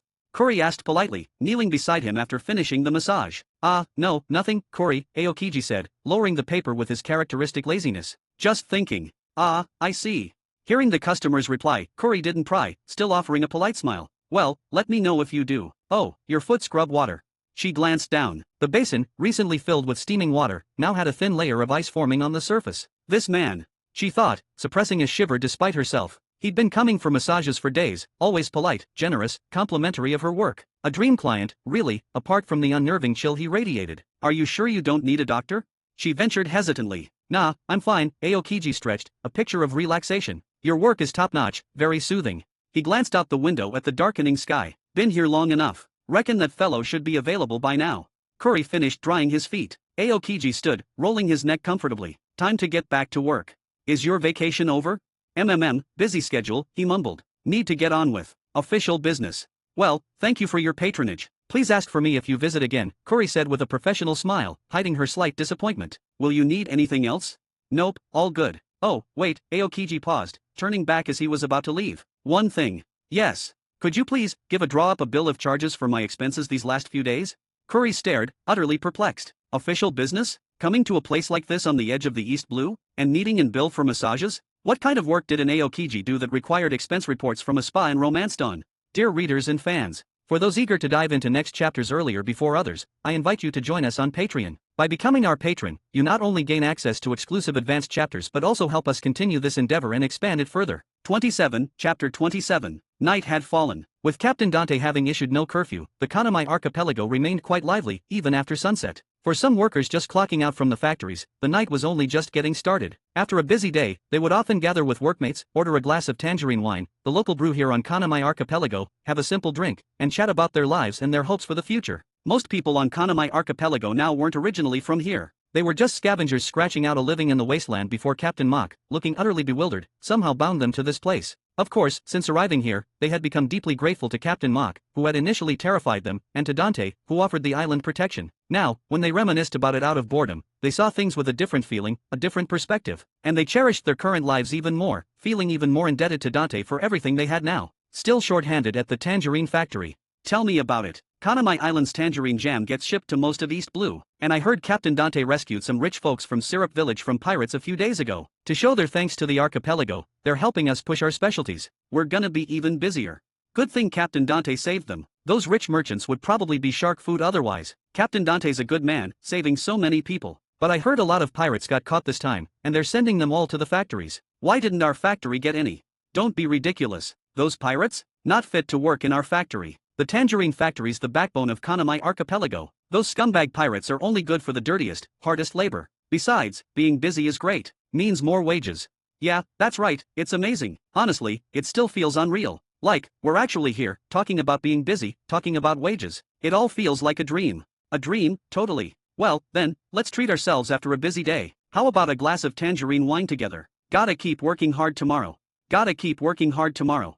A pair of workers, looking like they'd just finished their shift, walked past. This scene wasn't exactly uncommon here. Kyuzan, having left Romance Dawn, walked with his brown backpack slung over his shoulder. He stopped before a focaccia stall, his gaze scanning the street ahead with a blank expression. Coming and going were workers with tired faces, but even tired, they still wore smiles. Like the two who'd just passed him, sounding like they used to struggle just to eat, but now they could actually afford a glass of tangerine wine. At that moment, as Kyuzan was scanning the surroundings with mild curiosity. Alright, your Goa Kingdom's secret focaccia is ready.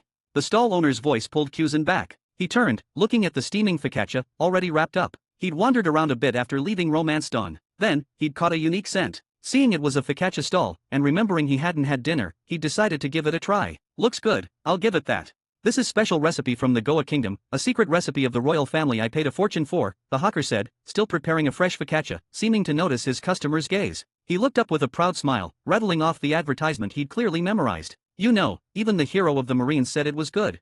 Oh, really?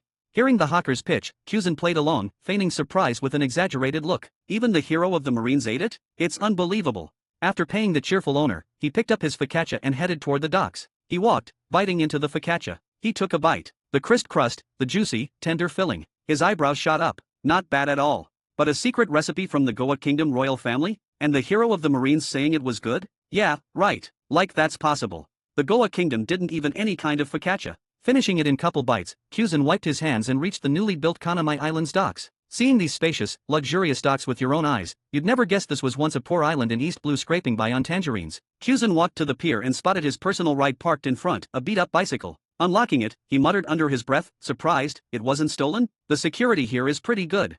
Of course, he knew who was behind the massive changes on Kanamai Archipelago. Looking at the dark sea ahead, and then glancing at the brightly lit Kokoyasi town behind him, he swung a leg over the bicycle, whistling softly. Nice vacation while it lasted, shame it's over.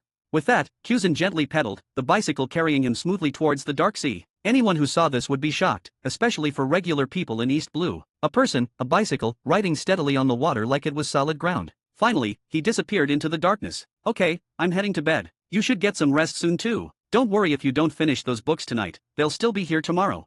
Alright, Captain. Good night. Hearing the words from her captain, who was truly a bookworm, Robin offered a helpless smile. After the door closed, she lowered her head, her eyes returning to the books in her hands. A faint flicker of emotion crossed her eyes. It's strange, she mused quietly. Being able to just read. So peaceful. Back before East Blue, quiet reading wasn't even a dream, survival was the only goal. Come to think of it, how long has it been? Long enough I almost forgot I was wanted. Forgot the constant chase. Something seemed to cross Robin's mind. She paused, a small smile playing on her lips, then shook her head. Her gaze fell back to the books, she hesitated, then gently closed them. She stretched comfortably. Her white, fitted shirt and black, hip-hugging skirt highlighted the graceful figure unique to the sea. If Dante had been around, he'd definitely enjoy the view. Immediately afterward, Robin stood up, gathered her notebook and books, put them away, and headed toward where she lived. Come to think of it, since coming to East Blue, she'd been living in the branch officer's quarters, the same building as Captain Dante. It was a two-story building. Dante was on the first floor, she was on the second. As for Nami and Kuana, they lived in another building next door. Oh, right, Tashiji had moved in a few days ago too, apparently wanting to chat with Kuana about growing up. Robin walked out of the Marine 16th branch office and headed toward the officer's quarters. Suddenly, she felt a chill nearby, a sudden coldness seizing her. The calm, elegant smile Robin wore froze. She stopped dead, a wave of bad memories flooding back. She spun around, but saw nothing. After a moment, Robin shook off the feeling. She looked down at her hand, ice had formed there, somehow, but her face settled back into its usual composure. As if nothing had happened, she continued walking. She walked calmly, but a chilling feeling surged through her, bringing back that familiar sensation along with bad memories. Even though she didn't see him, Robin knew in her heart. He's here. Dear readers and fans. For those eager to dive into next chapters earlier before others, I invite you to join us on Patreon. By becoming our patron, you not only gain access to exclusive advanced chapters but also help us continue this endeavor and expand it further. 28, Chapter 28. Early morning. The docks at the 16th Marine Branch were already bustling, loud with activity. Today was the day. Captain Smoker, scowling as usual, was finally preparing to depart with his subordinates. He'd planned to leave right after finding out the whole situation was a setup, one he'd unwillingly starred in, but Tashiji running into Kuana, two girls who looked uncannily alike, forced him to linger a few more days. But his post guarding the entrance to the Grand Line kept him busy. He couldn't afford to stay any longer, today had to be the day. He wouldn't have set foot in this place if headquarters hadn't ordered him to check out the joke that was the Marine 16th branch in the first place. Over on the other side of the dock, Dante had come to see off his Marine friend? Was that the right word? What's wrong, Robin? You seem off, Dante asked, noticing his personal secretary, always at his side. Stay up too late reading again? You didn't get enough sleep. Ah. Robin blinked, seeming momentarily lost in thought before her usual elegant smile returned. Thank you for your concern, boss, she said softly. I did stay up a bit late, yes. Dante raised an eyebrow, giving her a quick look up and down. Didn't I tell you to get to bed early? My apologies, boss. Robin gave a playful wink, gracefully twirling a strand of dark hair near her temple. She looked up, her smile widening. I heard you, but the books were just too interesting. I got completely engrossed. Seeing Dante about to press the point, she quickly added, by the way, boss, those items you asked me to prepare? They're already aboard Captain Smoker's warship. Should I let them know? Let them know what? Dante scoffed, feigning righteousness. What kind of person do you take me for? Someone who sneaks a gift aboard and then announces it. He coughed twice, then leaned closer to Robin, whispering, just, maybe slip them a quiet word later, all right. Robin, as if she'd anticipated this, showed no surprise. She nodded understandingly, her smile elegant as ever. Understood. Just then, as Dante was murmuring to his secretary, time seemed to be running short elsewhere on the dock. Thank you so much for your guidance these past few days, Captain Dante. Tashigi, dressed in a checkered shirt and trousers, bowed deeply. I won't forget what you taught me about kenjutsu. It had to be said, while Tashigi and Kuina looked remarkably similar, their approaches to swordsmanship were distinct. Anyone watching them could feel they were two different individuals. Of course, Kuina, having trained under Dante directly, still had a slight edge over Tashigi. Kuina, Tashigi said, straightening up and looking at the girl who could be her twin. Thanks for everything these past few days. Even after several days, seeing that familiar face still felt incredibly strange. Looks just like me, and a swordswoman too, she thought. It's been quite an experience. The only small regret was that she still couldn't quite match Kuina with a sword. Then, Tashigi winked playfully. Keep up the hard work, all right. Why yes, I will. Kuina's cheeks flushed slightly, perhaps remembering some private girl talk from the night before, but she nodded firmly. You keep it up too. We have to spar again sometime. When you're free, I'll take you to his hind dojo. The old man there is going to be so surprised. Definitely. A bright smile spread across Tashiji's face. I'll make sure he understands that swordswoman can be as great as swordsman too. As they eagerly made plans for their next meeting, a sharp cough cut through the air from behind them. Cough, cough. It's getting late, a cold voice growled. Time to go, Tashigi. Pulled back to reality by Smoker's impatience, Tashigi reluctantly said her goodbyes to Nami, Robin, and the others. She boarded the ship and turned to Smoker, who was leaning against the railing, puffing irritably on a cigar. Captain Smoker, you should thank everyone for their hospitality too, you know. Ignoring his subordinate's mild complaint, Smoker shot a glance down at Dante waving from the dock, pursed his lips, and waved a dismissive hand. Set sail. This whole trip was a disaster, he thought bitterly. Thank them, dream on. At Smoker's command, Marines scrambled on deck, raising the sails. Under the watchful eyes and waving hands of Dante and the others on the shore, the Marine warship slowly pulled away from the 16th branch dock. Smoker flicked the ash from his cigar, sighing without expression. He took one last, long look at the receding pier. Marine 16th branch, he muttered under his breath. Next stop, returning the civilians they'd rescued from pirates. And then, Kobe, why isn't this cleaned up yet? Being meticulous is part of being a Marine, kid. Sorry, sir. Right away. Smoker watched the pink-haired boy scurrying around doing chores and shook his head with a feeling frustration. Ridiculous. If that old fool Garp hadn't specifically asked him to take the kid under his wing, he wouldn't have bothered. This boy had none of the bearing of a Marine, let alone a Fleet Admiral candidate. What was Garp thinking? Forget Fleet Admiral, if this kid even became Vice Admiral, Smoker swore, he would quit smoking. He took out a fresh cigar, lit it, and stared intently at the glowing tip as he flicked the ash away again. Like that'll ever happen, he thought grimly. Time slipped by, and evening settled over the 16th Marine branch. As usual, Robin was the last to leave the office. She put down the book she'd been holding, more pretending to read than actually absorbing the words today, and surveyed the now empty room. Her gaze landed on the desk nearby, Dante's desk. Seeing the messy surface, Robin's usually calm expression faltered for a moment before melting into a helpless smile. She crossed her arms in front of her chest. Instantly, countless hands sprouted from the desk, swiftly tidying the clutter. Within moments, it was clean again. Robin stood, gently touching the smooth wood of Dante's desk. She placed the book she'd been holding back in its spot on the shelf. Most of the books here, Boss had found for her. He'd kept his side of their original agreement. Too bad. She paused, then took out a sealed letter she had prepared earlier. The word resignation was written clearly on the envelope. Gently, she placed it on the desk. A trace of relief flickered across her face, mingling with her sad smile. Goodbye, boss, she murmured softly. Without looking back, she turned, picked up the small backpack she'd packed, and ran her hand lightly over the desk one last time as she walked towards the door. She made her way to a secluded corner of the docks. Just as she expected, there, lounging on a cool stone boulder, was a lazy figure. Marine Admiral Cusin. Oh, what a comfortable sea breeze, Cusin drawled, stretching languidly as if just noticing her arrival. Nice weather today, he sat up, crossing his legs and resting his cheek on his hand as he looked at her. Looks like you've made up your mind then? Devil child. He hopped down from the boulder, his tone laced with mock regret. This doesn't seem like you, Nico Robin. You know, you haven't sold out your boss this time. I almost thought I'd get to bring 2 people back. Would have been livelier. He tilted his head, curiosity glinting in his eyes. A Marine captain colluding with pirates, harboring you. What reason could possibly make someone who survives by betraying others choose not to betray? It's making me curious. Robin, who had instinctively lowered her head, clenched her right fist. The sea breeze felt unnaturally cold, making her feel stiff, almost frozen. But hearing Cusin's words, something shifted. The fear was still there, chilling her to the bone, yet she took a deep breath. Slowly, deliberately, she raised her head to meet his gaze. Boss, that guy. Before she could finish, a familiar voice cut in from behind her. Of course, it's because her boss is handsome, generous, pays on time, and offers great perks. A hand rested reassuringly on her shoulder. That familiar touch. Instantly, the icy stiffness gripping Robin seemed to melt away, replaced by a comforting warmth that spread through her entire body. The fear didn't vanish, but it no longer seemed paralyzing. She turned her head, her eyes widening slightly as she saw the familiar figure standing beside her. Boss.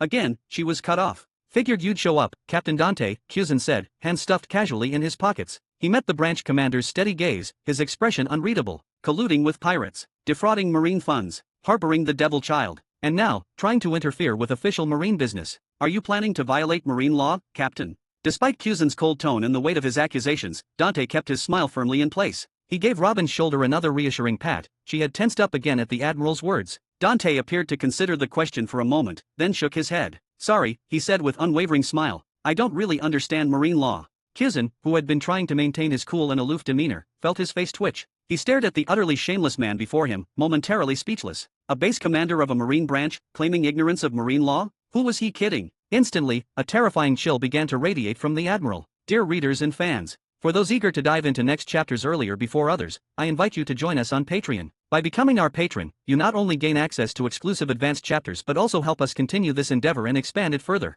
29, Chapter 29. An icy chill rolled off Admiral Cusin, so palpable it felt like the very air around him might crystallize. The two men faced each other, gazes locked in a calm standoff. But just as Cusin, radiating cold, opened his mouth to ask something, his expression frosty. Hold on, Dante cut in, shattering the tense atmosphere. Let me handle something personal first.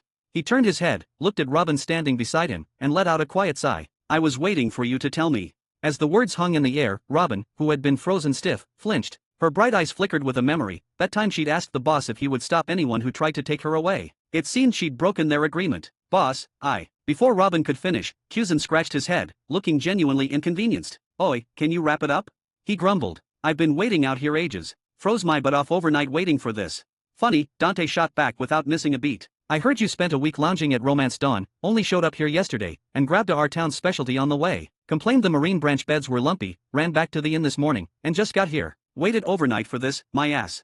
Silence. Robin and Cusin were both momentarily speechless. Robin, who'd been rigid with fear only moments before, now gave the Admiral a curious, almost baffled look, scanning him up and down. Romance Dawn? A week? Something felt off, but she couldn't quite place it. Cusin's lazy, troubled expression vanished, replaced instantly by the serious mask of a marine admiral. The biting cold returned, thicker than before, pressing in on them. Ignoring Dante's earlier comments entirely, he stated flatly, so you knew.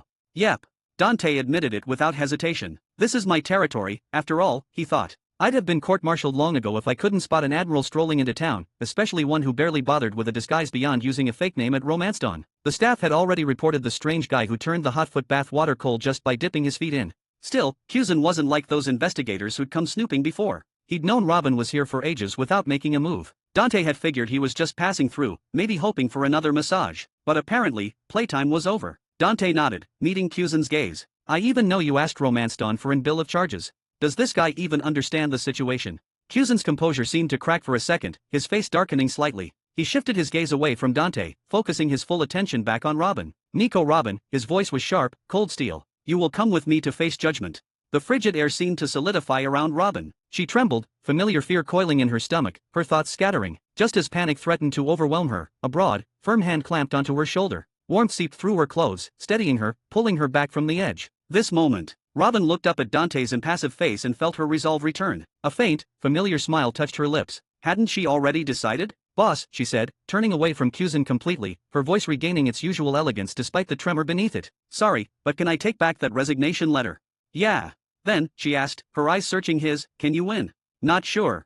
Dante released her delicate shoulder, taking a step forward, his right hand settling naturally on the hilt of his sword. We'll find out. He regarded the Admiral with a serious expression. Of course, while his face was grim, inwardly, Dante wasn't panicked. He knew Cusin, or at least, he knew of him. If the Admiral really wanted to arrest Robin, he wouldn't have spent days getting foot massages at Romance Dawn or conveniently waited until Smoker had already left the area. Cusin operated by his own code of justice, one that sometimes seemed at odds with the rigid doctrines of headquarters. This was the man rumored to have ostensibly frozen Vice Admiral Jaguar D. Saul on orders, yet somehow the giant survived. The man who'd let Robin slip through the world government's fingers since she was just 8 years old. Dante suspected this capture attempt was more of an assessment. Cusin wanted to see if Robin's new protector, this exiled Marine captain, was worth a damn, worthy of keeping her safe. This moment, the two men locked eyes again. Cusin, too, was reassessing the Marine captain opposite him. Dante Ashford. Once heralded as a genius at headquarters, then exiled to the quiet East Blue where he seemingly faded into obscurity. No notable achievements surfaced, just whispers of him falling from grace, or perhaps never being a true genius at all.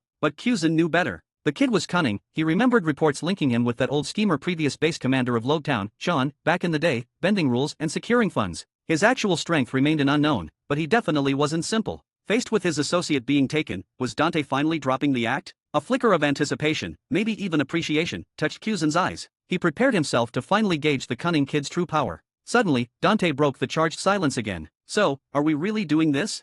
he asked, attempting a hopeful expression. "We're pretty close to the Kanamai archipelago and the Marine 16th branch here. A lot of potential collateral damage. Maybe we could just forget this happened? You pretend you didn't see her, I pretend I don't know anything." He leaned in slightly. "I'll even treat you at romance dawn. All expenses paid." Silence fell once more, thick and strange. Robin, behind Dante, let out a sigh, a weary sort of fondness in her expression despite the danger. And unexpectedly the intense cold emanating from Cusin seemed to waver, just for a second, as if he were actually considering the offer. He raised his head, looking at Dante's expectant face. A lazy smile spread across his own, slow and thoughtful, and then, swish! Ice crystals bloomed violently in the air between them. An even more biting, intense cold than before swept outwards in a wave. Hey, wait a sec. How rude. You didn't even answer. And why is it suddenly getting colder? Dear readers and fans, for those eager to dive into next chapters earlier before others, I invite you to join us on Patreon. By becoming our patron, you not only gain access to exclusive advanced chapters but also help us continue this endeavor and expand it further. Chapter 30. Meanwhile, on the Kanamai archipelago, Baro. Emergency notice. Emergency notice. Crackled the voice from a broadcast den mushy. The Marine 16th Branch Emergency Management Office reports, due to an unexpected cold current, temperatures on the island will plummet tonight, potentially reaching freezing. The rapid drop in nearshore temperatures will likely cause dense fog, disrupting shipping. Disaster risk is high. Please limit outdoor activity and prepare for the cold. Emergency notice. The sudden alert shattered the quiet night across the islands. Those still awake, and those jolted from sleep, quickly began spreading the news, urging neighbors to take precautions. Street vendors who'd planned to stay open all night started packing up early. The sudden chill meant heading home to rest was the only sensible option. The moment the security squad got the word, they deployed across the towns, patrolling and alerting anyone who might have missed the broadcast. The Kanamai archipelago hadn't seen a serious cold snap in years. Many villagers couldn't even recall such a thing happening here. But if the Marine 16th branch issued a warning, it had to be serious. Everyone took heed. Following Marine directives was practically second nature on this island. People all over the archipelago started bustling, preparing to face the oncoming freeze together. And just then, somewhere in Kokoyasi town, a young woman stood watching the sudden flurry of activity. She had striking blue hair tied back in a high ponytail, wore a bodysuit printed with a strange circular pattern, white shorts, and white thigh-high boots that emphasized her long legs. Thick, dark makeup framed her eyes. Patting the giant, hat-wearing duck standing faithfully beside her, she looked puzzled. "A cold current warning," she murmured. "Karu, do they really get dangerous cold waves here in the East Blue? Why haven't I heard about this?" she wondered. "This sea is usually so warm." The super spot-billed duck, Karu, just looked back at her, equally confused, and let out a soft quack. "You don't know either, huh?" The young woman sighed. "Ah well, no matter how bad this cold current is, it can't be worse than the ones in the Grand Line, right?" She dismissed the thought. While curious about how a town in the East Blue could be so prosperous, she hadn't forgotten her mission. As a trainee for Baroque Works, she had a job to do: find the Marine captain cooperating with their mysterious president of Baroque Works and deliver the details of their future arrangement. Completing this mission meant getting her own code name, becoming an official member of Baroque Works. That would bring her one step closer to her own goal. She scanned Kokoyasi town again. Is the Marine captain from the 16th branch really here? She mused. Could it actually be him? A Marine captain tied to the enigmatic president of Baroque Works, an organization potentially behind the civil unrest in Alabasta, running a town like this? Even warning civilians about a cold current? Just as she started to wonder if she had the wrong place entirely. Achoo! A sudden shiver ran down her spine. She hugged herself, rubbing her arms as goosebumps rose. Whoa, it really is getting colder, she exclaimed, bewildered, looking around at the streets that had gone from lively to deserted in minutes. Wait, so there really is a dangerous cold current here? That's not what my information said. How is this different from the information she gathered? Of course, now wasn't the time to dwell on it. Snowflakes had begun to drift down, and the air grew sharper by the second. Looks like we need to find somewhere to stay first, Karu, she said, shivering. Quack. What? You don't have any money either? Her eyes widened in dismay. Me? I don't have any money. Don't you remember? I didn't grab any berries when I snuck out of the palace. And I'm just a trainee at Baroque Works. They don't exactly pay well. What are we going to do? She hugged her duck tightly. Is my first mission going to end with me freezing to death in a place like this? Quack the duck mirrored his master's despair. He was just a duck, after all. How was he supposed to carry money? As human and duck huddled together, wondering what to do next. Back at the Marine 16th branch base, Dante. Nami and Koana, having dealt with their own matters, hurried over, their eyes wide with worry as they took in the scene. What kind of monster is that?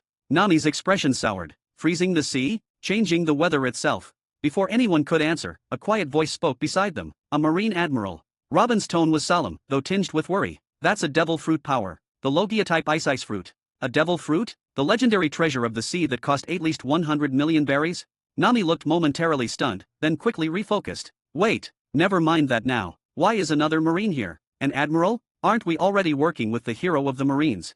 I'm sorry, Robin murmured, looking down. Nami and Koana exchanged a glance, guessing the truth. This admiral was likely here because of Robin. But they were partners now. Blaming her was unthinkable. It's okay, Nami said, patting Robin's back with a reassuring smile. Dante is strong. He beat the Arlong pirates, remember? If he's not running, it means he thinks he can win, just like back then with me. Everything will be alright. That's right, Koana added firmly, nodding. She looked seriously towards the confrontation. Senpai is incredibly strong. Even my father said Senpai could become the world's strongest swordsman someday. We have to believe in Dante.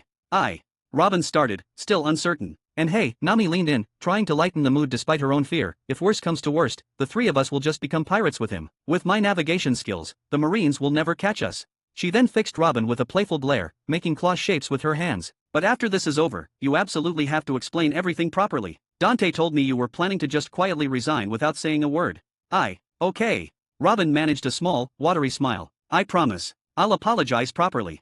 Faced with Nami and Koana's unwavering support, the worry on Robin's face seemed to ease slightly. She nodded, then looked up again, tears welling in her eyes as she gazed at the figure standing against the admiral, the first person to ever stand up and shield her, the devil child, from such power. A faint, unconscious smile touched her lips, tears tracing paths down her cheeks, but her eyes held a newfound determination. She took a deep breath and shouted, her voice carrying across the icy air, "Boss, I still don't want to resign." Hearing Robin's cry, a faint smile touched Dante's lips even amidst the tense standoff. Okay, he thought. She spoke up. Maybe we don't have to fight anymore.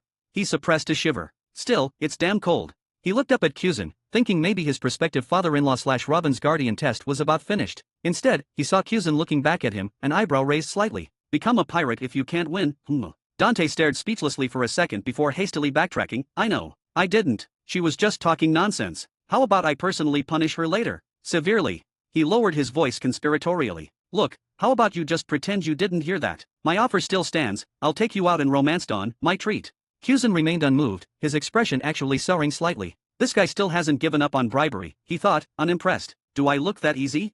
His eyes narrowed, dismissing Dante's rambling. Ice block, twin spiked spears. As Kuzan spoke, the ice crystals swirling in the air coalesced in an instant. Dozens of viciously sharp ice spears materialized beside him, then shot directly towards Dante. The chill in the air intensified, seeming to bite even deeper, as if truly intending to freeze him solid. Show me your real strength.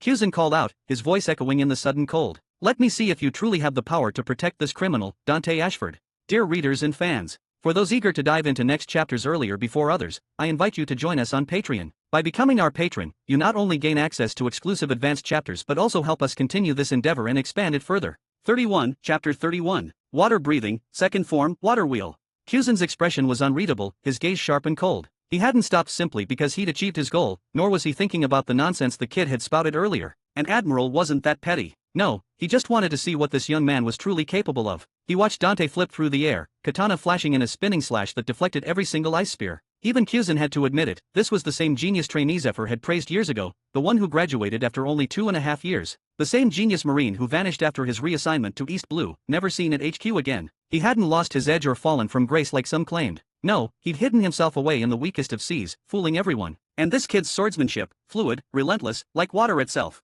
Incredible strength, blinding speed, and astonishing explosive power beneath it all. It felt like facing an ever-changing current. Even though the sea itself was frozen solid by him, the pressure from the kid's slashes made Kuzan feel like he was standing in a river. And the haki he's showing, did he awaken it on his own out here in the East Blue?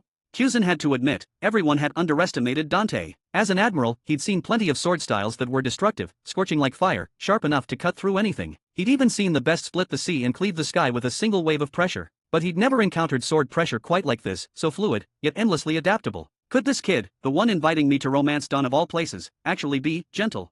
Kuzan wondered silently. What kind of joke is that? Just as Kuzan was mulling this over, water breathing, third form, flowing dance. Dante moved, his form blurring like flowing water. He moved so fast, after images lingered where he'd been moments before, striking towards Kuzan. Of course, Kuzan, an admiral, a Logia user who commanded ice, wasn't worried. Any water, even the depths of the sea, would freeze before him. Still, facing this swordsmanship, he'd shed his earlier dismissal. With so many eyes on them, he couldn't risk getting careless and taking an unexpected loss. How could Admiral Aokiji show his face if that happened? He watched the peculiar, fluid, high-speed movement, different from the Rokushiki Soro, more like water shifting its course. A flicker of surprise, then appreciation, crossed Kyuzen's face. But then he exhaled a plume of frigid air, an ice blade forming instantly in his hand. He slashed swiftly to his left, intercepting Dante's attack. Clang! As ice met the steel of the Sandai Kairitsu, Kyuzen unleashed another wave of cold air. Ice Age. Dante, now beside him, was instantly frozen from the waist down. Are you still going to protect this criminal?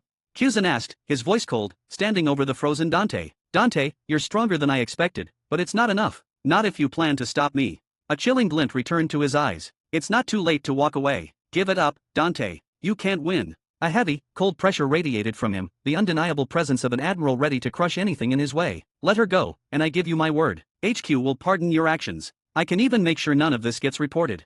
But Dante didn't react to the offer. An act, he thought. He's still putting on a show. Why Kyuzen was dragging this out, Dante didn't know. But he couldn't afford to be careless. He ignored the bait. Years spent mastering water breathing had taught him mental clarity, a calm focus that let him tune out distractions. With a surge of haki, Dante shattered the ice binding his legs. His expression remained calm, almost weary. Can't we just call it a day? He sighed. Freezing temperatures could cripple or kill, but he'd anticipated Kyuzen's arrival. His training, especially using water breathing in the sea, had hardened his body against this level of cold. Besides, Kyuzen clearly wasn't going all out yet. But it looks like this won't end unless I show him something, Dante realized. A serious look finally settled on his face. He leaned forward slightly, gripping his katana, assuming the water breathing stance once more. Honestly, he said flatly, it is getting a bit cold. And dawn's coming. I'd rather wrap this up.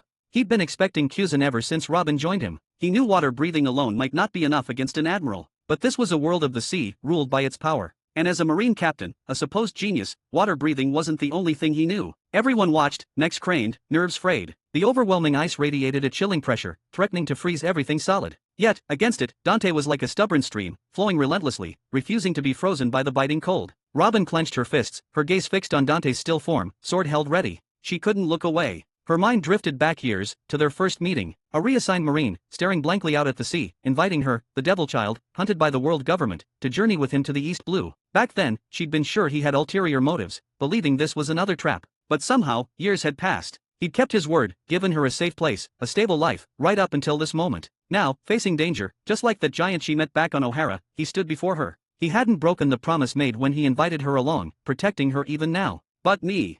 She thought, have I made the wrong choice again? Robin. Nami noticed the flicker of despair on her friend's face and squeezed her trembling, cold hand. Nami was shaking too, worry etched on her own features, but her voice was firm. Don't give up. That idiot won't lose. She understood now, Arlong's crew, who'd once seemed terrifying, were nothing compared to this man. That admiral, he's a monster, Nami thought. How can people like that exist? But she still believed in the man who had stood up for her when she was at her lowest. He hasn't given up, so we have to believe in him. Look, worst case, we grab him and run. Become pirates, whatever it takes. I had someone get a ship ready just in case. If things go south, we bolt. Or maybe. Her voice trembled slightly despite her bravado. Maybe we should head to the ship now. I believe in him, Robin replied, the fear and self-blame replaced by her usual composed smile. She nodded firmly. I've entrusted myself to him. Whatever happens, I'll wait here for boss. Nami and Kona exchanged a look, momentarily frozen. Did that sound romantic? Nami thought. Isn't that moving kind of fast? But before Nami could voice her thoughts, Dante moved. And as he moved, he spoke again. Are you sure you don't want to go to Romance Dawn? Like I already said before, it's my treat. Kyuzen's expression hardened upon hearing that line again, and, just as he was about to put an end to this, a voice, calm and steady, cut through the tension. Water breathing, 11th form, boundless sea. As the words hung in the air, Kyuzen's expression shifted instantly. Even with the sea frozen solid around them, Kyuzen could suddenly hear it, the undeniable roar of a surging ocean. E/N, 11th form is his personally created attack. Dear readers and fans, for those eager to dive into next chapters earlier before others, I invite you to join us on Patreon. By becoming our patron, you not only gain access to exclusive advanced chapters but also help us continue this endeavor and expand it further. 32, Chapter 32. What is this? Is this the captain's real power? The Marines of the 16th branch, gathered some distance away, also sensed something profoundly wrong. They stared up, bewildered, at the scene unfolding before them. Night had fallen prematurely, swallowing the sea and sky whole. Beyond the pockets of light spilling from their base, everything was pitch black. They couldn't make out the fight between Captain Dante and the stranger clearly, yet they could feel it. The sea. Not the familiar waters they patrolled, no, this felt like the sea itself, immense and primal. Even standing far off, it was as if they were submerged, caught in its overwhelming surge, its sheer vastness. Terrifying. Just what you'd expect from Captain Dante. Are all the guys from headquarters monsters like this? One Marine breathed. But who is that? Who could possibly stand against the captain for so long? Able to warp the very climate, shift the currents of the air itself. They'd initially prepared to rush in and help. They were the captain's men, his enemy was their enemy. But before leaving, the captain had strictly forbidden them from interfering. Stay put, he'd ordered. Keep a close eye on those pirates recruited recently. Make sure they didn't use the chaos as cover to escape. Their duty was clear: guard the Marine 16th branch and the Kanamai archipelago. Nota, having received the same orders, stood vigilant among them. Curiosity about this sudden attacker gnawed at him, but he obeyed the captain's command without question, holding the other Marines back, ensuring their focus remained on the pirates. Any pirate stepping out of line was dealt with immediately. Nota's gaze drifted to a few high-priority individuals nearby, lingering on the man who should have been dead, Kuro of 100 Plans, former captain of the Black Cat Pirates. Captain Dante's warnings echoed in his mind. Sure, the man had agreed to stay and teach his silent step, but Nota wasn't fooled. He knew a cunning snake like Kuro wouldn't remain docile for long. Give this lot half a chance at freedom, and they'd take it. He had to watch them like a hawk. However, he had no idea. Run, fat chance of that. Kuro watched the distant spectacle, his face grim behind his glasses.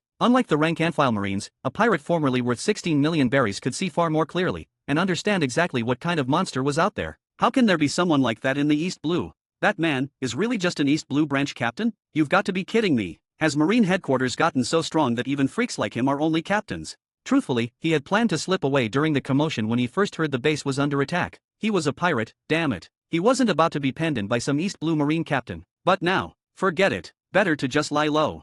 Besides, he'd already decided he was done with the pirate life, ready for peace and quiet. Being an instructor here wasn't so bad. The food was decent, and he'd heard there was even a salary once things became official. Yeah, forget it.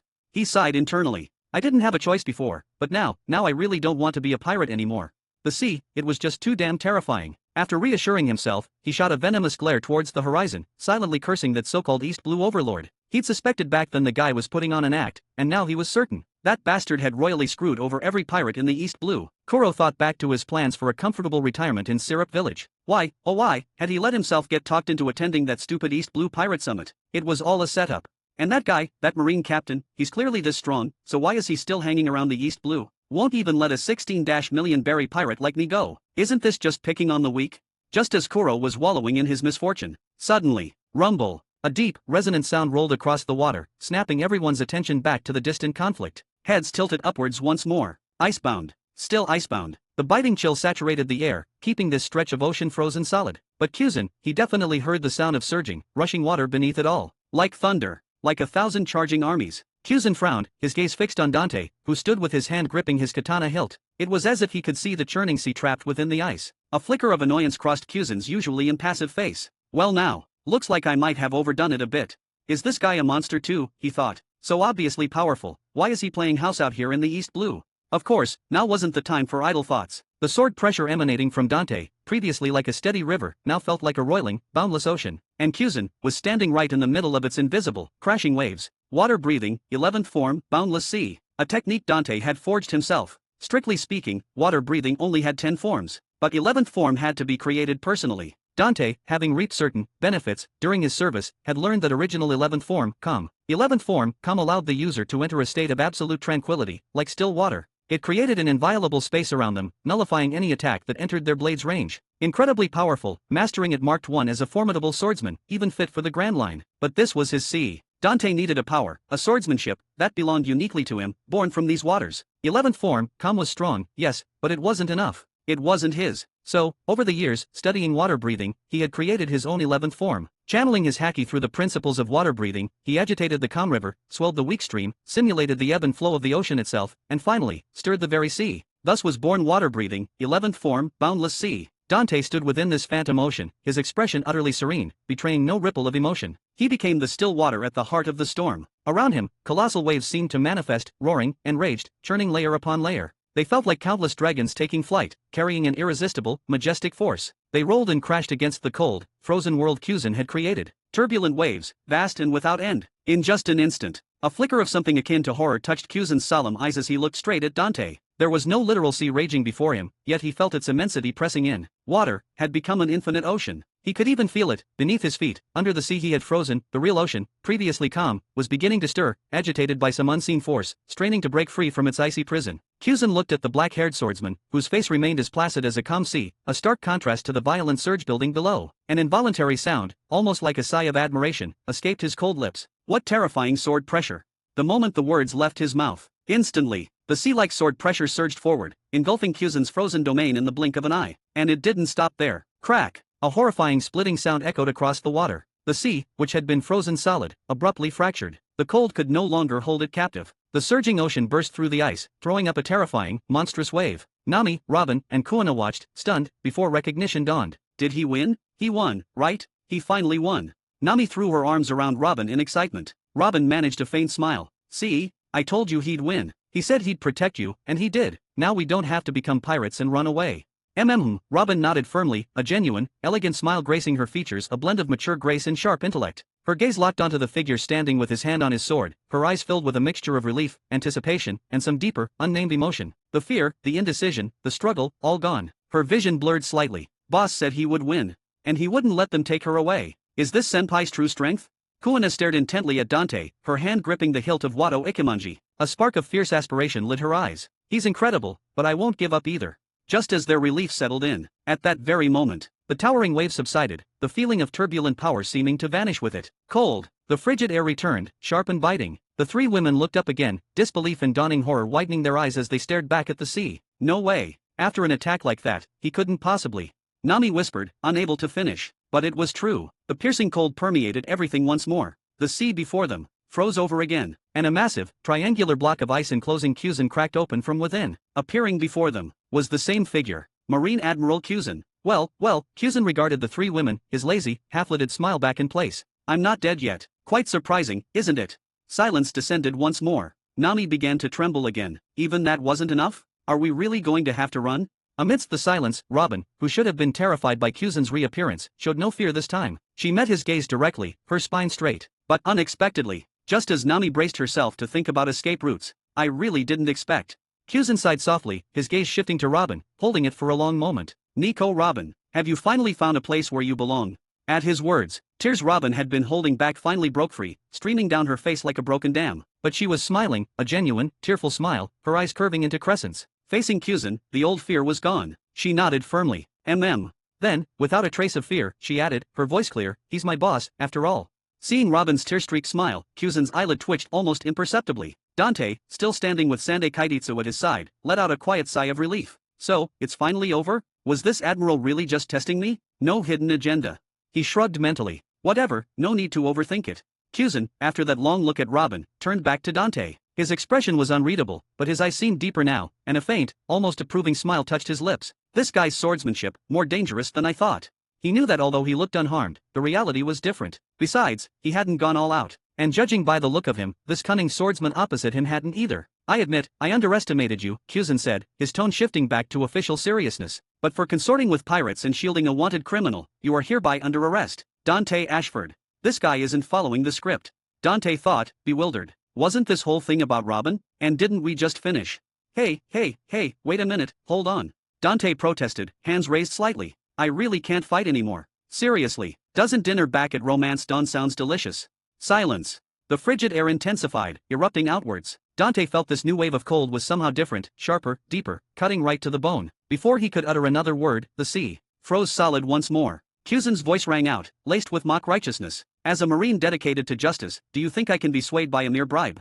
Dear readers and fans, for those eager to dive into next chapters earlier before others, I invite you to join us on Patreon. By becoming our patron, you not only gain access to exclusive advanced chapters but also help us continue this endeavor and expand it further. 33, Chapter 33. Name, Dante Ashford. Occupation, Level 3 Senior Staff Member. Quota, 100. Remarks, upon reaching a quota of 100,000, employee can be promoted to Level 2 Senior Staff Member and receive an employee benefit. Congratulations on passing the company's comprehensive evaluation. You've successfully passed the promotion review and are hereby promoted to Level 3 Senior Staff Member, effective today. From this day forward, you will enjoy all the benefits of a Level 3 Senior Staff Member. We hope you consider this a new starting point in your life, continue your excellent work, strive diligently, realize your self-worth, and become a pillar of the company. This is your official notification and congratulation. When Dante came around, he found he'd been promoted again, and this time he'd received the promotion reward, Advanced Haki Techniques. That's right, he thought. A proper company really takes care of its staff.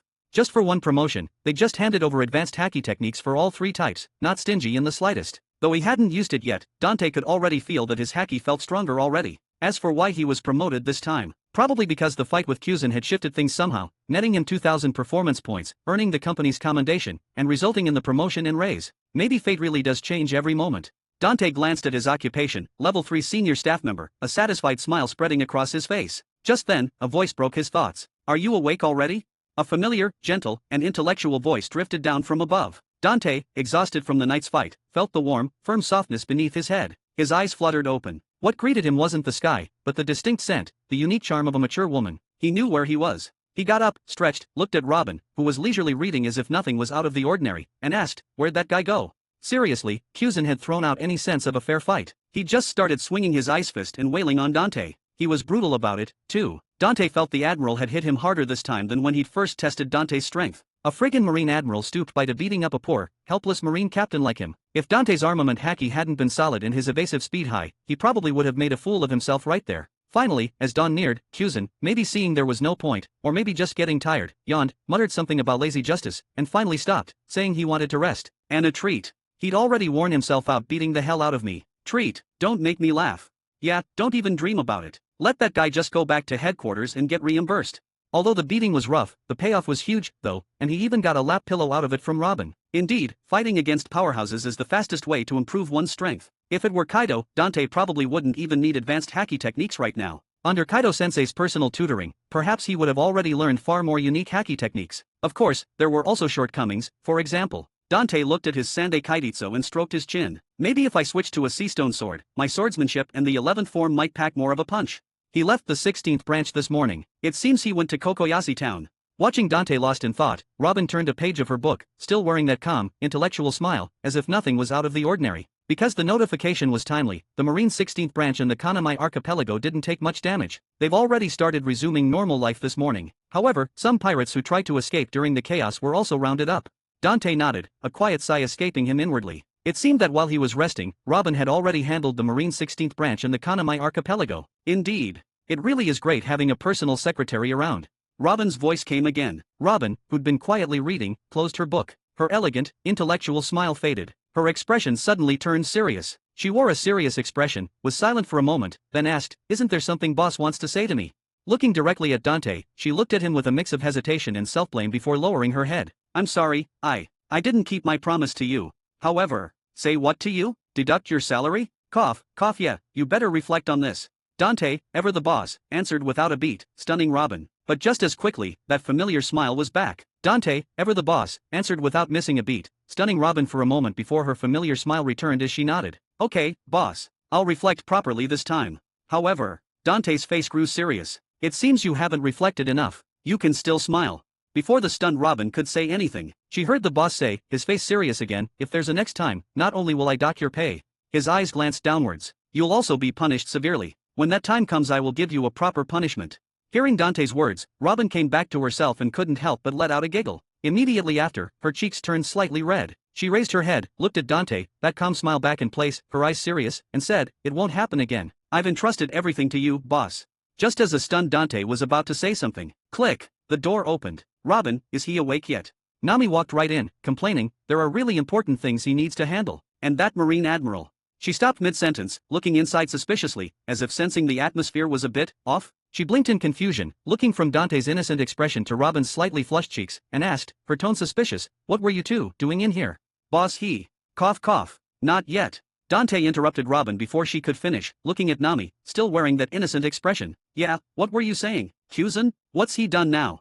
"I dunno, something feels weird in here, really weird." Nami muttered, pouting slightly. "Anyway, you're up." She looked at Dante, as if just remembering why she came in. "Oh, right, Admiral Kuzan." Before she could finish speaking, just then, from behind them, standing right beside Nami, another familiar voice suddenly spoke up. Kuzan stood beside Nami, acting way too familiar, waving a hand. "Yo," he said in his lazy voice. "I'm back again." Also, with that, he stepped aside, revealing a figure behind him. "I brought your friend back. No need to thank me, but if you really insist on thanking me, well, nothing I can do about that, I guess." As the words fell, Dante looked at the figure behind Kuzan. "Why's she here?" It was a girl wrapped in a thick blanket, still sniffling, her long blue hair draped down. When she saw him, she immediately brightened and said excitedly, "Captain Dante, I finally see you." Dear readers and fans, for those eager to dive into next chapters earlier before others, I invite you to join us on Patreon. By becoming our patron, you not only gain access to exclusive advanced chapters but also help us continue this endeavor and expand it further. 34, Chapter 34. Seeing the captain of the Marine 16th branch, Princess Vivi was so overwhelmed, tears nearly sprang to her eyes. Did they have any idea what she'd been through yesterday? Shortly after landing, she'd run straight into a terrifying cold wave. Before she and Caro could even react, the temperature had plummeted, and thick snow started falling. When she tried to find an inn to shelter, she realized she hadn't brought a single berry for the mission. She'd been too excited, rushing to the East Blue without thinking. Trapped in the suddenly freezing weather, all she could do was huddle with Caro, shivering. As they walked, she desperately searched for a kind soul who would offer shelter, or at least a corner where they could hide from the bitter cold. But she never expected. The people on this island were incredibly wary. As soon as they heard she wasn't from the Kanamai archipelago, they slammed their doors shut, refusing to let her in. Even when she finally found a place that looked like a luxurious hotel and resort, Romance Dawn, they wouldn't open the door either. They told her that currently, the Kanamai archipelago wasn't taking outsiders, especially not someone who had just landed and hadn't gotten the Kanamai Islands access permit from the security department yet. She'd heard that in an emergency, you absolutely needed that permit. Normally it wasn't necessary, but if you planned to stay for a long time, it was required. But right now, neither she nor Caro had one, and they didn't even know where to get it. In the end, they could only find a wall that offered a little protection from the wind and huddled there, clinging to Caro for warmth. The result, it snowed heavily all night long. She and Caro, one person and one giant duck, were stiff as boards from the cold. Just when she thought she might be seeing her mother's face, dawn broke. And then, a lazy-looking guy showed up at Romance Dawn and found them. When he heard they were looking for the 16th branch captain, his eyes narrowed slightly, and he claimed he knew the captain very well and could take them there. And that's how they ended up here. Caro was taken somewhere to rest, and she was led here by that guy. It was just, the Marine 16th branch captain was a bit lazy. He didn't finally get up until almost noon, and he even walked out of the room with a beautiful woman. What a degenerate Marine captain. Princess Vivi looked at Captain Dante, understanding that this was the degenerate East Blue captain whispered about in Baroque works, rumored to have met the president and be working with him. Remembering her mission and her plan, she didn't dare hesitate. She quickly bowed. "Captain Dante, I am a Baroque works trainee. I came here under the president's orders to ask for your assistance, Captain Dante." As the words left her mouth, before the president's supposed partner across from her could say anything, the guy who'd brought her here, Kizun, who had somehow already slumped onto the sofa looking completely unmotivated, let out a low whistle. "Baroque works, huh?"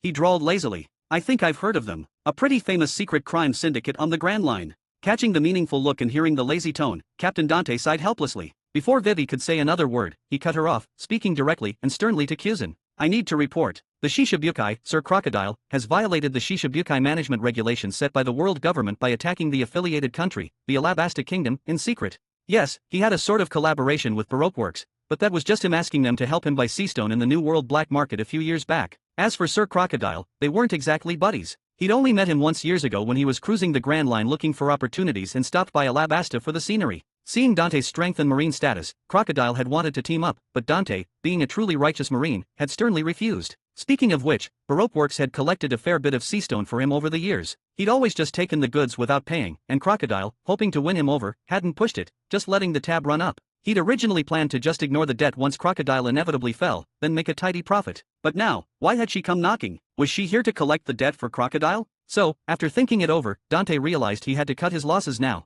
He felt like he could probably have racked up way more debt based on his relationship with Crocodile, but he'd regretfully have to abandon that plan for now. According to intelligence gathered by the Marine 16th branch, he continued, the mysterious president of Baroque Works is none other than the hero of the Alabasta Kingdom, the Shishibukai, Sir Crocodile. However, this man has betrayed the world government's trust and is operating covertly within the Alabasta Kingdom, planning to incite civil unrest to achieve his goal of usurping the throne. As his words finished, the entire room fell silent. Kizun, who had been settling in to enjoy Dante's show, immediately looked, a bit more attention. He didn't believe a word of this kid's nonsense. Not related to Baroque Works? Don't be ridiculous.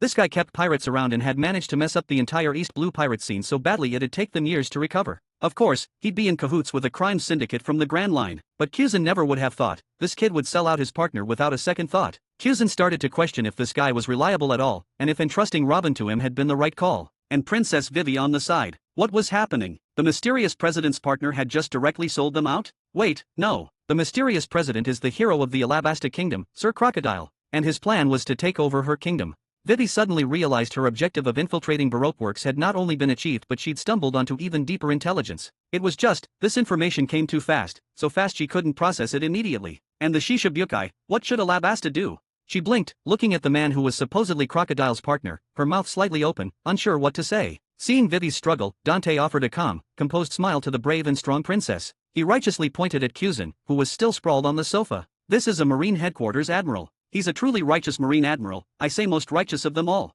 who despises evil and is always happy to lend a hand. I, on the other hand, am genuinely not familiar with Sir Crocodile. Of course, if you need any help, you can always ask him. Indeed. At Dante's words, Vivi's eyes widened. Hearing Marine Admiral, excitement immediately bloomed on her face. As the princess of a major country on the Grand Line, she naturally understood the significance of an admiral. She never expected to be lucky enough to meet one here. After thanking Dante, she turned to Kuzan, who looked completely bewildered, and pleaded, Marine Admiral, please, you must save Alabasta. No, weren't you here for this bastard? Why are you coming to me? And isn't this girl a Baroque Works trainee? Why does she need to save Alabasta?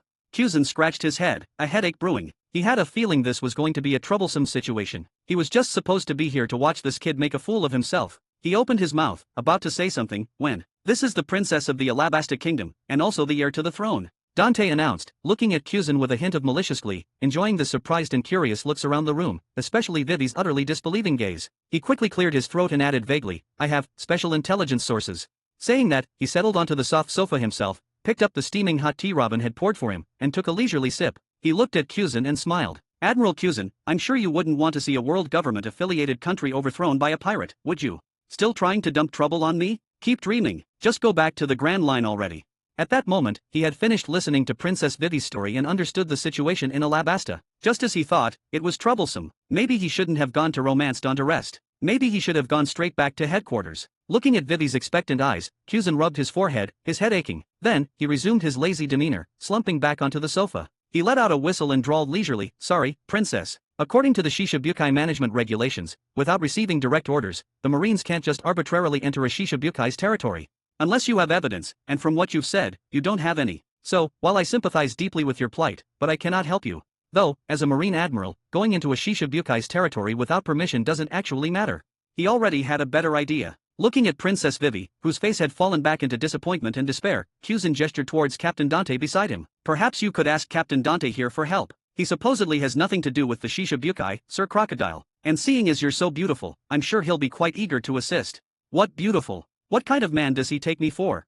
Dante looked speechlessly at Kuzan, who was now dragging him into this, then at Princess Vivi, whose eyes had lit up with hope again. He let out another helpless sigh. As a righteous Marine, I'm very willing to help, but I'm also a Marine. The Shishabukai's authority impacts me too. What's more, I'm the 16th branch base commander. According to the requirements for a base commander, I can't enforce laws across regions without orders from Marine headquarters, and crossing into. Before he could finish, just as Vivi was about to sink back into disappointment, Kuzan's lazy voice cut in again. He whistled. It's fine, he drawled leisurely. He doesn't follow the rules anyway. Violating Marine headquarters regulations is practically a hobby for him. Kuzan, he's doing it on purpose, isn't he? Dante grumbled. Dear readers and fans, for those eager to dive into next chapters earlier before others, I invite you to join us on Patreon. By becoming our patron, you not only gain access to exclusive advanced chapters but also help us continue this endeavor and expand it further. 35, Chapter 35. Nefertari Vivi looked at the Marine captain sitting before her. She felt a sting of disappointment, of course. Yet, burdened by the weight of her country and home, Vivi hadn't given up hope. Alabasta still needed her. As its princess, how could she abandon her country and her people, especially now? And this mission hadn't been without its unexpected turns. She'd only come to the East Blue originally to carry out a simple promotion mission assigned by Baroque Works. She never imagined. The Marine captain, supposedly a partner to Baroque Works' elusive president, had just casually betrayed that partner and exposed the president's true identity and purpose. It felt completely surreal. Was the goal she'd worked so hard for, risking her life, infiltrating Baroque Works, really achieved just like that? Betrayed by one of their partners? Even now, she could barely believe it. Still, while I don't know your exact relationship with Crocodile, Vivi, wrapped in a blanket, still managed a deep bow, her expression serious. Thank you so much for your help. She straightened up. Hearing such a startling secret seemed to have driven much of the lingering chill from her body. Taking a deep breath, her voice was steady, unwavering. Since I now know who is truly behind the situation in Alabasta, I won't give up, no matter what. As the princess of Alabasta, I absolutely will not abandon my country or my people, no matter who the culprit is.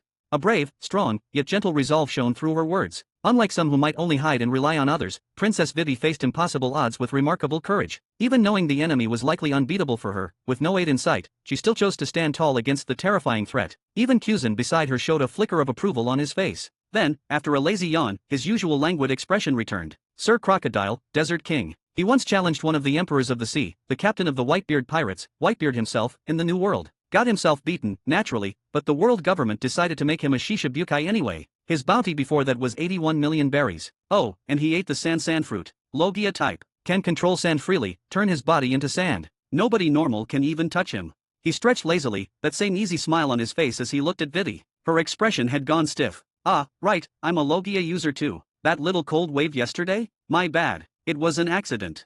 He gave a small, apologetic shrug that didn't look apologetic at all. Sorry about that, princess. Unfortunately, as a completely law-abiding Marine Admiral, Kuzan continued, watching Vivi, whose expression had frozen into silent shock, a hint of satisfaction in his own smile. I can't just wander into a Shishabukai's territory. Gives the world government and headquarters a real headache, makes the Shishabukai jumpy. So, you still planning to take him on yourself? Admirable spirit, truly.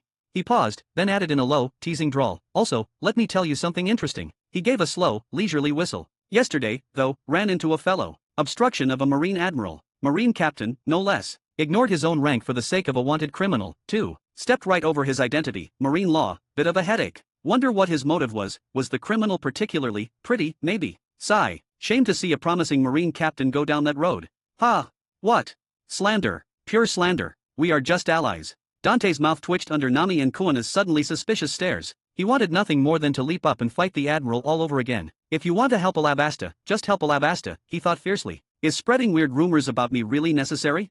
And that nonsense about an admiral not being able to enter a warlord's territory without authorization? Ridiculous. If he went in and forced a confession, exposed Crocodile's plot, the world government and headquarters would probably shower him with praise. And saying Crocodile has strength comparable to an admiral? Please. If Crocodile heard an admiral was hyping him up like this, he'd probably choke on his cigar laughing. Meanwhile, Vivi, her initial determination returning after Kuzan's first explanation, stiffened all over again at his final words. The resolve in her eyes faded instantly. As the princess of Alabasta, she wasn't afraid of sacrifice. But what if that sacrifice couldn't save anyone? Especially against someone who'd challenged an emperor and had a devil fruit power like an admiral. No matter how she looked at it, fighting someone like that didn't seem like something she, a Baroque Works rookie, could possibly handle. Considering the admiral's strange words and guessing at his true intention, Vivi turned her head to look once more at the marine captain before her, Dante. Recalling the scene she'd witnessed back on the Kanamai archipelago, perhaps this marine captain could truly help Alabasta. Taking a deep breath, she bowed again, lower this time. Please, save the Alabasta kingdom. Whatever you need, Alabasta will do everything it can. As her desperate plea hung in the air. Before Dante, who was acutely aware of the eyes of Nami, Kuona, and a faintly smiling Robin on him, could even begin to steel himself to reply. Purururu, Purururu. A den mushi rang. It was Dante's personal den mushi. Without hesitation, Dante pulled it out and answered. The shell of the ordinarily nondescript snail transformed into a crude, gangster-like face complete with a long horizontal scar, an earring, and a perpetually smoking cigar. A low, hearty voice boomed from it. Ha ha ha, bro Dante. Been a while.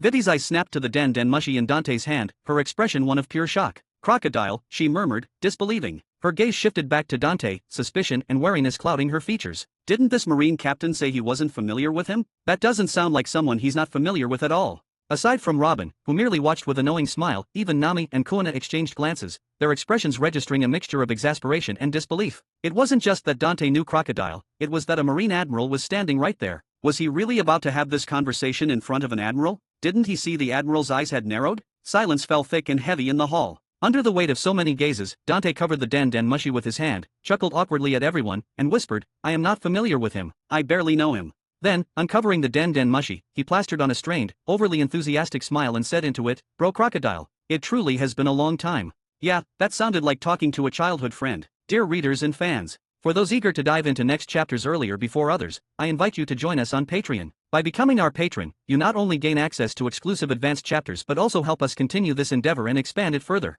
36, Chapter 36. Did you see the agent I sent over? Doublefinger picked her out herself. Said she was the prettiest one from this batch. What's this guy getting at? Dante thought. Seriously, when did this become my reputation? Nami thinks it, Kuzan thinks it, and now even Crocodile, my supposed partner. Well now, Kuzan drawled, clearly enjoying himself as he watched Dante squirm. Quite the degenerate marine captain we have here. No wonder you've been hiding out in East Blue all this time. Dante ignored Kuzan, keeping his eyes fixed forward. He gritted his teeth and spoke into the den mushi, forcing a laugh. Saw her, yeah, I saw her. So, what did you call for? If it's nothing important, I'm hanging up. Didn't the agent tell you? The crocodile den mushi's tone sharpened, followed by a cold snort. Useless fool. Never mind. The den mushi puffed on its cigar, smoke curling from its mouth, its expression turning serious. This time, I actually need your help with something. Go on, Dante said. Baroque Works got intel that the devil child, Nico Robin, is hiding somewhere in East Blue right now. I need you to find her for me. Bring her to Alabasta. As Crocodile's voice trailed off, everyone's eyes narrowed. Even Kuzan stared intently at the Den Mushi. He clearly hadn't expected that Shishibukai Crocodile's target would actually be the world government's infamous devil child. There was usually only one reason pirates went looking for Nico Robin, the woman who could read the poneglyphs. Could that guy be after the poneglyphs? Kuzan lifted his head, his face expressionless as he looked at Dante. What's your move?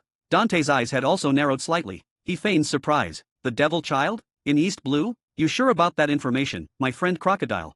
E/N, he is using friend on purpose despite using bro in last chapter. MC wants to create some distance between himself and Crocodile. It's not confirmed yet, but Baroque Works did receive news that the devil child fled to the East Blue, so I'm hoping you can assist in finding her. After all, as a marine captain here, it'd be easier for you. The Crocodile Den Mushi maintained its serious expression. Find her, and I'll make it worth your while. But I am. 100 million, Crocodile cut in smoothly, anticipating Dante's hesitation. Better than the world government's price. Just hand her over to me. A silence fell. Dante didn't answer right away, his eyes narrowing further. At that moment, after hearing Crocodile's words, the entire hall fell silent once more. Everyone lowered their heads to look at Dante, who was lounging on the sofa with his legs crossed, looking anything but a righteous marine. How are you going to play this? Even the normally lazy Kuzan sat up straighter, clasping his hands over his knees. His face gave nothing away as he glanced towards Robin, who watched Dante with a faint, knowing smile. Nico Robin, Kuzan mused silently, did you bet on the right man this time? But it wasn't just Kuzan. Beside him, Nami pursed her lips at the mention of 100 million berries. Only 100 million. It was a lot of berries, sure, but who did Crocodile think he was dealing with? They could just get mocked to make another run for more. Besides, they still had that gold mine in Sky waiting. However, seeing Dante not immediately refuse Crocodile, Nami glanced at Robin, then back at Dante. Although she knew Dante wouldn't actually be swayed by the money, she still felt a pang of anxiety and opened her mouth. Dante! Before she could finish, Robin stopped her with a hand. Robin shook her head at Nami, then looked at Dante with a gentle smile. I believe in him. She had already placed her trust in him. Since she had made her choice, how could she doubt her boss now? Just then, Dante, his eyes still slightly narrowed, finally spoke. Leaning back comfortably, swinging his crossed leg, he said with a smile, of course I'll help my friend. But, before the Den Mushi could show any sign of satisfaction, Dante continued. I want 500 million. East Blue is huge, you know. Finding someone trying to hide isn't easy. My men need to eat, too. And for me, a marine? This is incredibly risky. If the world government finds out, I'm finished. The Crocodile Den Mushi went silent again. Dante could almost feel the suppressed fury simmering through the connection. 500 million? Do you have any idea what your dash? But Dante cut him off again. Crocodile, you wouldn't want word of you hunting the devil child reaching marine headquarters, now would you? Another silence fell on the other end of the line. 300 million. That's my final offer. You should know, marine headquarters won't tolerate a marine captain harboring pirates, either. The Crocodile Den Mushi stated expressionlessly. And I haven't even seen the devil child yet. Alright, for your sake, my friend Crocodile. Calling him friend again, Dante chuckled heartily. But can you wire the money over first? Fine. Seemingly unable to stomach how pragmatic this degenerate marine captain was, the Crocodile Den Mushi snorted coldly. I hope you find her quickly. Otherwise. He didn't finish the threat, just hung up abruptly. Click, clack. Dante stared at the silent Den Mushi in his hand for a moment, eyes still narrowed. Then, ignoring Kuzan's knowing smirk, he looked directly at Robin beside him and sighed dramatically. Seems like a lot of people want to get their hands on you. Robin smiled, apparently unfazed by the entire exchange. Then boss will just have to keep a closer eye on me, she replied, adding a playful wink. It's only been one night, and my secretary's already gotten pretty good at this. Dante nodded with a smile, then turned to look at Vivi. So now, let's talk about what the Alabasta Kingdom can offer me. Meanwhile, Crocodile, having also hung up the Den Mushi, looked at the device in his hand with a grim expression. In the dim office, he muttered to himself in a gloomy tone, Dante, do you require me to deal with the captain personally?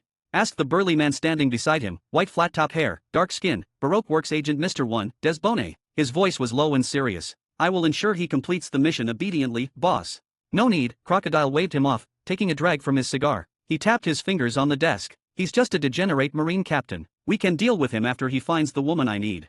A genius captain demoted by marine headquarters? Ridiculous. A man who'd languished in the weakest sea for years, consorting with pirates, lining his pockets in East Blue, fooling around with pirate women, accomplishing nothing of note. How could anyone call him a genius? He himself might have fled the New World for the Grand Line, but he hadn't degenerated. He'd been searching constantly for a way back, preparing to settle old scores. And now, he'd found his key. If it weren't for the fact that Dante still possessed some strength and he wanted to turn him into his spy within the Marines, as a major pirate, he wouldn't even bother with such disgusting filth. Crocodile remembered meeting the man. That peculiar swordsmanship had been momentarily surprising, yes, but the way the dignified Marine captain got shifty about the woman with him, changing the subject when asked, barely letting Crocodile look her way. And that woman, whoever she was, definitely didn't carry the air of a Marine. She reeked of being a criminal. Just a washed-up Marine demoted to East Blue, greedy for women and money. But if Dante didn't have these vices, how could Crocodile have bribed him? That was also why he hadn't demanded repayment from the man over the years. A fool who still had some use. A useful fool, Crocodile thought with a sneer. He looked up at Des Bonnet, flicking ash from his cigar. Baroque Works is in your hands for now. Don't let anyone discover my identity. And wire that money. That greedy Marine won't lift a finger otherwise. As for the female agent I sent, I suspect she won't be returning. Back on the ship. Hearing Dante agree to help, Princess Vivi's heart had initially soared, but now her brow furrowed in worry. Before she could respond, based on what you told us, Alabasta sounds like a great kingdom in the Grand Line, Nami cut in. Hearing Dante's decision, Nami, though still a bit worried inside, accepted it. Next, the negotiation was her job. Nami's eyes gleamed with a familiar light, a professional smile on her lips. So, how about 1 billion? To save a kingdom, that price seems fair. Faced with Nami's condition, the initially happy Vivi's face fell. Seeing her expression, Nami, who dealt with money constantly, easily read the situation. She looked suspiciously at Vivi. A great kingdom in the Grand Line, surely a mere billion isn't. Alabasta truly cannot afford that right now, Vivi admitted, a bitter smile twisting her lips. We were once prosperous and peaceful, but the weather changes in recent years, our national income has plummeted, and riots have broken out among the people. The kingdom is in chaos. Most of our funds had to be used to help the citizens survive. She looked down, ashamed. So, while I desperately hope you can help Alabasta, 1 billion, we just don't have it. Is it that bad? Nami scratched her head, looking troubled. Privately, she respected Vivi for telling the truth, especially after hearing how the princess of a great nation had risked everything infiltrating a criminal organization to save her people. It reminded Nami painfully of her own past struggles. She sighed inwardly, glancing at Dante, then back at Vivi with a helpless expression. Well, you're not expecting us to do this for free, are you? Doesn't Alabasta have anything valuable? Maybe tell us about that. Vivi lifted her head, her gaze sweeping over everyone present before landing on Robin, seated beside Dante. Hesitation flickered across her face. But then, thinking of Alabasta's desperate situation, her deceived people, the terrifying Shishibukai, she suddenly clenched her jaw, steeling herself. I can give you Alabasta's greatest treasure. Alabasta's treasure. Nami's interest immediately flared. See, how could a great kingdom not have treasure? What is it? As soon as the words left Nami's mouth, Vivi, still wrapped in a blanket, stood up resolutely. She cast the blanket aside, gritted her teeth, and declared, Me. As long as you save Alabasta, I can dash. No, you can't. Nami cut her off instantly, her face darkening. She spun around to glare daggers at Dante. Look what you made her think. Oh my, truly a degenerate Marine captain. Kuzan chimed in smirking. Boss. Robin simply chuckled softly. I didn't even do anything. Dante protested internally. And there wasn't anything to see anyway. His secretary's uniform was much better. Alright, that settles it. Dante cleared his throat twice, standing up with forced nonchalance, pretending the last few seconds hadn't happened. He stretched lazily, pointedly ignoring Kuzan's amused stare. Looking down at Robin, who was beaming up at him, he adjusted the black fur coat slung over his shoulders, projecting an air of command, or at least, his version of it. Tell old Mock we've got another job. Dear readers and fans, for those eager to dive into next chapters earlier before others, I invite you to join us on Patreon. By becoming our patron, you not only gain access to exclusive advanced chapters but also help us continue this endeavor and expand it further. 37, Chapter 37, East Blue. Not far from Log Town, a marine warship cut slowly through the water. On deck, Captain Smoker stood, silver hair short against the breeze. His biker jacket, the word justice emblazoned across the back, was rumpled. A cigar was clamped in the corner of his mouth as he held a den mushy, his face tight with frustration. So, we tried our best. He growled into the snail, but the East Blue Overlord still got away, while I was busy with other pirates. What can you tell about the losses incurred by 16th Branch? The voice from the den mushy sounded hesitant. We received word that 16th Branch took heavy losses, their base and a warship, destroyed by pirates. Smoker's face was laced with disbelief and irritation as he heard it. Ask him about all that. Smoker scowled further at the voice's tone. He snapped impatiently, don't waste my time. And what about those military funds we applied for? Why hasn't headquarters transferred them yet? The den mushy's voice turned earnest, almost lecturing. The report from the 16th Branch was sent the morning after. While they are the East Blue Branch that requests the most funds, it must be admitted they're quite diligent in following headquarters regulations. Every report is timely, and even fund applications are strictly by the book. A pause. Perhaps Captain Dante has grown complacent since leaving headquarters, his achievements at sea, lacking, but he still adheres to the rules. Smoker just listened, silent for a moment. Rules of headquarters? That kid. Smoker thought, a bitter taste in his mouth. To hell with rules. He was sure there wasn't anyone else in the entire East Blue who disregarded headquarters rules as much as that kid. The den mushy's earnestness only deepened Smoker's scowl. If he hadn't made that promise to Vice Admiral Garp, if he hadn't seen the chaos at Kanamai Archipelago firsthand, and if he wasn't still a little curious about what that kid had said back then, he would have hung up already. The purpose of this call is simply to get a more detailed account of the situation, the Den Mushi continued, the tone shifting slightly to one of reflection. While many pirates were dealt with, it must be acknowledged that this East Blue pirate has considerable skill, managing to evade both Vice Admiral Garp and yourself. The voice paused, a note of concern entering it. Such pirates are the most dangerous kind on the sea. Sensing Smoker's growing irritation, the Den Mushi's voice became formal again. Captain Smoker, I am requesting important information. Please take this seriously. Smoker just let out a puff of smoke. What else do you want to know? Just ask.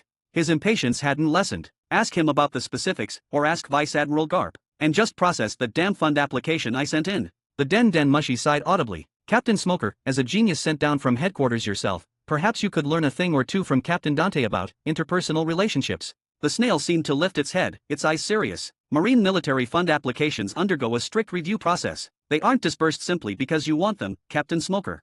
Voice paused again. Before Smoker, whose face was rapidly turning a deep crimson, could explode, the Den Mushi spoke again, with firm tone. According to the audit completed just recently, your branch, Captain Smoker, does not currently meet the requirements for fund allocation. The official results will be sent to you. If you wish to reapply, please ensure all materials are filled out carefully and completely. Smoker felt the color drain from his face, replaced by sheer rage. He had been ready to unleash a torrent of questions, demanding to know exactly why their application didn't meet the requirements, when, beep beep beep, the Den Mushi connection ended in his hand. Smoker stared blankly at the silent snail, his skull getting worse by the second. He was about to hurl it into the sea when, Captain Smoker! Captain Smoker! Petty Officer Tashiji suddenly rushed onto the deck, looking flustered. Our last application was returned again. HQ still says it doesn't meet the requirements. It's really strange, I made sure to follow the instructions perfectly. She mumbled to herself for a moment before looking up and noticing the thunderous expression on Smoker's face. Captain Smoker? Is something wrong? She asked, a hint of worry in her voice. Smoker was silent for a beat, then waved a hand dismissively. He pulled the cigar from his mouth. I'm fine, though the words barely left his lips. He took a long, heavy drag, his gaze fixed blankly on the horizon. Just my luck. Nothing good ever comes from crossing paths with him.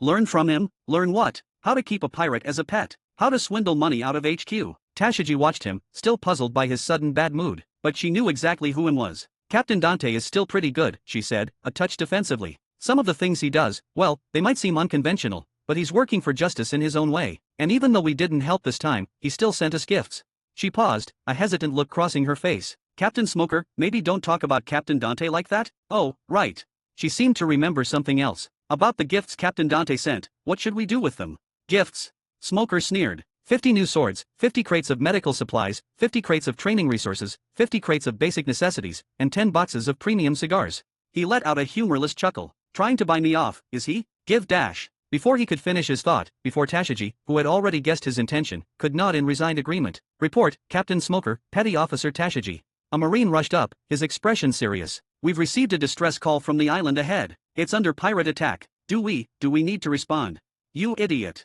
Smoker roared, kicking the Marine lightly in frustration. This is our jurisdiction. What kind of stupid question is that? Get us there now. Aye, sir. The Marine grinned sheepishly and hurried off to relay the order. I'm in a terrible mood right now, Smoker muttered, waving his hand again towards the sea, his eyes glinting dangerously. A grim smile touched his lips. Anything else can wait until I've blown off some steam. Ever since he'd been stationed in the East Blue, every time he dealt with him, it just meant trouble. Well, whatever. Smoker thought, flicking his cigar. At least I sent that so-called genius with marine hero potential he was talking about off to Vice Admiral Garp in Goa Kingdom. I probably won't have to see that kid again for a while. Next time, should I go support him?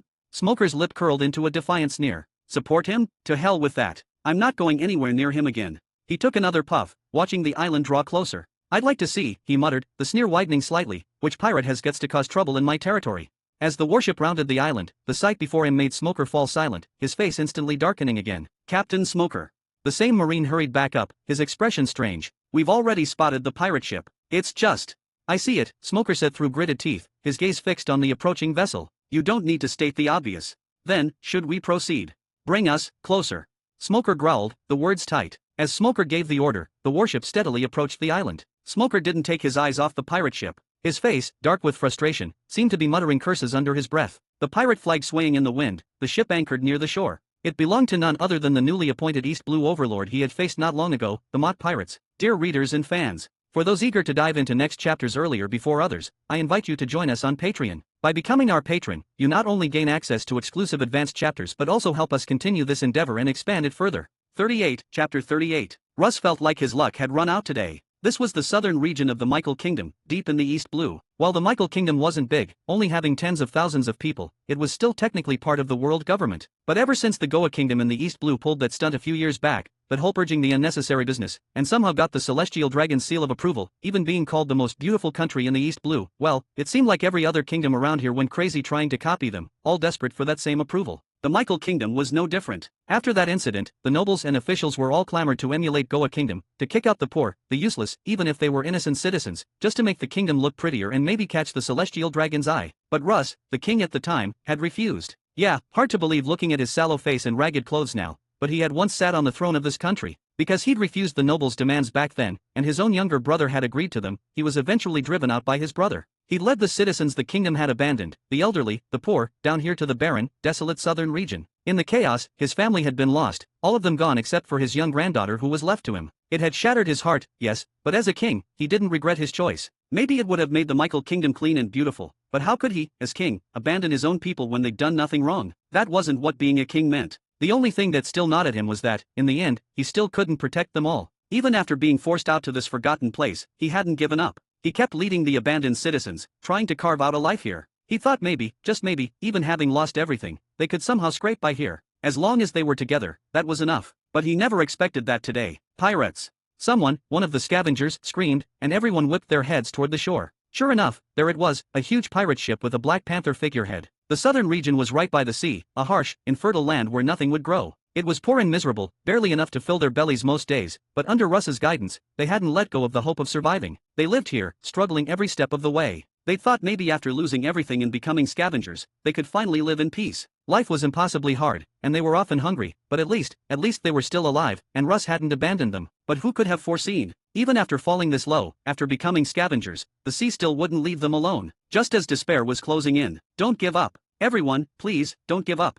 Russ yelled, his voice raw, looking out at the terrified faces. The Michael Kingdom must have heard about the pirates approaching. Those nobles are even more scared of getting robbed than we are. His voice trembled slightly, trying to inject hope. The Marines will come soon. Just hold on a little longer. I heard the Marine base commander in our waters was just replaced. They say he's a powerful, righteous Marine. He'd never let pirates get away with attacking his territory. Now, children, hide. Everyone, hide quickly. We just need to hang on. Tears blurred his vision as he looked at them. We've held on for so long, are we going to give up now? Please, everyone, just a little longer. The Marines are coming. Rallied by Russ's words, a flicker of hope ignited in the eyes of the despairing crowd. That's right. Russ gave up everything for us. How can we let him down? We're tired, we're starving, but we've endured so much. We can't abandon Russ and die now. Listen to Russ. Just hold on. Besides, one of them added with a weak, bitter laugh, what do we even have left for them to steal? But just as their spirits began to lift, the massive pirate ship had already docked, and the pirates were pouring off the deck. Yo, Lukey here.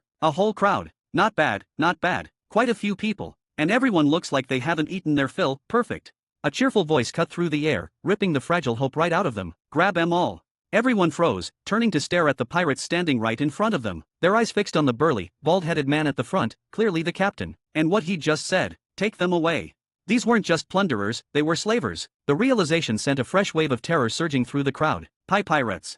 That's right, we're pirates. I'm Mock, captain of the Mock Pirates, the East Blue Overlord. Mock nodded proudly, then a strange, almost naive smile spread across his face as he looked at the people staring back in fear. Don't be scared. Even though we're pirates, we won't hurt you. We're just here to... He scratched his bald head, seeming unsure how to phrase it, then just waved a hand dismissively.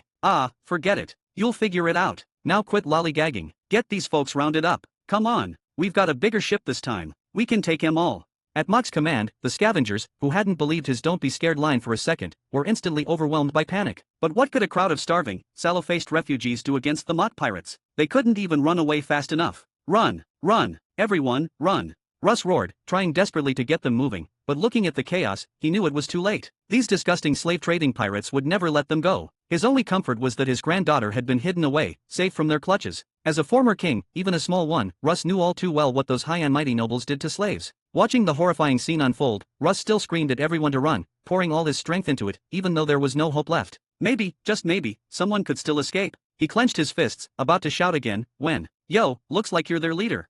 The burly pirate strode right up to him and grabbed him like a newborn chick. Quickly make him stop struggling. This is too much trouble. Bah! Filthy pirate. Never!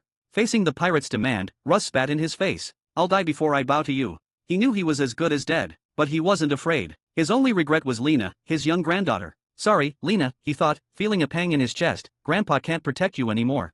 Just as he expected. Hey, what's with the spitting, Gramps? Mott wiped his face, his expression darkening. And how long's it been since you washed? Listen, tell everyone to stop, or don't blame me for getting rough. You don't want to get hurt, do ya? Seeing the pirate captain's face turn scowling after being spat on, threatening him again, a strange calm settled over Russ. He closed his eyes, ready to show this pirate that he would never yield, not even in death. Marines! The Marines are here! Someone shouted. Russ, who had already accepted his fate, slowly opened his eyes again, and there it was, a Marine warship slowly approaching the shore. A flicker of excitement, a desperate surge of hope, ignited in him. He whispered, trembling, the Marines, they came. He'd heard about the new Marine base commander, a righteous Marine who hated evil, sent directly from headquarters. Surely, he would arrest pirates on sight. They still had hope. He raised his head, looked at the pirates who had stopped their work and were watching the approaching ship with serious faces, and a defiant smile touched his lips. Filthy pirates! The Marines are here! You're finished. Before he could finish, the pirate captain, who had looked serious just a moment ago, suddenly seemed to recognize something. The cheerful smile returned to his face. He waved at his crew. It's okay, relax. They're friends. Get back to work. Round everyone up. Hurry. What? Friends? What in the world? Russ, who had been ecstatic just a second ago, was stunned. A terrifying, unbelievable thought wormed its way into his mind. This Marine commander was supposed to be strict on justice, a righteous Marines. But no matter how desperately he denied it in his heart, he watched. Right there, before his eyes. The burly pirate captain kept him tucked under his arm and, without the slightest fear of the approaching Marine ship, walked forward with a smile, waving his free hand. Yo, Smoker, you made it too. They actually knew each other? Despairing tears welled up in Russ's eyes again. But then, humph! The Marine he thought was colluding snorted, a harsh, disgusted sound. Russ's body jolted. He raised his head, looking at the Marine's cold, unimpressed face, and hope surged back into him. That disgusted look, that angry expression. No, maybe he'd misunderstood. This group of pirates and the righteous Marine weren't together. That look, that expression, they couldn't be faked. Just as Russ was clinging to this renewed hope, about to call out for help, still rounding people up, the cigar-smoking Marine, puffing on 2 cigars clenched in his mouth, took them out, looked at the pirate captain, and frowned. Don't you already have enough people this time? The pirate captain scratched his head with that same cheerful naivete.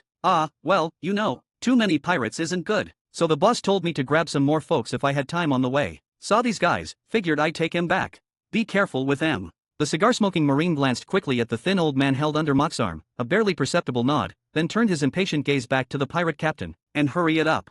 This scene, this moment. It instantly shattered Russ, who had just dared to hope again. He stared at the sickeningly casual interaction, at the apparent harmony before him, utterly stunned. Pirates, and Marines colluding. His body began to tremble again, but this time with a furious, desperate rage. He glared at the Marine, who stood there ignoring the unfolding tragedy, and gathering every ounce of strength he had left, he roared, You damned Marines. You actually collude with pirates. What happened to justice? Are you worthy of word justice on the coat you carry? Dear readers and fans, for those eager to dive into next chapters earlier before others, I invite you to join us on Patreon. By becoming our patron, you not only gain access to exclusive advanced chapters but also help us continue this endeavor and expand it further. 39, Chapter 39. You despicable Marines, have you forgotten what justice means? Oh, don't say that. Smoker and his men are good people. The really bad ones are like Nezumi, the former captain of Branch 153. Those are rotten apples. Since when do good Marines need pirates to defend them? Detestable pirate, detestable Marine. I told you we're not bad people either. I'm not lying. We're not going to do anything to you. We're just offering you food and a place to stay. Gods, this is hard to explain. Don't try to deceive me, you evil Marine. Please don't say that about Smoker, he's really not a bad person. Smoker watched the two of them bicker, his face dark. He turned to Mock, who was still trying to explain on his behalf, and said in a cold tone, Shut up. He glanced briefly at the sallow-faced old man, but still didn't say anything to him, or even look at him again, flicking the ashes from his cigar. And don't make this worse for me, or I'll arrest you. Get the people moving, and get the hell out of here. Okay, Smoker, yes, Smoker. Mock nodded happily, then scratched his head, looking at the chaotic scene. He hesitated, then turned back to Smoker. How about you lend me some men first? There's a lot of folks here. If you want this done faster, we don't have enough hands. Smoker's face turned red from fury. What does that guy think the Marines are, his personal errand boys? But looking at the chaos before him, the group of sallow-faced, ragged scavengers, the garbage dump that stank and served as their home, the scene, it reminded him of what he'd seen in the Goa Kingdom. Maybe only a Marine like him could turn a blind eye to this, just like Vice Admiral Garp. After all, Goa was a world government member nation, but now this bastard Mock shows up. Fine, let's see what changes you can actually make. He sighed, waving a hand at Tashigi, his face still dark. Hurry up. But, Captain Smoker. Tashigi looked at him hesitantly. I've never captured civilians before. She whispered, do what you think is best. Facing his adjutant's hesitant question, Smoker was silent for a moment before saying, his face frowning, let them finish gathering everyone quickly, and just get this over with. Yes, sir. Helpless, Tashiji could only bite the bullet and lead the Marines to help. Everyone, don't run. Please don't run, we're not bad people. Please believe us, you'll have something to eat when you get there. We're not lying to you. Russ's eyes widened again at the sight. Marines actually helping pirates capture people? Unbelievable. What the hell are you Marines doing? Russ roared. Helping pirates capture slaves? How could you do that? How could Marines fall so low? Mock hesitated. Looking at Smoker, who was now practically steaming, Mock realized the scene looked pretty bad. He scratched his head, giving Smoker a flattering smile. He was about to say something when one of Mock's pirates ran up. Captain Mock, he said, we found a group of kids hidden away. Grandpa, Grandpa, Grandpa Russ. Russ, whose anger had flared, froze again, panic washing over his face. He jerked his head up at the shouts, spotting the children who had been found, then turned to Mock, his face etched with sorrow as he started pleading. Please, spare the children. Spare my granddaughter. However, oh, you've got a granddaughter. Great, take 'em all. Mock said brightly. The Kanamai archipelago could use more kids. These damn pirates, they won't even leave the children alone? Russ's face stiffened, his panic escalating. No, please, don't take the children. He begged. I have a treasure. A real treasure. I heard about it from spies from other kingdom, they called it a treasure of the sea. I swear it's valuable. I was going to use it to get everyone back to the Michael kingdom, or trade it for food. Please, just don't hurt the kids. I'll give it to you. Oh, a treasure? A treasure of the sea? Could it be the devil fruit the boss was talking about? Mock's face lit up with sudden excitement. Take 'em all. He shouted, take 'em all. Wahaha, what a haul. We'll take the kids and the treasure. Disgusting. Russ muttered, despair flooding his eyes as he heard Mock intended to take everything. You devils. Don't worry. I'm not just taking it. Let's see what it is first, Mock quickly explained with a reassuring smile, thinking Russ just didn't trust him. Bring them over. Bring 'em all over. Smoker, standing to the side, had been watching the scene with a frown, and even the cigar in his hand was shaking slightly. Is this how this guy always rounds people up? If I didn't know better, I would think this was a crew of particularly nasty pirates who partook in slavery. And they. Smoker looked up, watching the Marines actually helping the pirates round people up. A group of fallen Marines, helping pirates. Evil Marines. No, not Marines. Seeing that there was no other way, Russ looked to Smoker, his voice pleading and desperate. You are great captain, a Marines of justice straight from headquarters, please save the children. Smoker snapped back to reality, a hesitant expression on his face. After looking at Russ, then at the children in their tattered clothes, he sighed. They'll be better off over there. Better. Russ's voice was a raw question. He looked at the indifferent Smoker, and his old, thin face twisted again with rage and despair. He roared, you fallen Marines who have abandoned justice. Captain Smoker and the others are pretty good people. They're still colluding with evil pirates. Even though we're working together, we're not bad people, really. You still want to deceive me even now. I'm really not lying to you. Ask Captain Smoker if you don't believe me. Shut up. Smoker snapped at Mock, whose attempts at explanation were only making things worse. His face was green. Seeing the chaos finally winding down, he said impatiently, just get everyone out of here and finish this already. Okay, Smoker. It's fine. I'll explain everything later. You dash. Before Smoker could say anything, Puru Puru, Puru Puru, Mock's den mushy rang. He was stunned for a moment, then answered it directly. Yeah, boss. I know. I'm heading back now. Then he looked at Smoker again. The boss is calling me back for work, Captain Smoker. Gotta go. Everyone, move it. The boss is calling. Get the hell out. I will curse you all. Finally, with the Marines' help, the mock pirates finished rounding everyone up. Under a barrage of curses hurled at the Marines, they boarded the mock pirates' new ship with the crowd and set off for Marine Branch 16, leaving behind. Smoker stood there, smoking his cigar. His hands trembled slightly with anger. Captain Smoker, don't be angry. They'll understand once they get there, Tashiji said, looking at him being cursed without retort. She smiled inwardly, then sighed. I saw it just now, they're even worse off than the people in the Goa kingdom. At least they had rotten fruit left by nobles. They'll definitely understand your good intentions. Whatever, Smoker muttered, curling his lip. He flicked his cigar again, watching the mock pirates ship pull away. If I find out they pull anything shady, I'll drag them back myself. Right now, I just don't want to see their faces. He turned his head. Return to base. Yes, sir. Tashiji saluted. After a moment, though, she seemed to remember something. Oh, right. I almost forgot. Forgot what? Captain Dante's gift. Didn't you say you wanted to return it?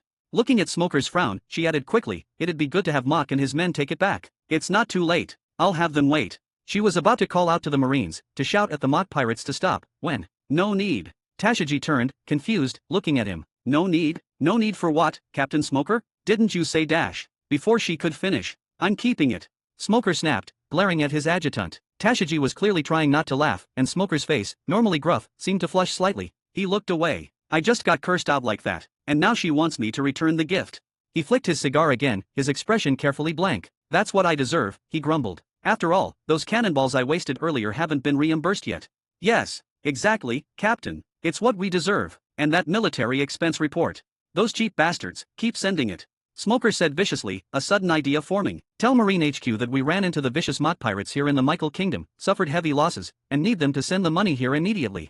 So Dante wants me to learn from him? Fine. I'll see what Mock's really up to. Ignoring the confused look on Tashiji's face, Smoker headed back to his warship. He watched the moth pirate's ship grow smaller on the horizon, frowning, and took a deep drag from his cigar before pulling it from his mouth. Dear readers and fans, for those eager to dive into next chapters earlier before others, I invite you to join us on Patreon. By becoming our patron, you not only gain access to exclusive advanced chapters but also help us continue this endeavor and expand it further. 40, Chapter 40. What's going on here?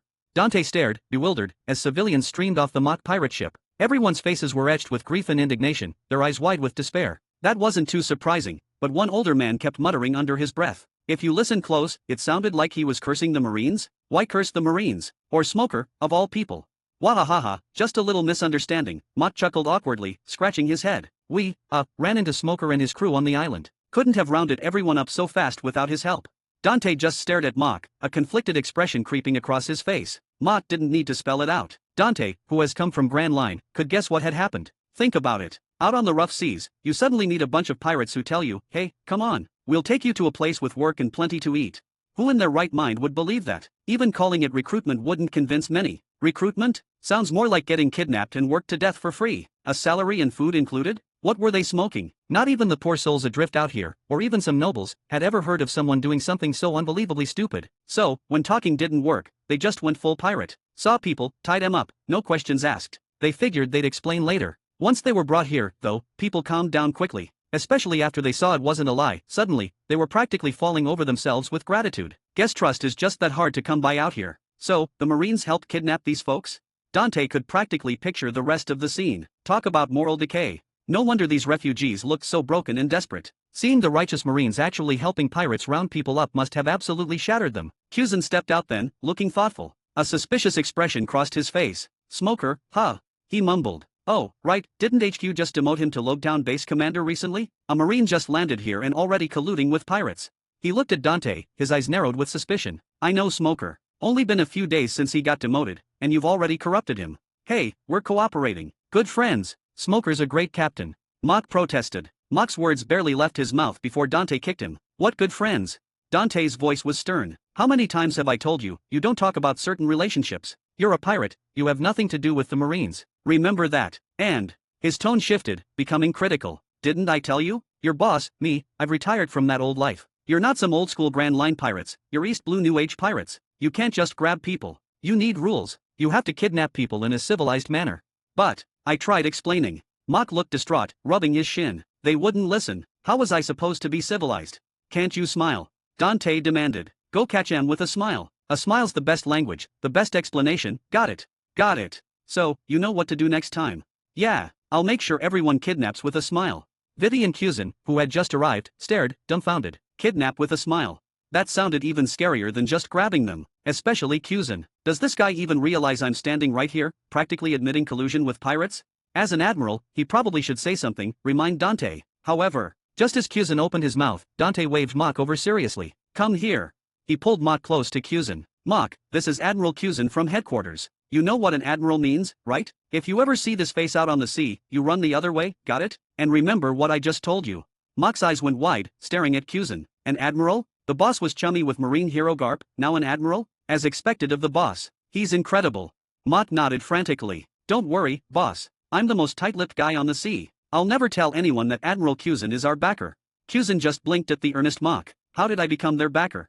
He wanted to protest, but all that came out was a sweat drop and a sigh. I'm not.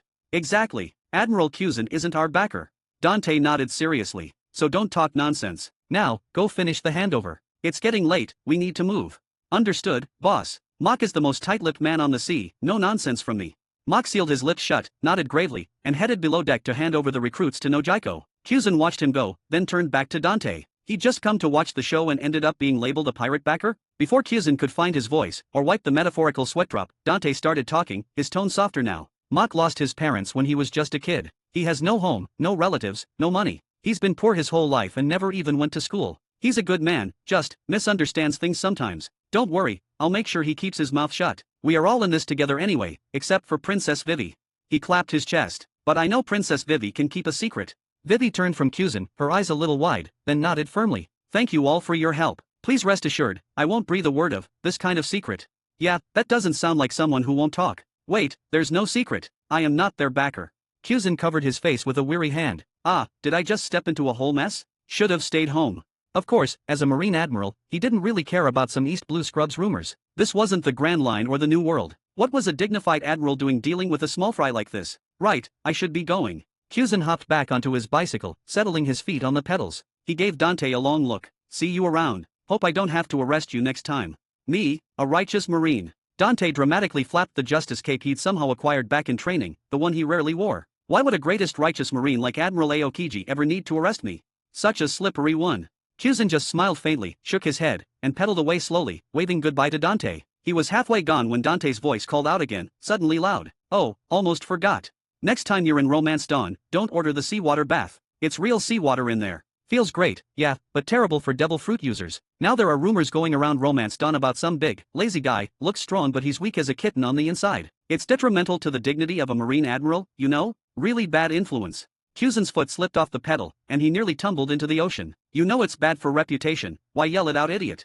He wrestled his bike back under control, pretending he hadn't heard a thing, pretending it wasn't him. He kept pedaling leisurely, just like before. Except, the lazy slump was still there, but his feet were pumping the pedals with speed invisible to naked eye. In moments, he was a speck, then gone, leaving everyone behind staring, still a bit confused. Let you make a show of leaving. Dante muttered, satisfied. He cleared his throat, getting everyone's attention. Alright, settle down. Get ready. We're heading out. Time to hit the Grand Line. Dear readers and fans, for those eager to dive into next chapters earlier before others, I invite you to join us on Patreon. By becoming our patron, you not only gain access to exclusive advanced chapters but also help us continue this endeavor and expand it further. 41, Chapter 41. With that Marine Admiral Aokiji gone, who seemed to got a kick out of watching other people swarm and stirring up trouble, Dante only had a few last things to sort out on Kanamai Archipelago and at the 16th branch base before they could set sail. Truthfully, there wasn't much left to do. Nojiko already had Kanamai Archipelago running smoothly, everything following the development plan he'd laid out. A few days away wouldn't change a thing, and the new civilians arriving? Even less to worry about. It had happened plenty of times now. He trusted Kokoyashi village to handle them.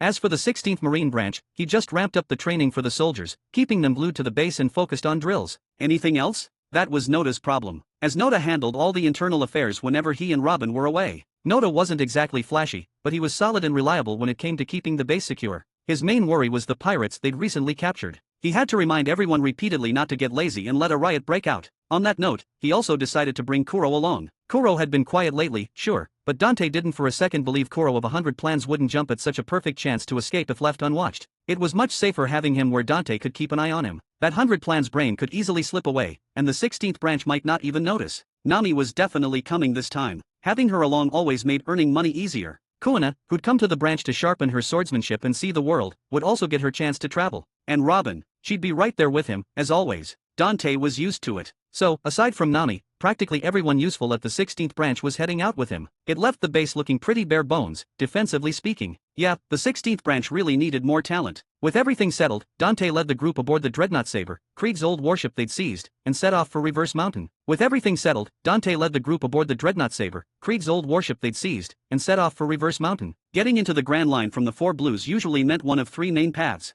The first, and supposedly safest, was the world government's elevator up the Red Line. It was the standard route for Marines, nobles, and regular folk, secure and convenient, but the tolls were steep. Of course, Marines could get reimbursed by headquarters, but that wasn't an option for them right now. Not exactly smart to ride an elevator into the heart of Marine control when you're on a captured pirate ship. The second path was through the calm belt. Problem was, there was no wind or current there, just dead calm. A regular sailing ship would just get stuck, dead in the water, without some kind of specialized propulsion. Plus, the calm belt was swarming with giant sea kings. No way for ordinary people to survive an encounter. Even if he could brute force his way through it, it sounded like a pain in the neck, so he crossed that off too. These first two routes? They were fine if you were sailing a proper marine warship. Which left the third route, the one pirates mostly used, Reverse Mountain, crashing through the Red Line itself. It was crazy dangerous, wild currents, constant storms. Without an expert navigator and a seriously tough ship, you'd likely get tossed off the side before you even reached the top. Good thing they had both an expert navigator and a sturdy ship that Krieg used to return from Grand Line. Reverse Mountain it was. As for other ways, like coating the ship to go underwater or just flying over, they weren't there yet. Lounging back on a deck chair, hands behind his head, Dante let out a long, relaxed sigh. Man, we still need our own tech.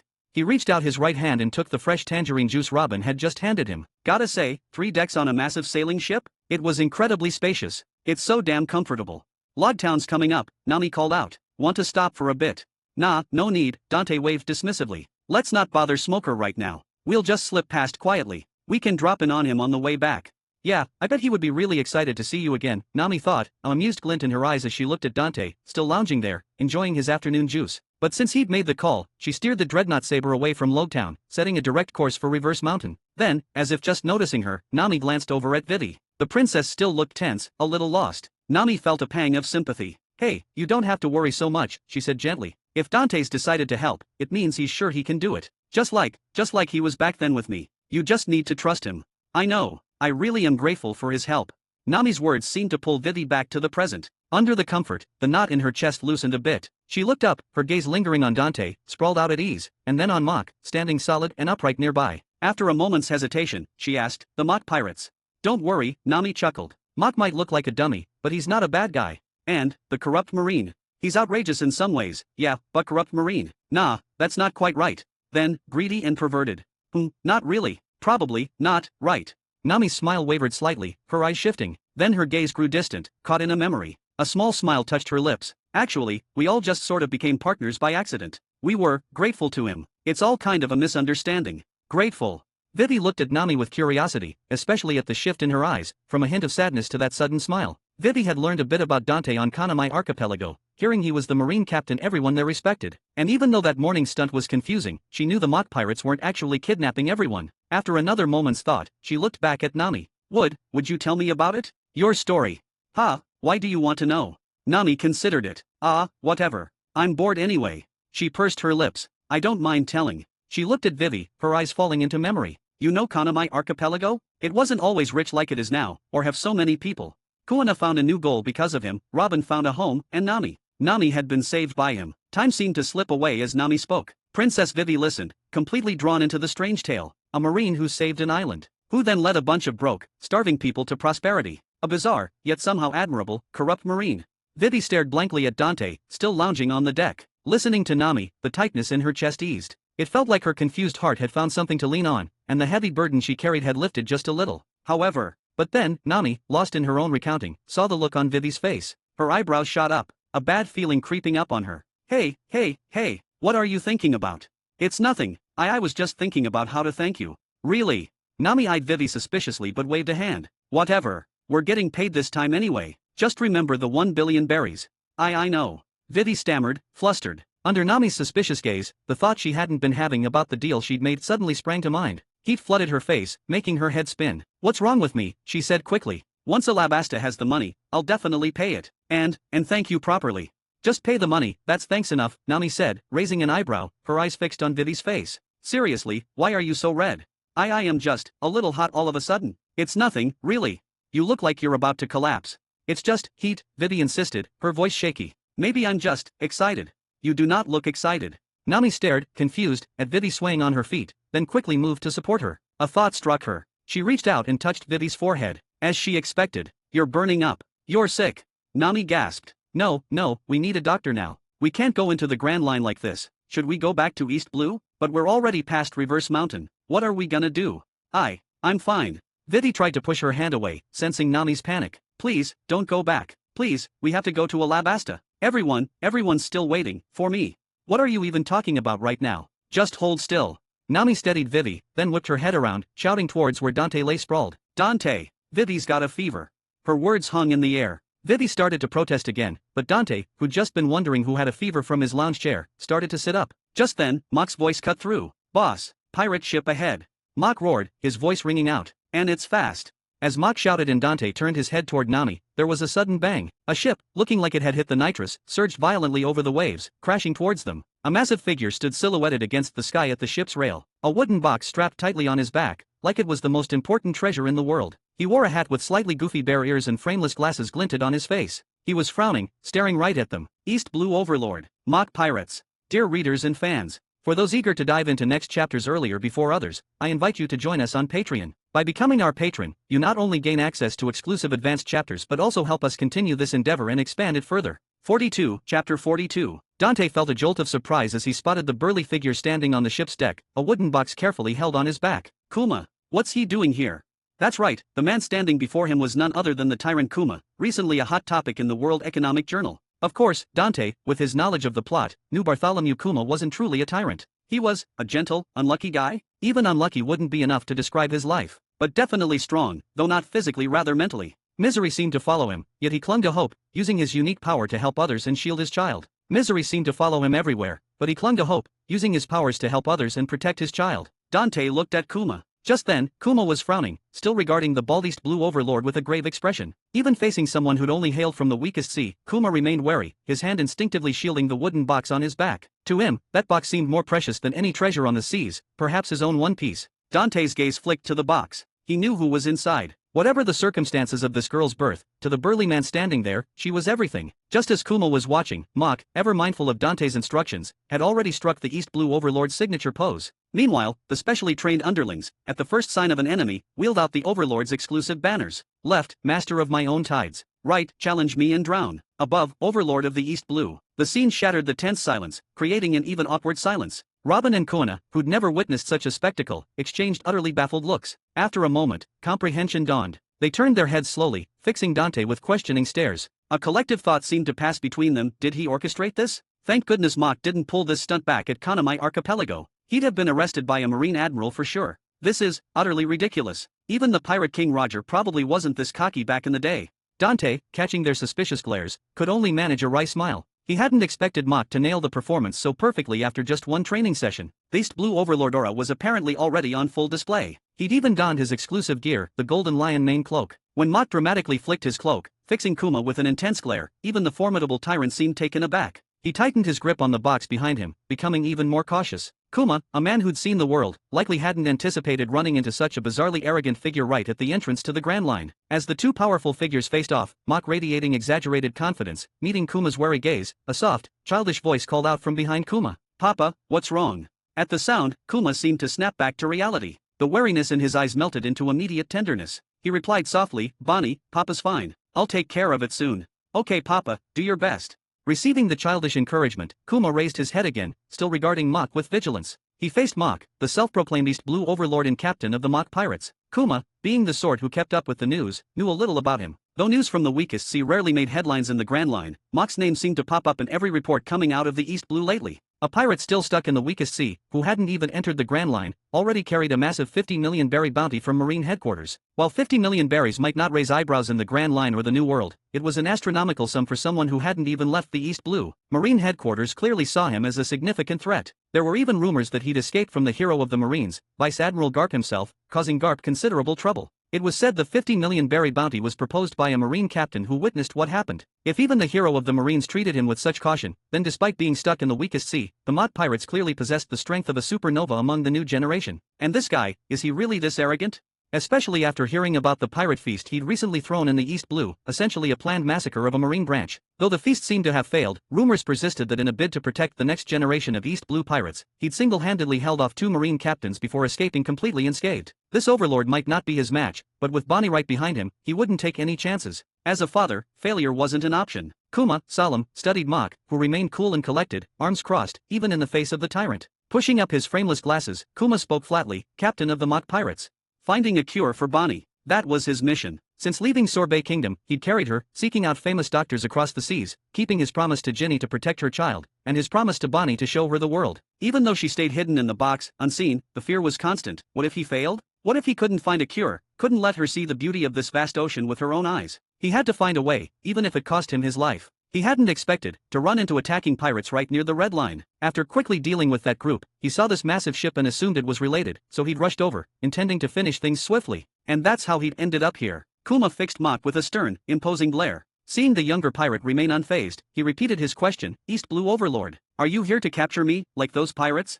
Mach, mid-pose, blinked. He looked genuinely confused. He scratched his head, gave a little cough, then quickly snapped back into his overlord stance, fixing Kuma with that intense gaze again. What's your bounty? Why ask about my bounty?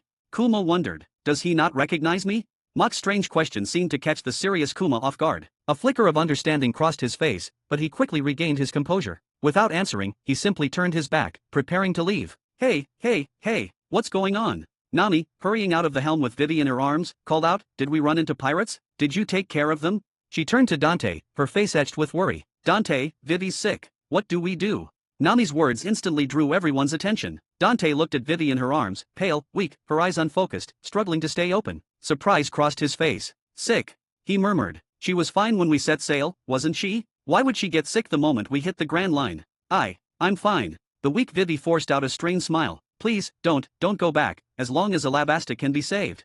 Before Vivi could finish, Nami cut her off sharply. "Don't be ridiculous. You look terrible. Any illness on the sea can be deadly for a crewmate," she said seriously. "Forget about Alabasta for now." Vivi, touched by Nami's words, tried to lift a hand to reassure her. Nami wasn't having it. "There's still 1 billion that hasn't been paid. What if something happens to you?" she exclaimed, ignoring the stunned Vivi. Her eyes darted around frantically. "A doctor? Where are we going to find a doctor out here? That's 1 billion berries." Dante watched Nami's panic display. Was she more worried about Vivi or the money? And was about to open his mouth to tell her not to worry, to tell her that, surprisingly, there was a doctor right here. Then, a deep, steady voice cut through the panic. "May I take a look?"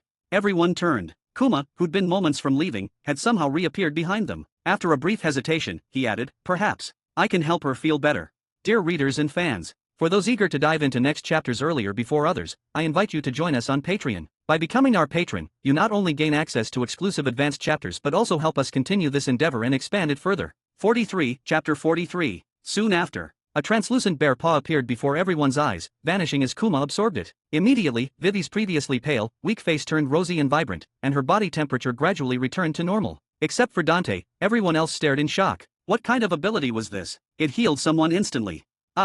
Vivi blinked, testing the feeling in her body. A wave of relief washed over her. She looked up at Kuma. I really feel so much better. Thank you so much."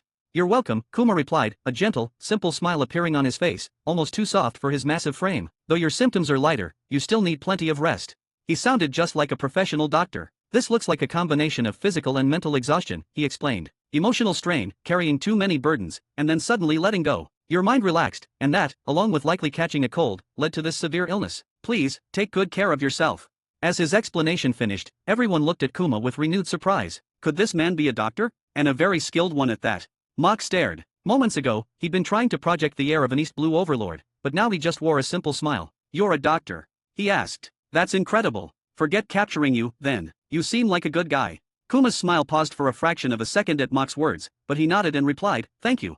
He wasn't afraid of any East Blue overlord, but Bonnie was here. Even if she couldn't see outside the box, he wanted her to enjoy the journey happily. If there was no need, he preferred not to fight. However, from the box, Bonnie's proud voice piped up, boasting of her father. "Dad is super amazing. He's saved tons of people. He's the best dad ever." She even shot back at Mock. "You still want to capture Dad? Keep dreaming." That's when everyone finally noticed the voice coming from inside the box. Everyone had actually heard a faint, childish voice earlier, seemingly from nowhere. Thinking it might be an enemy, they hadn't paid it much mind. But now, realizing the imposing figure before them wasn't hostile, they looked at the box behind Kuma with puzzled expressions. Kuma seemed to notice their confusion. He hesitated slightly, but his gut told him these people weren't bad. He could also feel Bonnie's anticipation from behind him, her expectation and curiosity about the outside world. Kuma pushed up his glasses, a faint smile touching his lips. His eyes seemed to hold pride. "This is my daughter," he said softly. "Bonnie. Hello everyone, my name is Bonnie, and I'm happily traveling with Dad."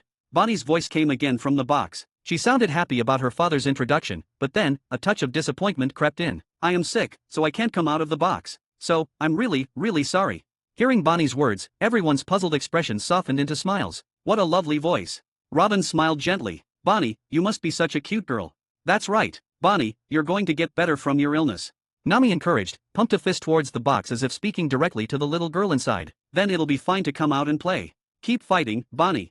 Kuina nodded, her expression serious. "You will definitely get better. When you're better, you absolutely have to come visit the Alabasta Kingdom," Vivi added with soft voice. "Karu, my super spot-billed duck can play with you then." The super spot-billed duck is our very big duck that runs super fast. Quack! Hearing his master, the Karu beside Vivi puffed up his chest and let out a loud quack. "That really is a duck sound? It's so loud." The unique quack made Bonnie inside the box clap her little hands excitedly. "Is Karu really big? Dad, quick, look and tell me." "He is very big indeed," Kuma confirmed, glancing at the strange duck. He nodded seriously. "You'll be able to see him when you get better. I will definitely find a way to cure your illness." No matter what, he thought, I have to make sure she lives, even if it cost me everything. He looked up at the people before him. Yes, they truly are good people. Still, it was time to go. Sorry for the intrusion, he said, bowing slightly. I'll be going now. Kuma gave everyone a slight bow, then turned and walked toward the ship he'd just claimed. They watched silently as the father carrying his daughter on his back moved away. From the conversation, they roughly understood that the girl seemed to have a severe illness, and even this highly skilled doctor and father appeared unable to cure his own child. They weren't doctors, and they had no way to help either. Still. Hey, what's going on in that head of yours? Nami softly nudged Dante's arm, lowering her voice to a whisper. Do you know what kind of illness she has? Sapphire scale disease, Dante replied casually, nodding. Yeah, I know about it. You know? Wait, did he even say the name of disease? How do you know? Arg, never mind that now. Nami's eyes widened, then narrowed as a more important thought struck her. Then, do you know how to cure it? I do. At Dante's words, Robin and Nami both looked at him with bewildered expressions. Speaking of which, the thought seemed to pass between them, Dante always seems to know the weirdest things. Where does he even get this information? It was baffling. Hearing Dante's answer, Kuma, who had been about to step onto his new ship, froze. His eyes, previously turned away, snapped open and fixed intently on Dante. What did I just hear? Sapphire scale, someone knows how to cure it. In that moment, tears immediately welled in the eyes of the father who had spent so long searching for a cure for his daughter. He spun around, looking directly at Dante, his voice trembling, a mix of doubt and desperate hope. You really have a way. Dante didn't answer Kuma directly. He just smiled and nodded, his eyes on the giant man whose face was streaked with tears. Before Kuma could say another word, Dante snapped his fingers, turning to Robin beside him. Robin, looks like we have an applicant for an interview. Facing Kuma, who looked bewildered yet expectant, Robin smiled and nodded. She smoothly produced a document from her chest and held it out. Before Kuma, still in a daze, could react, Dante began speaking. Marine 16th Branch Talent Acquisition, Dante said, a professional smile on his face as he looked at Kuma, who was staring blankly at the document. As long as you join, not only will you receive satisfactory compensation and suitable accommodation, but the base will also actively seek treatment methods for sick employees' family members and reimburse a significant portion of the medical expenses. This kind of talent is right in front of me. Dante thought, how could I possibly let him get away?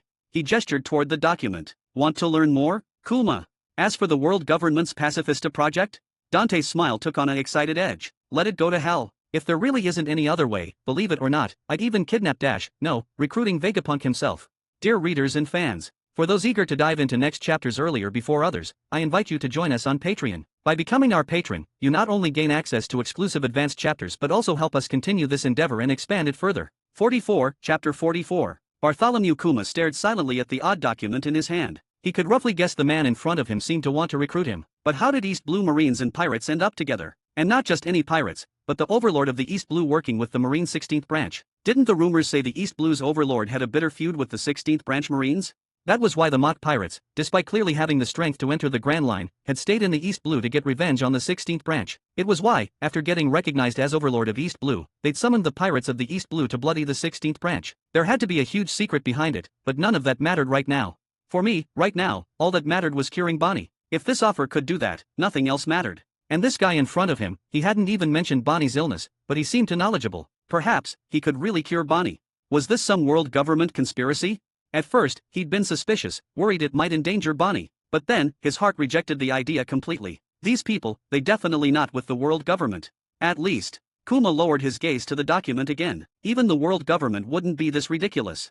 As long as Bonnie can be cured. In an instant, a smile returned to Kuma's face. He clutched the document tight, tears of joy welling in his eyes at hope, but his voice was firm. Whatever you want me to do is fine. Hearing Kuma's earnest words, Bonnie in the box couldn't help but call out in her small, tender voice, Daddy. That innocent, tender voice made Kuma grip the document even tighter. He looked at Dante steadily, a smile on his face that spoke of absolute resolve. For Bonnie, he would give up everything. He didn't care who this man was, or what strange alliance existed between East Blue Marines and pirates. None of it mattered. All that mattered was curing Bonnie. The scene unfolding before them moved everyone watching yet again. Even Karo made a heartfelt quack, and Mach, rough as he was wiping away tears. The sea breeze swept gently across the deck. Everyone watched the big figure with a mix of emotion. It was the picture of a father, willing to sacrifice everything for his daughter's health, standing tall yet tear-streaked, the document clutched tight, smiling steadfastly at the man who offered hope. However, wait, seriously, what are you guys crying about? Dante stared at the sudden outbreak of tears, a baffled frown spreading across his face. From his perspective, he was just legally and properly recruiting an employee. How did this turn into me looking like some black-hearted boss threatening a man's daughter to make him sign up? I thought the benefits are pretty good. At his words, Nami and Vivi, who'd been caught up in the moment, blinked. Nami let out a little laugh. Oh yeah, almost forgot about that part. Right, even if it's slightly shady, it's still a proper Marine branch, technically. Just sign it without worry, Kuma. Nami said, smiling at Kuma. Don't worry, even if this guy's reputation isn't the best, when he promises something, he absolutely follows through. That's right, boss's reputation might be little bad, but he does keep his word. Vivi chimed in. Captain Dante's reputation is certainly, well, colorful, but I've come to trust him too, Robin added smoothly. Senpai's reputation is still pretty good. You can trust Senpai, Kuina declared. Yeah, what they said. A chorus added. Quack. That last comment wasn't necessary, Dante thought. My reputation in the East Blue is perfectly fine. And Mock, what are you getting emotional for? Dante stared at the chorus of support with a look of utter bewilderment before turning back to Kuma. He wasn't worried Kuma wouldn't agree. He'd played his trump card. Unless Kuma truly saw no other alternative, he wouldn't give up. As for curing Bonnie, there were two ways. One was to find an op fruit user, Trafalgar D. Waterlaw. He'd actually sent people to the North Blue years ago specifically to scout him out. But that guy was incredibly wary. He didn't trust anyone, and even dropping hints about the Donquixote family secrets as bait was useless. It just made him run faster. Slippery bastard. And the second method. Right, the second was asking Vegapunk for help. But if he did that, recruiting Kuma would be pointless, wouldn't it? I am quite interested in Vegapunk, the world's greatest scientist, but the guy belonged to the world government now. Couldn't Kid recruit him even if I wanted to? Of course. While neither method was immediately available, since Kuma was here now, worst come to worst, he could always tell Kuma about Vegapunk. He was pretty sure Kuma would appreciate the info. If there was absolutely no other way in the end, then he'd just have to pick a fight with the Donquixote family. He figured Law would definitely show his face then. At that point, he'd just have to make Doflamingo suffer a little. And just as he expected, after hearing everyone, Kuma lowered his head to look at the documents again. He had to admit, the benefits listed, they were pretty good. That was exactly why he was so sure this wasn't a world government plot. The world government, acting like gods of this world, would never stoop to recruiting a former slave like this. Kuma smiled, nodding seriously. Thank you, everyone. He said. I'll sign. Saying this, he took the pen Robin offered and signed his name right there. Then, he looked up solemnly. If he began, his tone hesitant but firm, in the end, there's still no way, please allow me to leave and continue searching for a cure for Bonnie. Kuma had expected his words to cause dissatisfaction, bracing himself for questions. But as long as Bonnie could be cured, anything he had to sacrifice was irrelevant. However, unexpectedly, the man who seemed to be the real power behind the mock pirates nodded without a moment's hesitation. He smiled, taking the documents back. Welcome aboard. He smiled. Welcome, Kuma. Nami cheered. Welcome. Came a chorus. Kuma. Even Mock grinned, spreading his arms wide in welcome. Welcome. From now on, you call the boss with me. I'll tell the mock pirates to get a banquet ready right now to welcome you. Thank you. Seeing their welcomes, tears welled up in Kuma's eyes again, but the smile never left his face. Thank you. He said. Thank you, everyone. Even Bonnie, from the box behind him, sounded happy. Thank you everyone for welcoming Daddy. Bonnie wants to join the banquet too, but Daddy sounding also so happy makes me happy.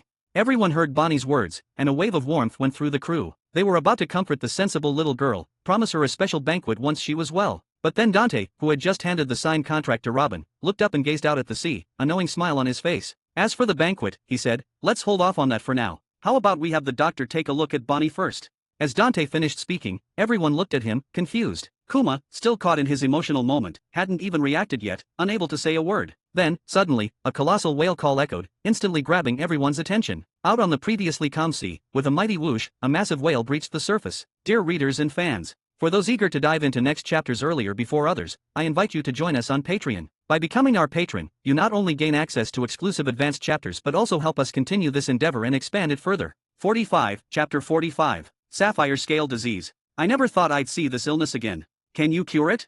What do you think? The old man, his hair like a blooming flower atop a bald head, with white strands scattered like a cloak, swept his gaze over the patient, Bonnie. He then lifted his head to look at Dante across from him, a reminiscing glint flashing in his eyes as if recalling something, followed by a long sigh. If I could cure it, Roger wouldn't have died from his incurable disease back then. When Crocus said that, Kuma, recognizing the name, instantly widened his eyes. He stared at the man before him in disbelief, as if just understanding something crucial. Crocus, the ship's doctor of the Pirate King Roger's crew. When Roger contracted an incurable disease during his voyage of the Grand Line, the Roger pirates had sought him out. Crocus accepted, partly because he wanted to search for the Rumber pirates, because he wanted to find some peace for Laboon. He ultimately completed the journey with the Roger pirates. But after the adventure ended, Crocus returned to Reverse Mountain, looking after Laboon while working as a lighthouse keeper. Dante had secretly navigated the waters between the Grand Line and the East Blue countless times, so he was, of course, familiar with the gatekeeper of the Grand Line's entrance. Roger. A curious expression crossed Dante's face as he looked at Crocus. Did Roger have sapphire scale disease too?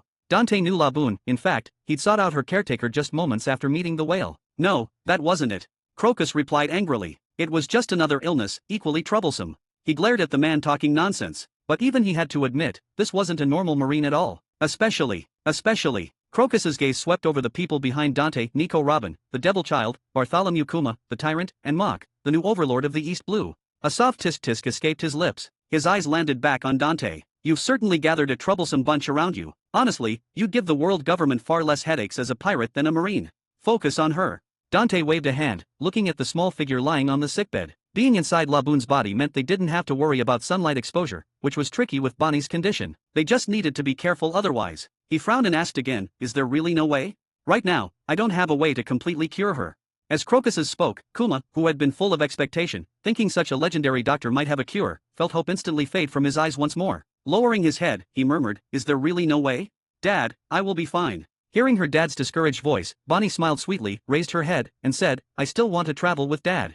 Yes, Bonnie, you will definitely be fine. Kuma echoed the sentiment, a determined look on his face, but he knew he was out of options. As a father, he couldn't possibly show his despair in front of his daughter. As father and daughter shared their resolve, you listened to my words clearly. I said, while I can't cure her completely right now, Crocus directly interrupted them, sighing, I can ease her symptoms. It's just, for her to grow up healthy, we still need to find a proper cure. Kuma's eyes were starting to well up with gratitude, but Crocus ignored him and glanced at Dante. You came here about this, didn't you? Figured you'd already found another way. The words were barely out of his mouth when, Boss. Kuma looked at Dante excitedly, his mouth opening to speak. He'd assumed Dante's method had simply been finding Crocus, but it seemed there was another plan entirely? Before he could say anything, there is another method, but it's not possible yet. Dante nodded. Something's still missing. Missing something? Ah, forget it then, Crocus waved a hand, not dwelling on it. If you do manage to cure her, bring her by to see me. I'd be curious to see how you will pull it off. Speaking of which, he sighed again. Where a corrupt captain like you, stuck in the East Blue, got intel like that, I have no idea. It's a shame though, if only you knew where the Rumber pirates were. As he finished speaking, just as Crocus looked disappointed. I know. Crocus stared up at Dante, bewildered by the sudden remark. You know. That's right, I know. Dante nodded, looking at Crocus in surprise. Didn't I mention it? Crocus gritted his teeth and glared at Dante. Like hell you told me, kid. Oh, right, I might have forgotten. You never asked, did you? So, the Rumber pirates. They're all gone. Died in the Florian Triangle. Hearing the news, Crocus froze, then sighed again. As expected, they're all gone. I suppose I guessed it, but to hear it's actually true. Before he could finish speaking, Dante continued, while they're all gone, there's still one crewmate, or rather, one who should be dead. His gaze on the grim-faced Crocus, Dante stroked his chin and quickly explained, well, is not completely dead. You remember Brooke, the Rumber Pirates musician? He's currently. As Dante recounted, Crocus's mouth twitched. If you hadn't told me that, I'd think someone was trying to pull one over on me. There's a devil fruit like that? How in the world do you know that, kid? Crocus gave Dante a confused glance, but then said in a serious tone, what are you doing in the Grand Line again? Are you seriously planning to go out to sea as a pirate? Don't try to recruit me. I'm retired anyway. If it's anything troublesome, don't tell me. It's impossible to be a pirate. I'm doing just fine as a captain in the East Blue. Why would I go out to sea as a pirate? There's nothing wrong with what I'm doing. Dante waved a hand and said indifferently, I just took on a major assignment, and I'm headed to discuss it in person. Crocus was about to ask how major this assignment was, the kind that would make this man violate marine law just by traveling with such notable figures. Pura pura puru, pura pura puru. The familiar ringtone of a den mushy sounded. Dante picked it up. When he saw a familiar long horizontal scar appear on the den mushy's forehead, Dante immediately knew who was calling, and a warm smile instantly appeared on his face. Bro Crocodile, I've located the Devil Child, Nico Robin. Immediately after, without waiting for the stunned crocodile's den mushy to respond, and under the curious gazes of those present, Dante sighed, shaking his head with a regretful tone. It seems this Devil Child is incredibly cunning, she actually managed to escape. But don't worry, I guarantee I'll catch her. Just transfer another 300 million right now, and I'll bring her right to you. The moment Dante finished speaking, a sharp crack of splintering wood instantly echoed from Crocodile's den mushy. Are you messing with me? Then a cold voice came from the mouth of the den mushy. Dear readers and fans, for those eager to dive into next chapters earlier before others, I invite you to join us on Patreon. By becoming our patron, you not only gain access to exclusive advanced chapters but also help us continue this endeavor and expand it further. 46, Chapter 46. Crocodile, you wouldn't want me telling Marine HQ about the Devil Child, would you?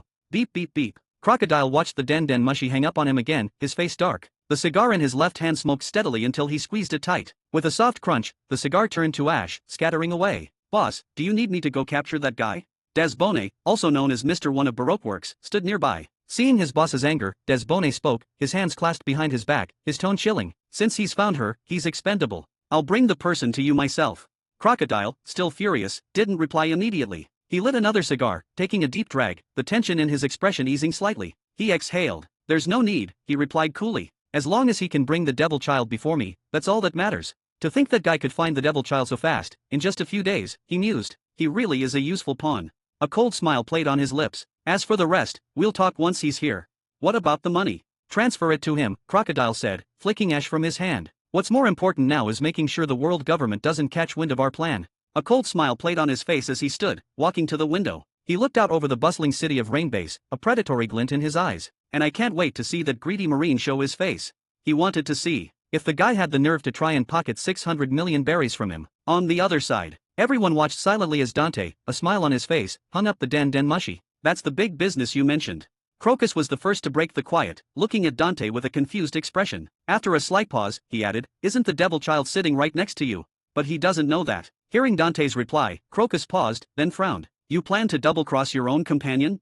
At that, Bonnie, who was still being treated, and Kuma, standing nearby, both looked at Dante and frowned. Bonnie, especially, immediately jutted out her lower lip, glaring at him as if he were the lowest sort of scoundrel. And Kuma, he only now realized the woman was Nico Robin. Of course, he was aware of the world government's hunt for the devil child and the secret she held. Anyone seeking the historical truth sought her out, and the Revolutionary Army was no exception. They too had been secretly searching for her. He never expected that the devil child the Revolutionary Army had searched for so many years was hiding in the East Blue. And not just anywhere, but in an East Blue Marine branch? He wondered what Marine HQ would do when they found out. Hey, old man, don't go around slandering me."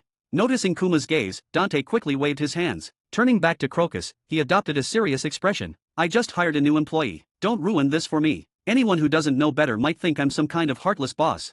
He spread his hands, speaking matter-of-fact tone. "I just said I'd bring the person to him. I didn't say I'd hand her over." "You bastard." Crocus seemed to finally grasp his meaning, his gaze shifting back to him looking curious. "Did Crocodile offend you?" "Of course, he offended me." Hearing Crocus's words, a knowing smile appeared on Dante's face. "A grave offense, in fact. He's trying to poach my employee. Wouldn't you say that's a major offense? Poaching employees? Forget it, it's none of my business anyway." A flicker of surprise crossed Crocus's face, but looking at Nico Robin, who sat with an elegant smile, showing no sign of panic, he simply shook his head. He'd recognized Nico Robin immediately. After all, she was a famous figure, and unlike others, he read newspapers every day and wasn't afflicted with face blindness. How could he not recognize her? Such matters held little interest for him now. But Crocus's gaze returned to Dante. "Let me remind you, he's no ordinary opponent. He's recognized by the world government, granted the title of Shishibukai." "I know." Dante waved a dismissive hand at Crocus's reminder. "A later version of Crocodile, maybe I'd need to be careful. But this Crocodile, his old ambition and belief were shattered long ago. The pirate world was strangely idealistic that way. Once a person's conviction broke, their strength didn't just stagnate, it could actually weaken. Take another Shishibukai, Gecko Mariah. After being defeated by Kaido and losing his crew, he'd become a complete bum. It was precisely because of this. Since his own demotion, his strength hadn't particularly grown, he hadn't made any big waves in the East Blue, and he hadn't drawn too much attention. Marine HQ would likely just see him as a fallen genius marine captain and pay him no mind. "It seems you've thought this through," Crocus said, frowning slightly in thought. "Then when are you planning to leave?" "Right now, of course." Dante's lips curved, a perfect businessman smile on his face. "I said I'd bring her before him immediately, and immediately it will be. Once the money's transferred, I guarantee I'll be there. You know me, I'm a man of my word when it comes to business." He'd originally planned to sail leisurely to Alabasta, but with Kuma right here, why bother with the trouble? They could fly that distance in an instant. It would make traveling between different seas much easier in the future too. Recruiting Kuma on this trip, truly a pleasant surprise. He ignored Crocus's look of pure contempt, turning his head to Kuma. "I'll be counting on you in a moment." "Yes." Receiving his new boss's first order, Kuma didn't hesitate, nodding in agreement. Since his boss had kept his word, he would keep his too. Bonnie wasn't completely cured yet, but her illness had been eased considerably. For him, standing on the edge of despair, that spark of hope was everything. He'd made up his mind long ago that he would do anything at all, if Bonnie could be cured. So even if the next enemy was a Shishibukai, he had no hesitation. Meanwhile, in the East Blue, the Fuchsia Village Tavern in Goa Kingdom. Creak! The tavern door swayed open, and a gentle female voice called out, "Welcome." Following closely, a bold, booming voice sounded. "Ha ha ha, Makino, do we have a customer again? Looks like business is booming today. Hope it's a generous one who'll buy an old man a drink." Garp-san, Makino offered a helpless smile at the slow-moving guest carrying an old backpack. Then she looked down at Garp, who was still drinking heavily, completely unconcerned with his appearance, and said with a chuckle, "Also, this customer seems to be looking for you." "Looking for me?" Hearing Makino's words, Garp, who had just drained a large gulp of beer, paused, lowering his glass. "Who is it? Could it be those two brats, Luffy and Kobe, are back?" No sooner had he spoken than, just as he began to turn his head, a slap landed on his shoulder. A familiar figure slid onto the stool beside him, a lazy smile on his face. "Garp-san," he said. "Dear readers and fans, For those eager to dive into next chapters earlier before others, I invite you to join us on Patreon. By becoming our patron, you not only gain access to exclusive advanced chapters but also help us continue this endeavor and expand it further. 47, Chapter 47. Damn kid. Garp scratched his head, clearly annoyed, as Kuzan suddenly slumped down beside him. What are you doing here? Don't tell me you're after that brat, too. Wait, has my secret been discovered? HRM? A secret? A hint of curiosity broke through Kuzan's usual lazy expression as he raised an eyebrow. What secret would that be, Garp-san?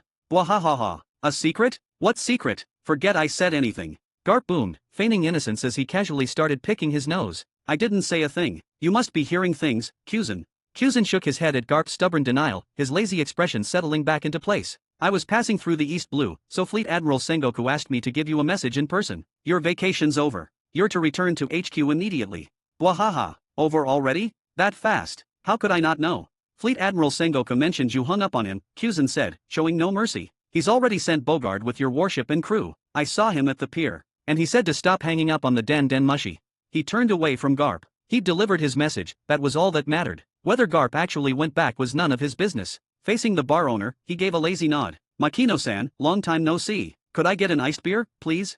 Cough cough. Kuzan sighed. Make that two. One for Garp-san as well. And do you have anything to eat? I haven't eaten all day. He understood Garp's signal perfectly. Shrugging, he reached into his pocket for some money, but suddenly, Bwahaha. Thanks a lot, Kuzan. Garp roared, clapping a heavy hand down on Kuzan's shoulder just as he was fishing for his wallet. You haven't eaten either. The force of the slap made Kuzan stumble. Then, clink, something small slipped from Kuzan's pocket and landed on the bar. What a coincidence, neither have I. Let's eat together. Garp continued, still patting Kuzan's back enthusiastically. He glanced down. Ha, looks like you dropped something. His eyes fell on a small, pink card on the counter. He blinked. This card, why does it look so familiar? Garp-san, Makino said with a helpless look, not hesitating to scold him gently, please be more careful. Just as Kuzan's eyelid twitched and he reached for the card, Makino swiftly picked it up and held it out to him. Sorry about that, Kuzan-san. This is yours. A Romance Dawn Club VIP card. You should keep this somewhere safe. You really didn't have to read that out loud, Kuzan thought, his mouth twitching. He snatched the card with a speed the eye could barely follow and stuffed it deep into his pocket. Ah, thank you, Makino-san. Meanwhile, Garp's mind finally caught up. His eyes widened in realization. Romance Dawn Club? That's right. This is their VIP card. Kuzan, how do you have one? Can't you be a little quieter, old man? Before a frowning Kuzan could respond, Makino, who had just set 2 frosted mugs of beer on the counter, asked curiously, Romance Dawn Club? Garp-san, have you been there before? What kind of place is it? Bwahaha. Of course I have. Garp grabbed his beer and took a huge swig. That's a good. Before he could finish, tavern, Kuzan cut in smoothly, a slight smile on his lazy face as he looked at Garp. Garp-san, it's just a tavern, isn't it? Garp, having just finished his gulp, paused. He blinked, then his eyes narrowed as he gave Kuzan a meaningful look. That's right. Kuzan's right. It's just a tavern. Garp-san is correct, Kuzan added calmly. It's just a completely ordinary tavern. I just stopped by for a drink on my way here, Garp said, waving his hand dismissively. Nothing special about it. Makino watched the two of them, a confused look on her face. It's just a tavern. Why do they both need to repeat it so many times, she wondered. Are the drinks there really that good? Maybe I should go there for a visit, hopefully I can get some new drinks recipes. Garp and Kuzan didn't notice her expression. They were looking at each other over their drinks, one with a broad grin, the other with a lazy calm. A silent understanding passed between them. After a moment, just as Kuzan finished his beer, Garp was the first to break the silence, still picking his nose. You've already seen that brat, haven't you? He asked with a smirk. Where is he? Did you catch him? Brat. I'm not sure who you mean, Garp-san. Kuzan played dumb, gesturing to Makino for another round. Are you talking about Captain Dante Ashford? I think he has great potential, but he was being wasted out here in the East Blue. I sent him to the Grand Line for a secret mission. I was even planning to recommend him to the higher-ups. Anyway, why are you asking about him? Are you close with him? Bwahaha. Not at all, Garp played dumb right back, tilting his head. Never heard of him. Don't know any kid named Dante. Same old Garp-san, Kuzan thought with an internal sigh. He didn't press the issue, simply thanking Makino for the fresh beer and taking a slow sip. He set the mug down, his eyes flickering. A Shishibukai, huh, he mused silently. I wonder if that kid will still keep his powers hidden. He should be reaching Alabasta soon. Just as the thought crossed his mind, Peru Peru, Peru Peru, the Den Mushi on the counter began to ring. Kuzan picked it up with practiced ease. Moshi Moshi, he said in his usual lazy tone. What is it? If it's nothing, I'm hanging up. Try to be serious for once, Kuzan. Oh, my. Fleet Admiral Sengoku. Kuzan's lazy expression tightened. Is there another mission? He asked, a headache already forming. Is that Sengoku? Garp leaned in curiously, then instantly slapped on a serious look. Don't tell him I'm here. Before Kuzan could say a word. I can hear your voice. The Den Mushi roared. GARP, you bastard. How dare you hang up on me? Wahaha, so you found me out? You idiot. Your vacation is over. And another thing, the Sengoku Den Mushi bellowed, I ate all your rice crackers. Don't expect me to restock them for you. It's fine, I'll just eat yours. This frustrating idiot, Sengoku fumed on the other end. Fleet Admiral Sengoku, Kyuzan interjected, ignoring Garp, who was now casually picking his nose again. He was worried the two would argue forever. You were calling about a mission. Oh, right. I nearly forgot, thanks to that idiot Garp. The Den Mushi seemed to collect itself, taking a deep breath. Its expression turned serious, radiating the authority of the Fleet Admiral. This is an official Marine Headquarters mission order for Admiral Aokiji and Vice Admiral Garp, it stated, its eyes narrowed. The Shishibukai Sir Crocodile's plot against the Alabasta Kingdom has been exposed. He was defeated by a passing crew, the Mott Pirates. Proceed to Alabasta immediately and bring Crocodile back to Marine Headquarters. At the same time, you are to arrest the leader of the East Blues Mott Pirates. After issuing the order, a hint of emotion crossed its face, and it said wistfully, I can't believe the Mott Pirates are already on the Grand Line. It seems both you and I underestimated that man's strength, Garp. To defeat a Shishibukai right after entering. That man is dangerous. Far more dangerous than the super rookie, Porgas D. Hayes. His tone hardened again. You two will capture him this time. We cannot allow him to run free. A moment of silence passed. What's wrong with you two? The Sengoku Den Mushi asked, frowning. Did you not hear me? Wahaha. Ha ha ha. The two men laughed awkwardly before quickly straightening up. We heard you, loud and clear. Honestly, you two give me such a headache, Sengoku sighed. As long as the mission got done, he didn't care to probe any further. Now I have to get back to work. You two get moving. Especially you, Garp. Get your ass back here right now. Yes, sir. Alright. Click. The call ended. Kyuzan and Garp exchanged another look. Kyuzan, Garp said, already back to his carefree self, picking his nose and sipping his beer. I'll leave the rest to you. He knew the old man was planning to slack off again. Kyuzan shot a speechless look at the old man. He knew Garp was planning to slack off again, but he didn't bother arguing. He just lowered his head and stared at the Den Mushi in his hand, letting out a long sigh. Dante, he muttered. I didn't expect him to resolve it so quickly. But, did he not even have to make a move himself? He stretched comfortably in his seat. Well, that's a shame, he said to no one in particular. I just sat down, and it looks like I have to get busy again. Dear readers and fans, for those eager to dive into next chapters earlier before others, I invite you to join us on Patreon. By becoming our patron, you not only gain access to exclusive advanced chapters but also help us continue this endeavor and expand it further. 48, Chapter 48. With their plans in place, Dante and his crew set off. Kuma, as their heavy hitter, was essential for this mission. It was his first job for his new boss, and he took it seriously, following Dante's orders without question. He couldn't shake the worry that if he failed, he'd lose the only chance he had to heal Bonnie. Since her treatment was still ongoing, Bonnie had to stay behind with Crocus. Kuma wanted nothing more than to remain with his daughter. He hadn't left her side once since they fled the Sorbet Kingdom. This would be the first time, and he had to fight down a wave of reluctance and fear. For Bonnie's sake, he promised he would finish the job quickly and come right back. Bonnie, for her part, was brave. Though she didn't want him to go, she put on a bright smile and told her father to be careful. She promised she would be good, follow the doctor's orders, and that once she was all better, they would travel together and see parts of the world they'd only dreamed of. The heartfelt farewell was enough to bring a tear to anyone's eye. It also made Dante groan internally, feeling like some cartoon villain forcing a man to work while his child was sick. Seriously, he thought. Alabasta is a ways off, but with Kuma's ability, it's a quick couple minutes trip. Why are they acting like this is goodbye forever?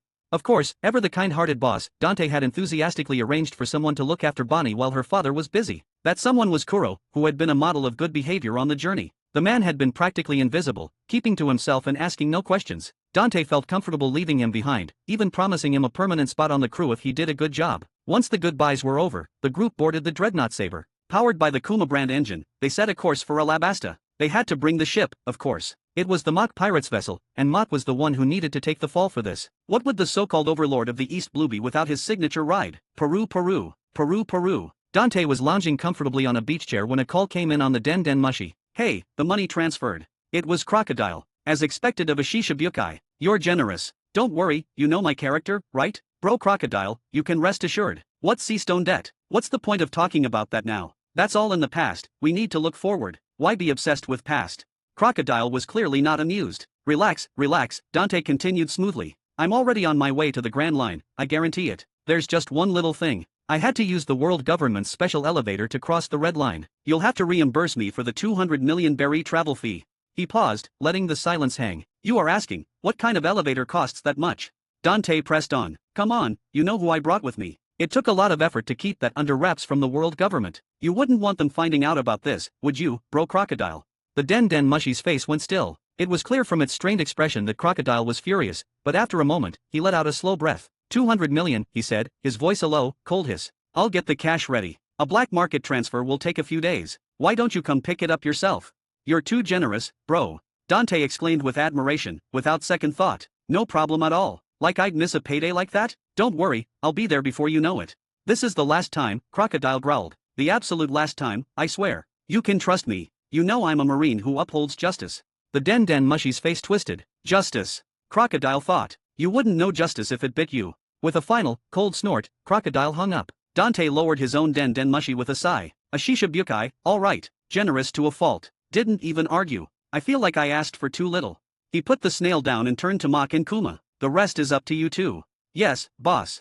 They replied in unison. Meanwhile, in Rainbase, Crocodile's headquarters. That bastard. Crocodile, having slammed the receiver down, still clenched it in his hand, his expression exceptionally grim. He knew the kid felt he had him cornered. But it doesn't matter, he thought. Once he gets here, we'll settle the score for good. A flicker of cold malice crossed his eyes. He took a harsh drag from his cigar and sneered. Justice? A disgraced Marine dares to talk to me about justice.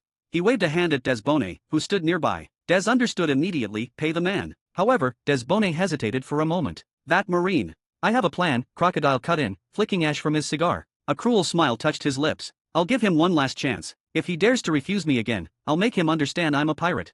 With those words, Des understood. Des nodded, a glint of steel in his eyes. The boss meant to recruit the Marine one last time. If he refused, he would have to be silenced to protect their secret. Daz was about to volunteer to test the man's strength himself when another sound interrupted him. Peru, Peru, Peru, Peru. The Den Mushy on the table began to ring. This one was for official business. Crocodile's brow smoothed over as he answered, his expression becoming a carefully constructed mask. He listened for a moment, then looked at Daz. A pirate crew has arrived. I'll go deal with them. Get the money ready. That sly little Marine won't make a move until he sees the cash.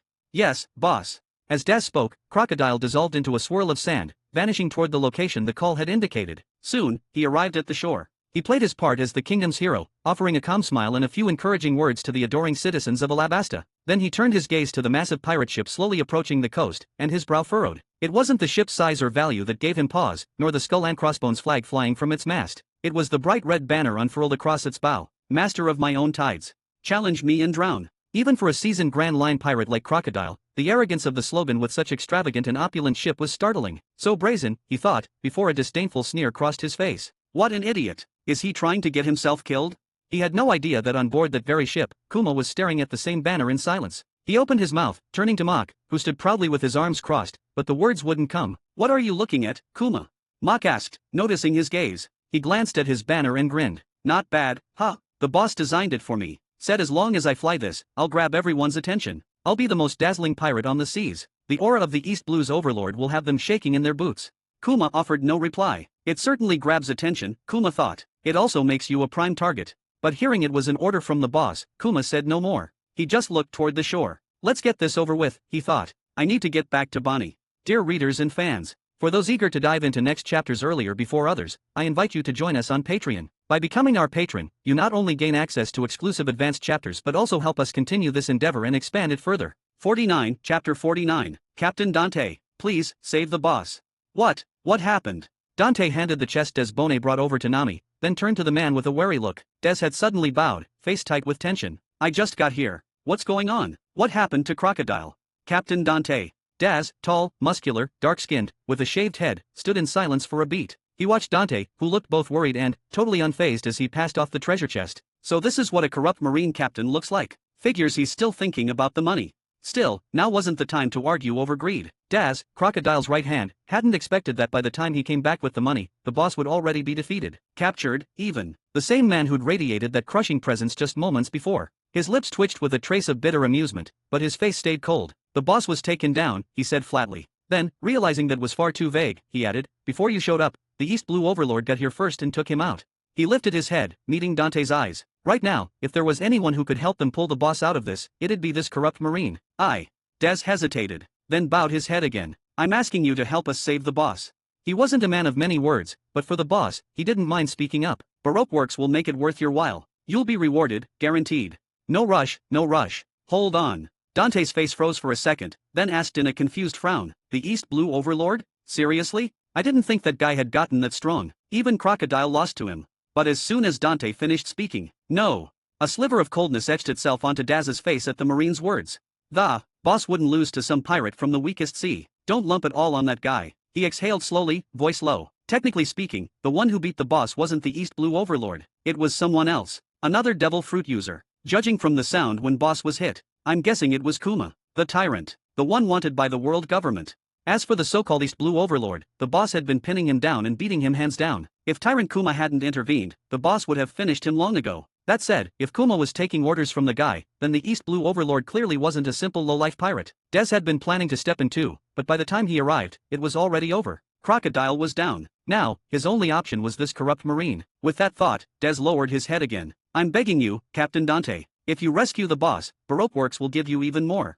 Hold on, hold on. Dante waved a hand, sighed theatrically, and said with feigned emotion, Crocodile and I are like brothers. How could I just stand by and watch him get captured? As he spoke, Daz's eyebrow twitched slightly at Dante's words. A hint of disbelief flickered in his eyes as he looked at him. I didn't expect this marine to be so greedy for money, yet value partners so highly. Perhaps I have misunderstood him. Just as a flicker of hope stirred in Daz's heart and he was about to say something else, still looking at Dante. So, how much are we talking? When will it be paid?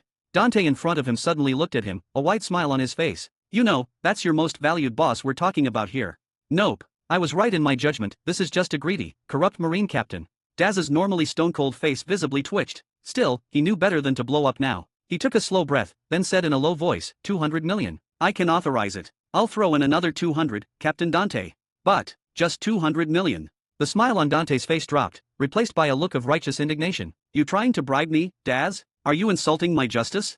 What kind of twisted justice is that? Daz cursed mentally. If all Marines ran on this logic, the headquarters would have gone under years ago. But again, for the boss. He inhaled sharply and muttered through clenched teeth. 500 million. That's all Baroque Works and Rainbase combined can cough up. We've already spent 800 on this operation. Dante's eyes lit up at the number. But before Des Bonnet could even feel relief. Just 500. Dante's smile twisted again, voice rising in righteous indignation. You still don't understand what justice means to me, how precious it is for me, huh?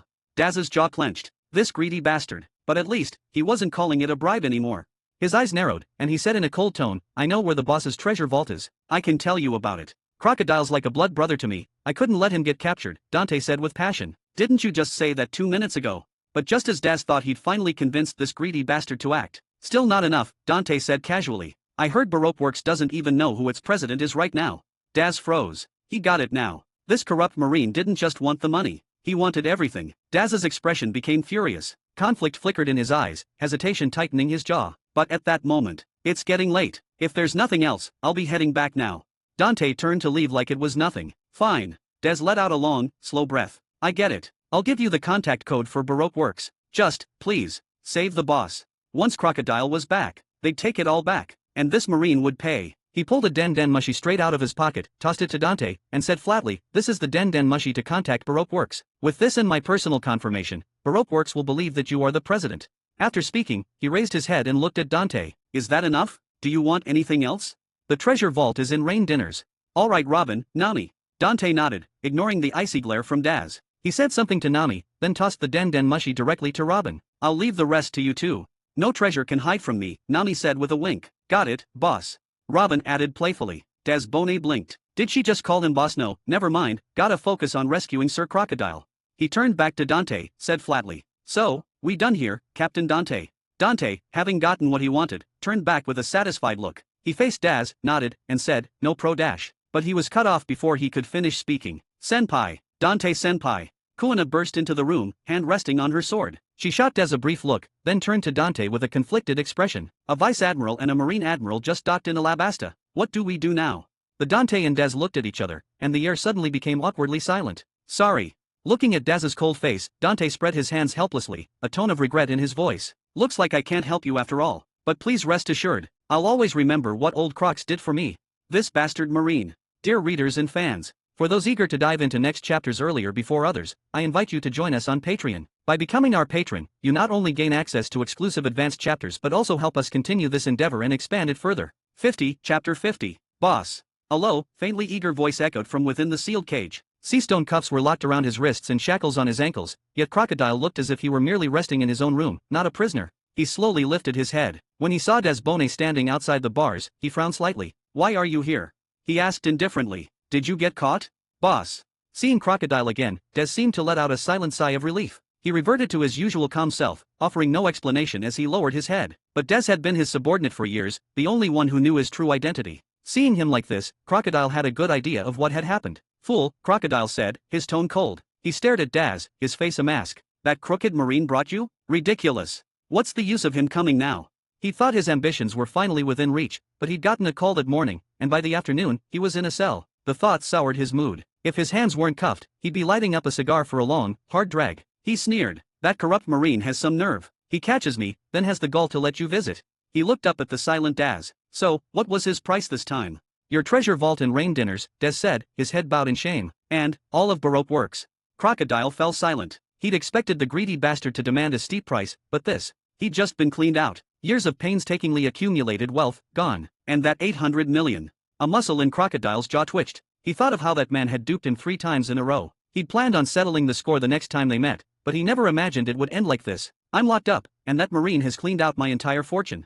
Seeing the shame on the face of his usually stoic subordinate, Crocodile let out a cold laugh. "A foolish, greedy marine, collecting a bunch of useless tools. I suppose I overestimated him." He calmly closed his eyes, sitting upright in the cage. "Get lost," he ordered. "Boss, I'm here to get you out." After much convincing, Des said quickly, remembering why he'd snuck in. "That marine captain lured the hero of the Marines and the admiral away. If we can get this cage open, you can slip out unnoticed." It was part of the deal he'd struck. The captain had intended to just take the money and run once the admiral and the hero arrived. But in exchange for Crocodile's entire fortune, and Daz's own promise to help him gain full control over all of Baroque Works' agents, the captain had agreed to let him see his boss. Ostensibly, it was just a secret visit. In reality, it was a rescue. As for what punishment the Dante would face for it later, who cared? They were pirates, after all. Slip out unnoticed. Crocodile slowly opened his eyes, a flicker of disdain on his lips as he glanced at Daz. "Right under the noses of the marine hero and an admiral? Don't be ridiculous. Especially not with that marine. He's not the type to keep his word."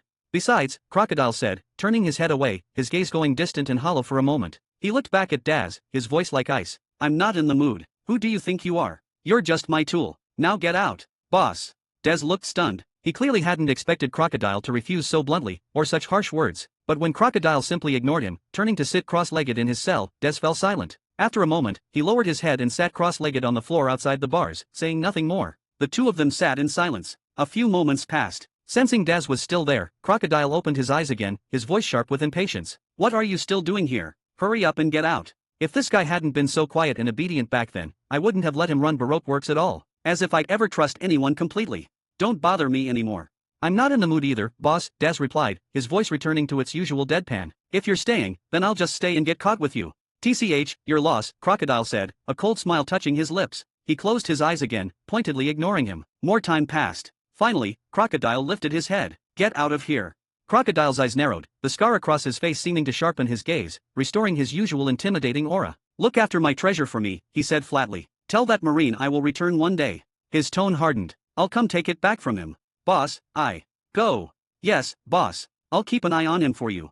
This time, Daz didn't argue. A faint smile touched his otherwise impassive face. This was the only man worthy of my loyalty. "When you return, boss, we'll start the plan over." With that, he turned and walked away without looking back. Just as he was about to round the corner, a cold voice came from behind him. "Don't you dare die before then, you idiot." Daz's steps faltered for a half-second, but he didn't stop. A moment later, his stride was as determined as ever as he walked away, until he finally disappeared from Crocodile's sight. "Start again." Crocodile scoffed, shaking his head. He stared expressionlessly at the ceiling. "As if," he muttered, "that was a boring plan anyway." Then, as if remembering something, his eyes narrowed into a ferocious grin. "A mere upstart from East Blue dares to mock me." He would never forget it. He'd had the man on the ropes, beaten him bloody, yet somehow the upstart had turned it around. He'd never forget him standing there, looking down at him and saying those words. "Is this the power of a warlord?" Just like the boss said, guys who rely on trinkets and titles have forgotten what real ambition is. How ridiculous. Crocodile's eyes glinted. "Mock of the East Blue," he muttered. "We'll meet again." Achoo. Mock rubbed his nose, a serious expression on his usually amiable face. "I think I caught a cold. Why do I suddenly feel so chilly?" Kuma, standing beside him, was silent. He reached out, placing a hand on Mock's shoulder for a moment. "No," he said, his voice as impassive as ever. "You are perfectly healthy." "Ha, really?" Mock scratched his head, eyeing Kuma doubtfully. "Maybe your medical skills just aren't good enough to tell." "Never mind," Mock said. "I'll go back and ask old Crocus to take a look." "It's Crocus-san," Kuma corrected, a hint of helplessness in his tone. He looked back toward Alabasta, his brow furrowed. "The marine hero and an admiral have both arrived. Are you certain your boss doesn't need our help?" Having survived God Valley and served in the Revolutionary Army, Kuma knew better than most what an admiral and the hero were capable of. Nah, no need, Mott waved a dismissive hand. The boss is a Marine, too. What's to worry about? Besides, seeing Kuma's persistent frown, Mott leaned in conspiratorially. I'll let you in on a secret, he whispered. Vice Admiral Garp and Admiral Cusin, they're on our side.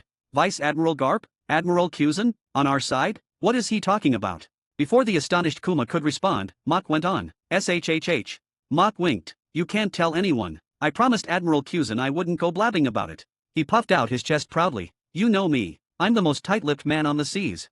Kuma gave him a blank look and made a mental note to never, ever tell this man a secret. Still, Mott's words did bring him a sliver of relief. He glanced back in the direction of Alabasta, now far out of sight, and his brow furrowed once more. The hero of the Marines, and an admiral. He muttered to himself, could it really be true? Dear readers and fans, for those eager to dive into next chapters earlier before others, I invite you to join us on Patreon. By becoming our patron, you not only gain access to exclusive advanced chapters but also help us continue this endeavor and expand it further. Hi guys. I made a paid service in Telegram where you will find a great collection of fanfiction audiobooks organized and regularly updated. What you get? An unlimited access to the full audiobook library. New fanfiction audiobooks added regularly. You can play audios directly from Telegram anytime.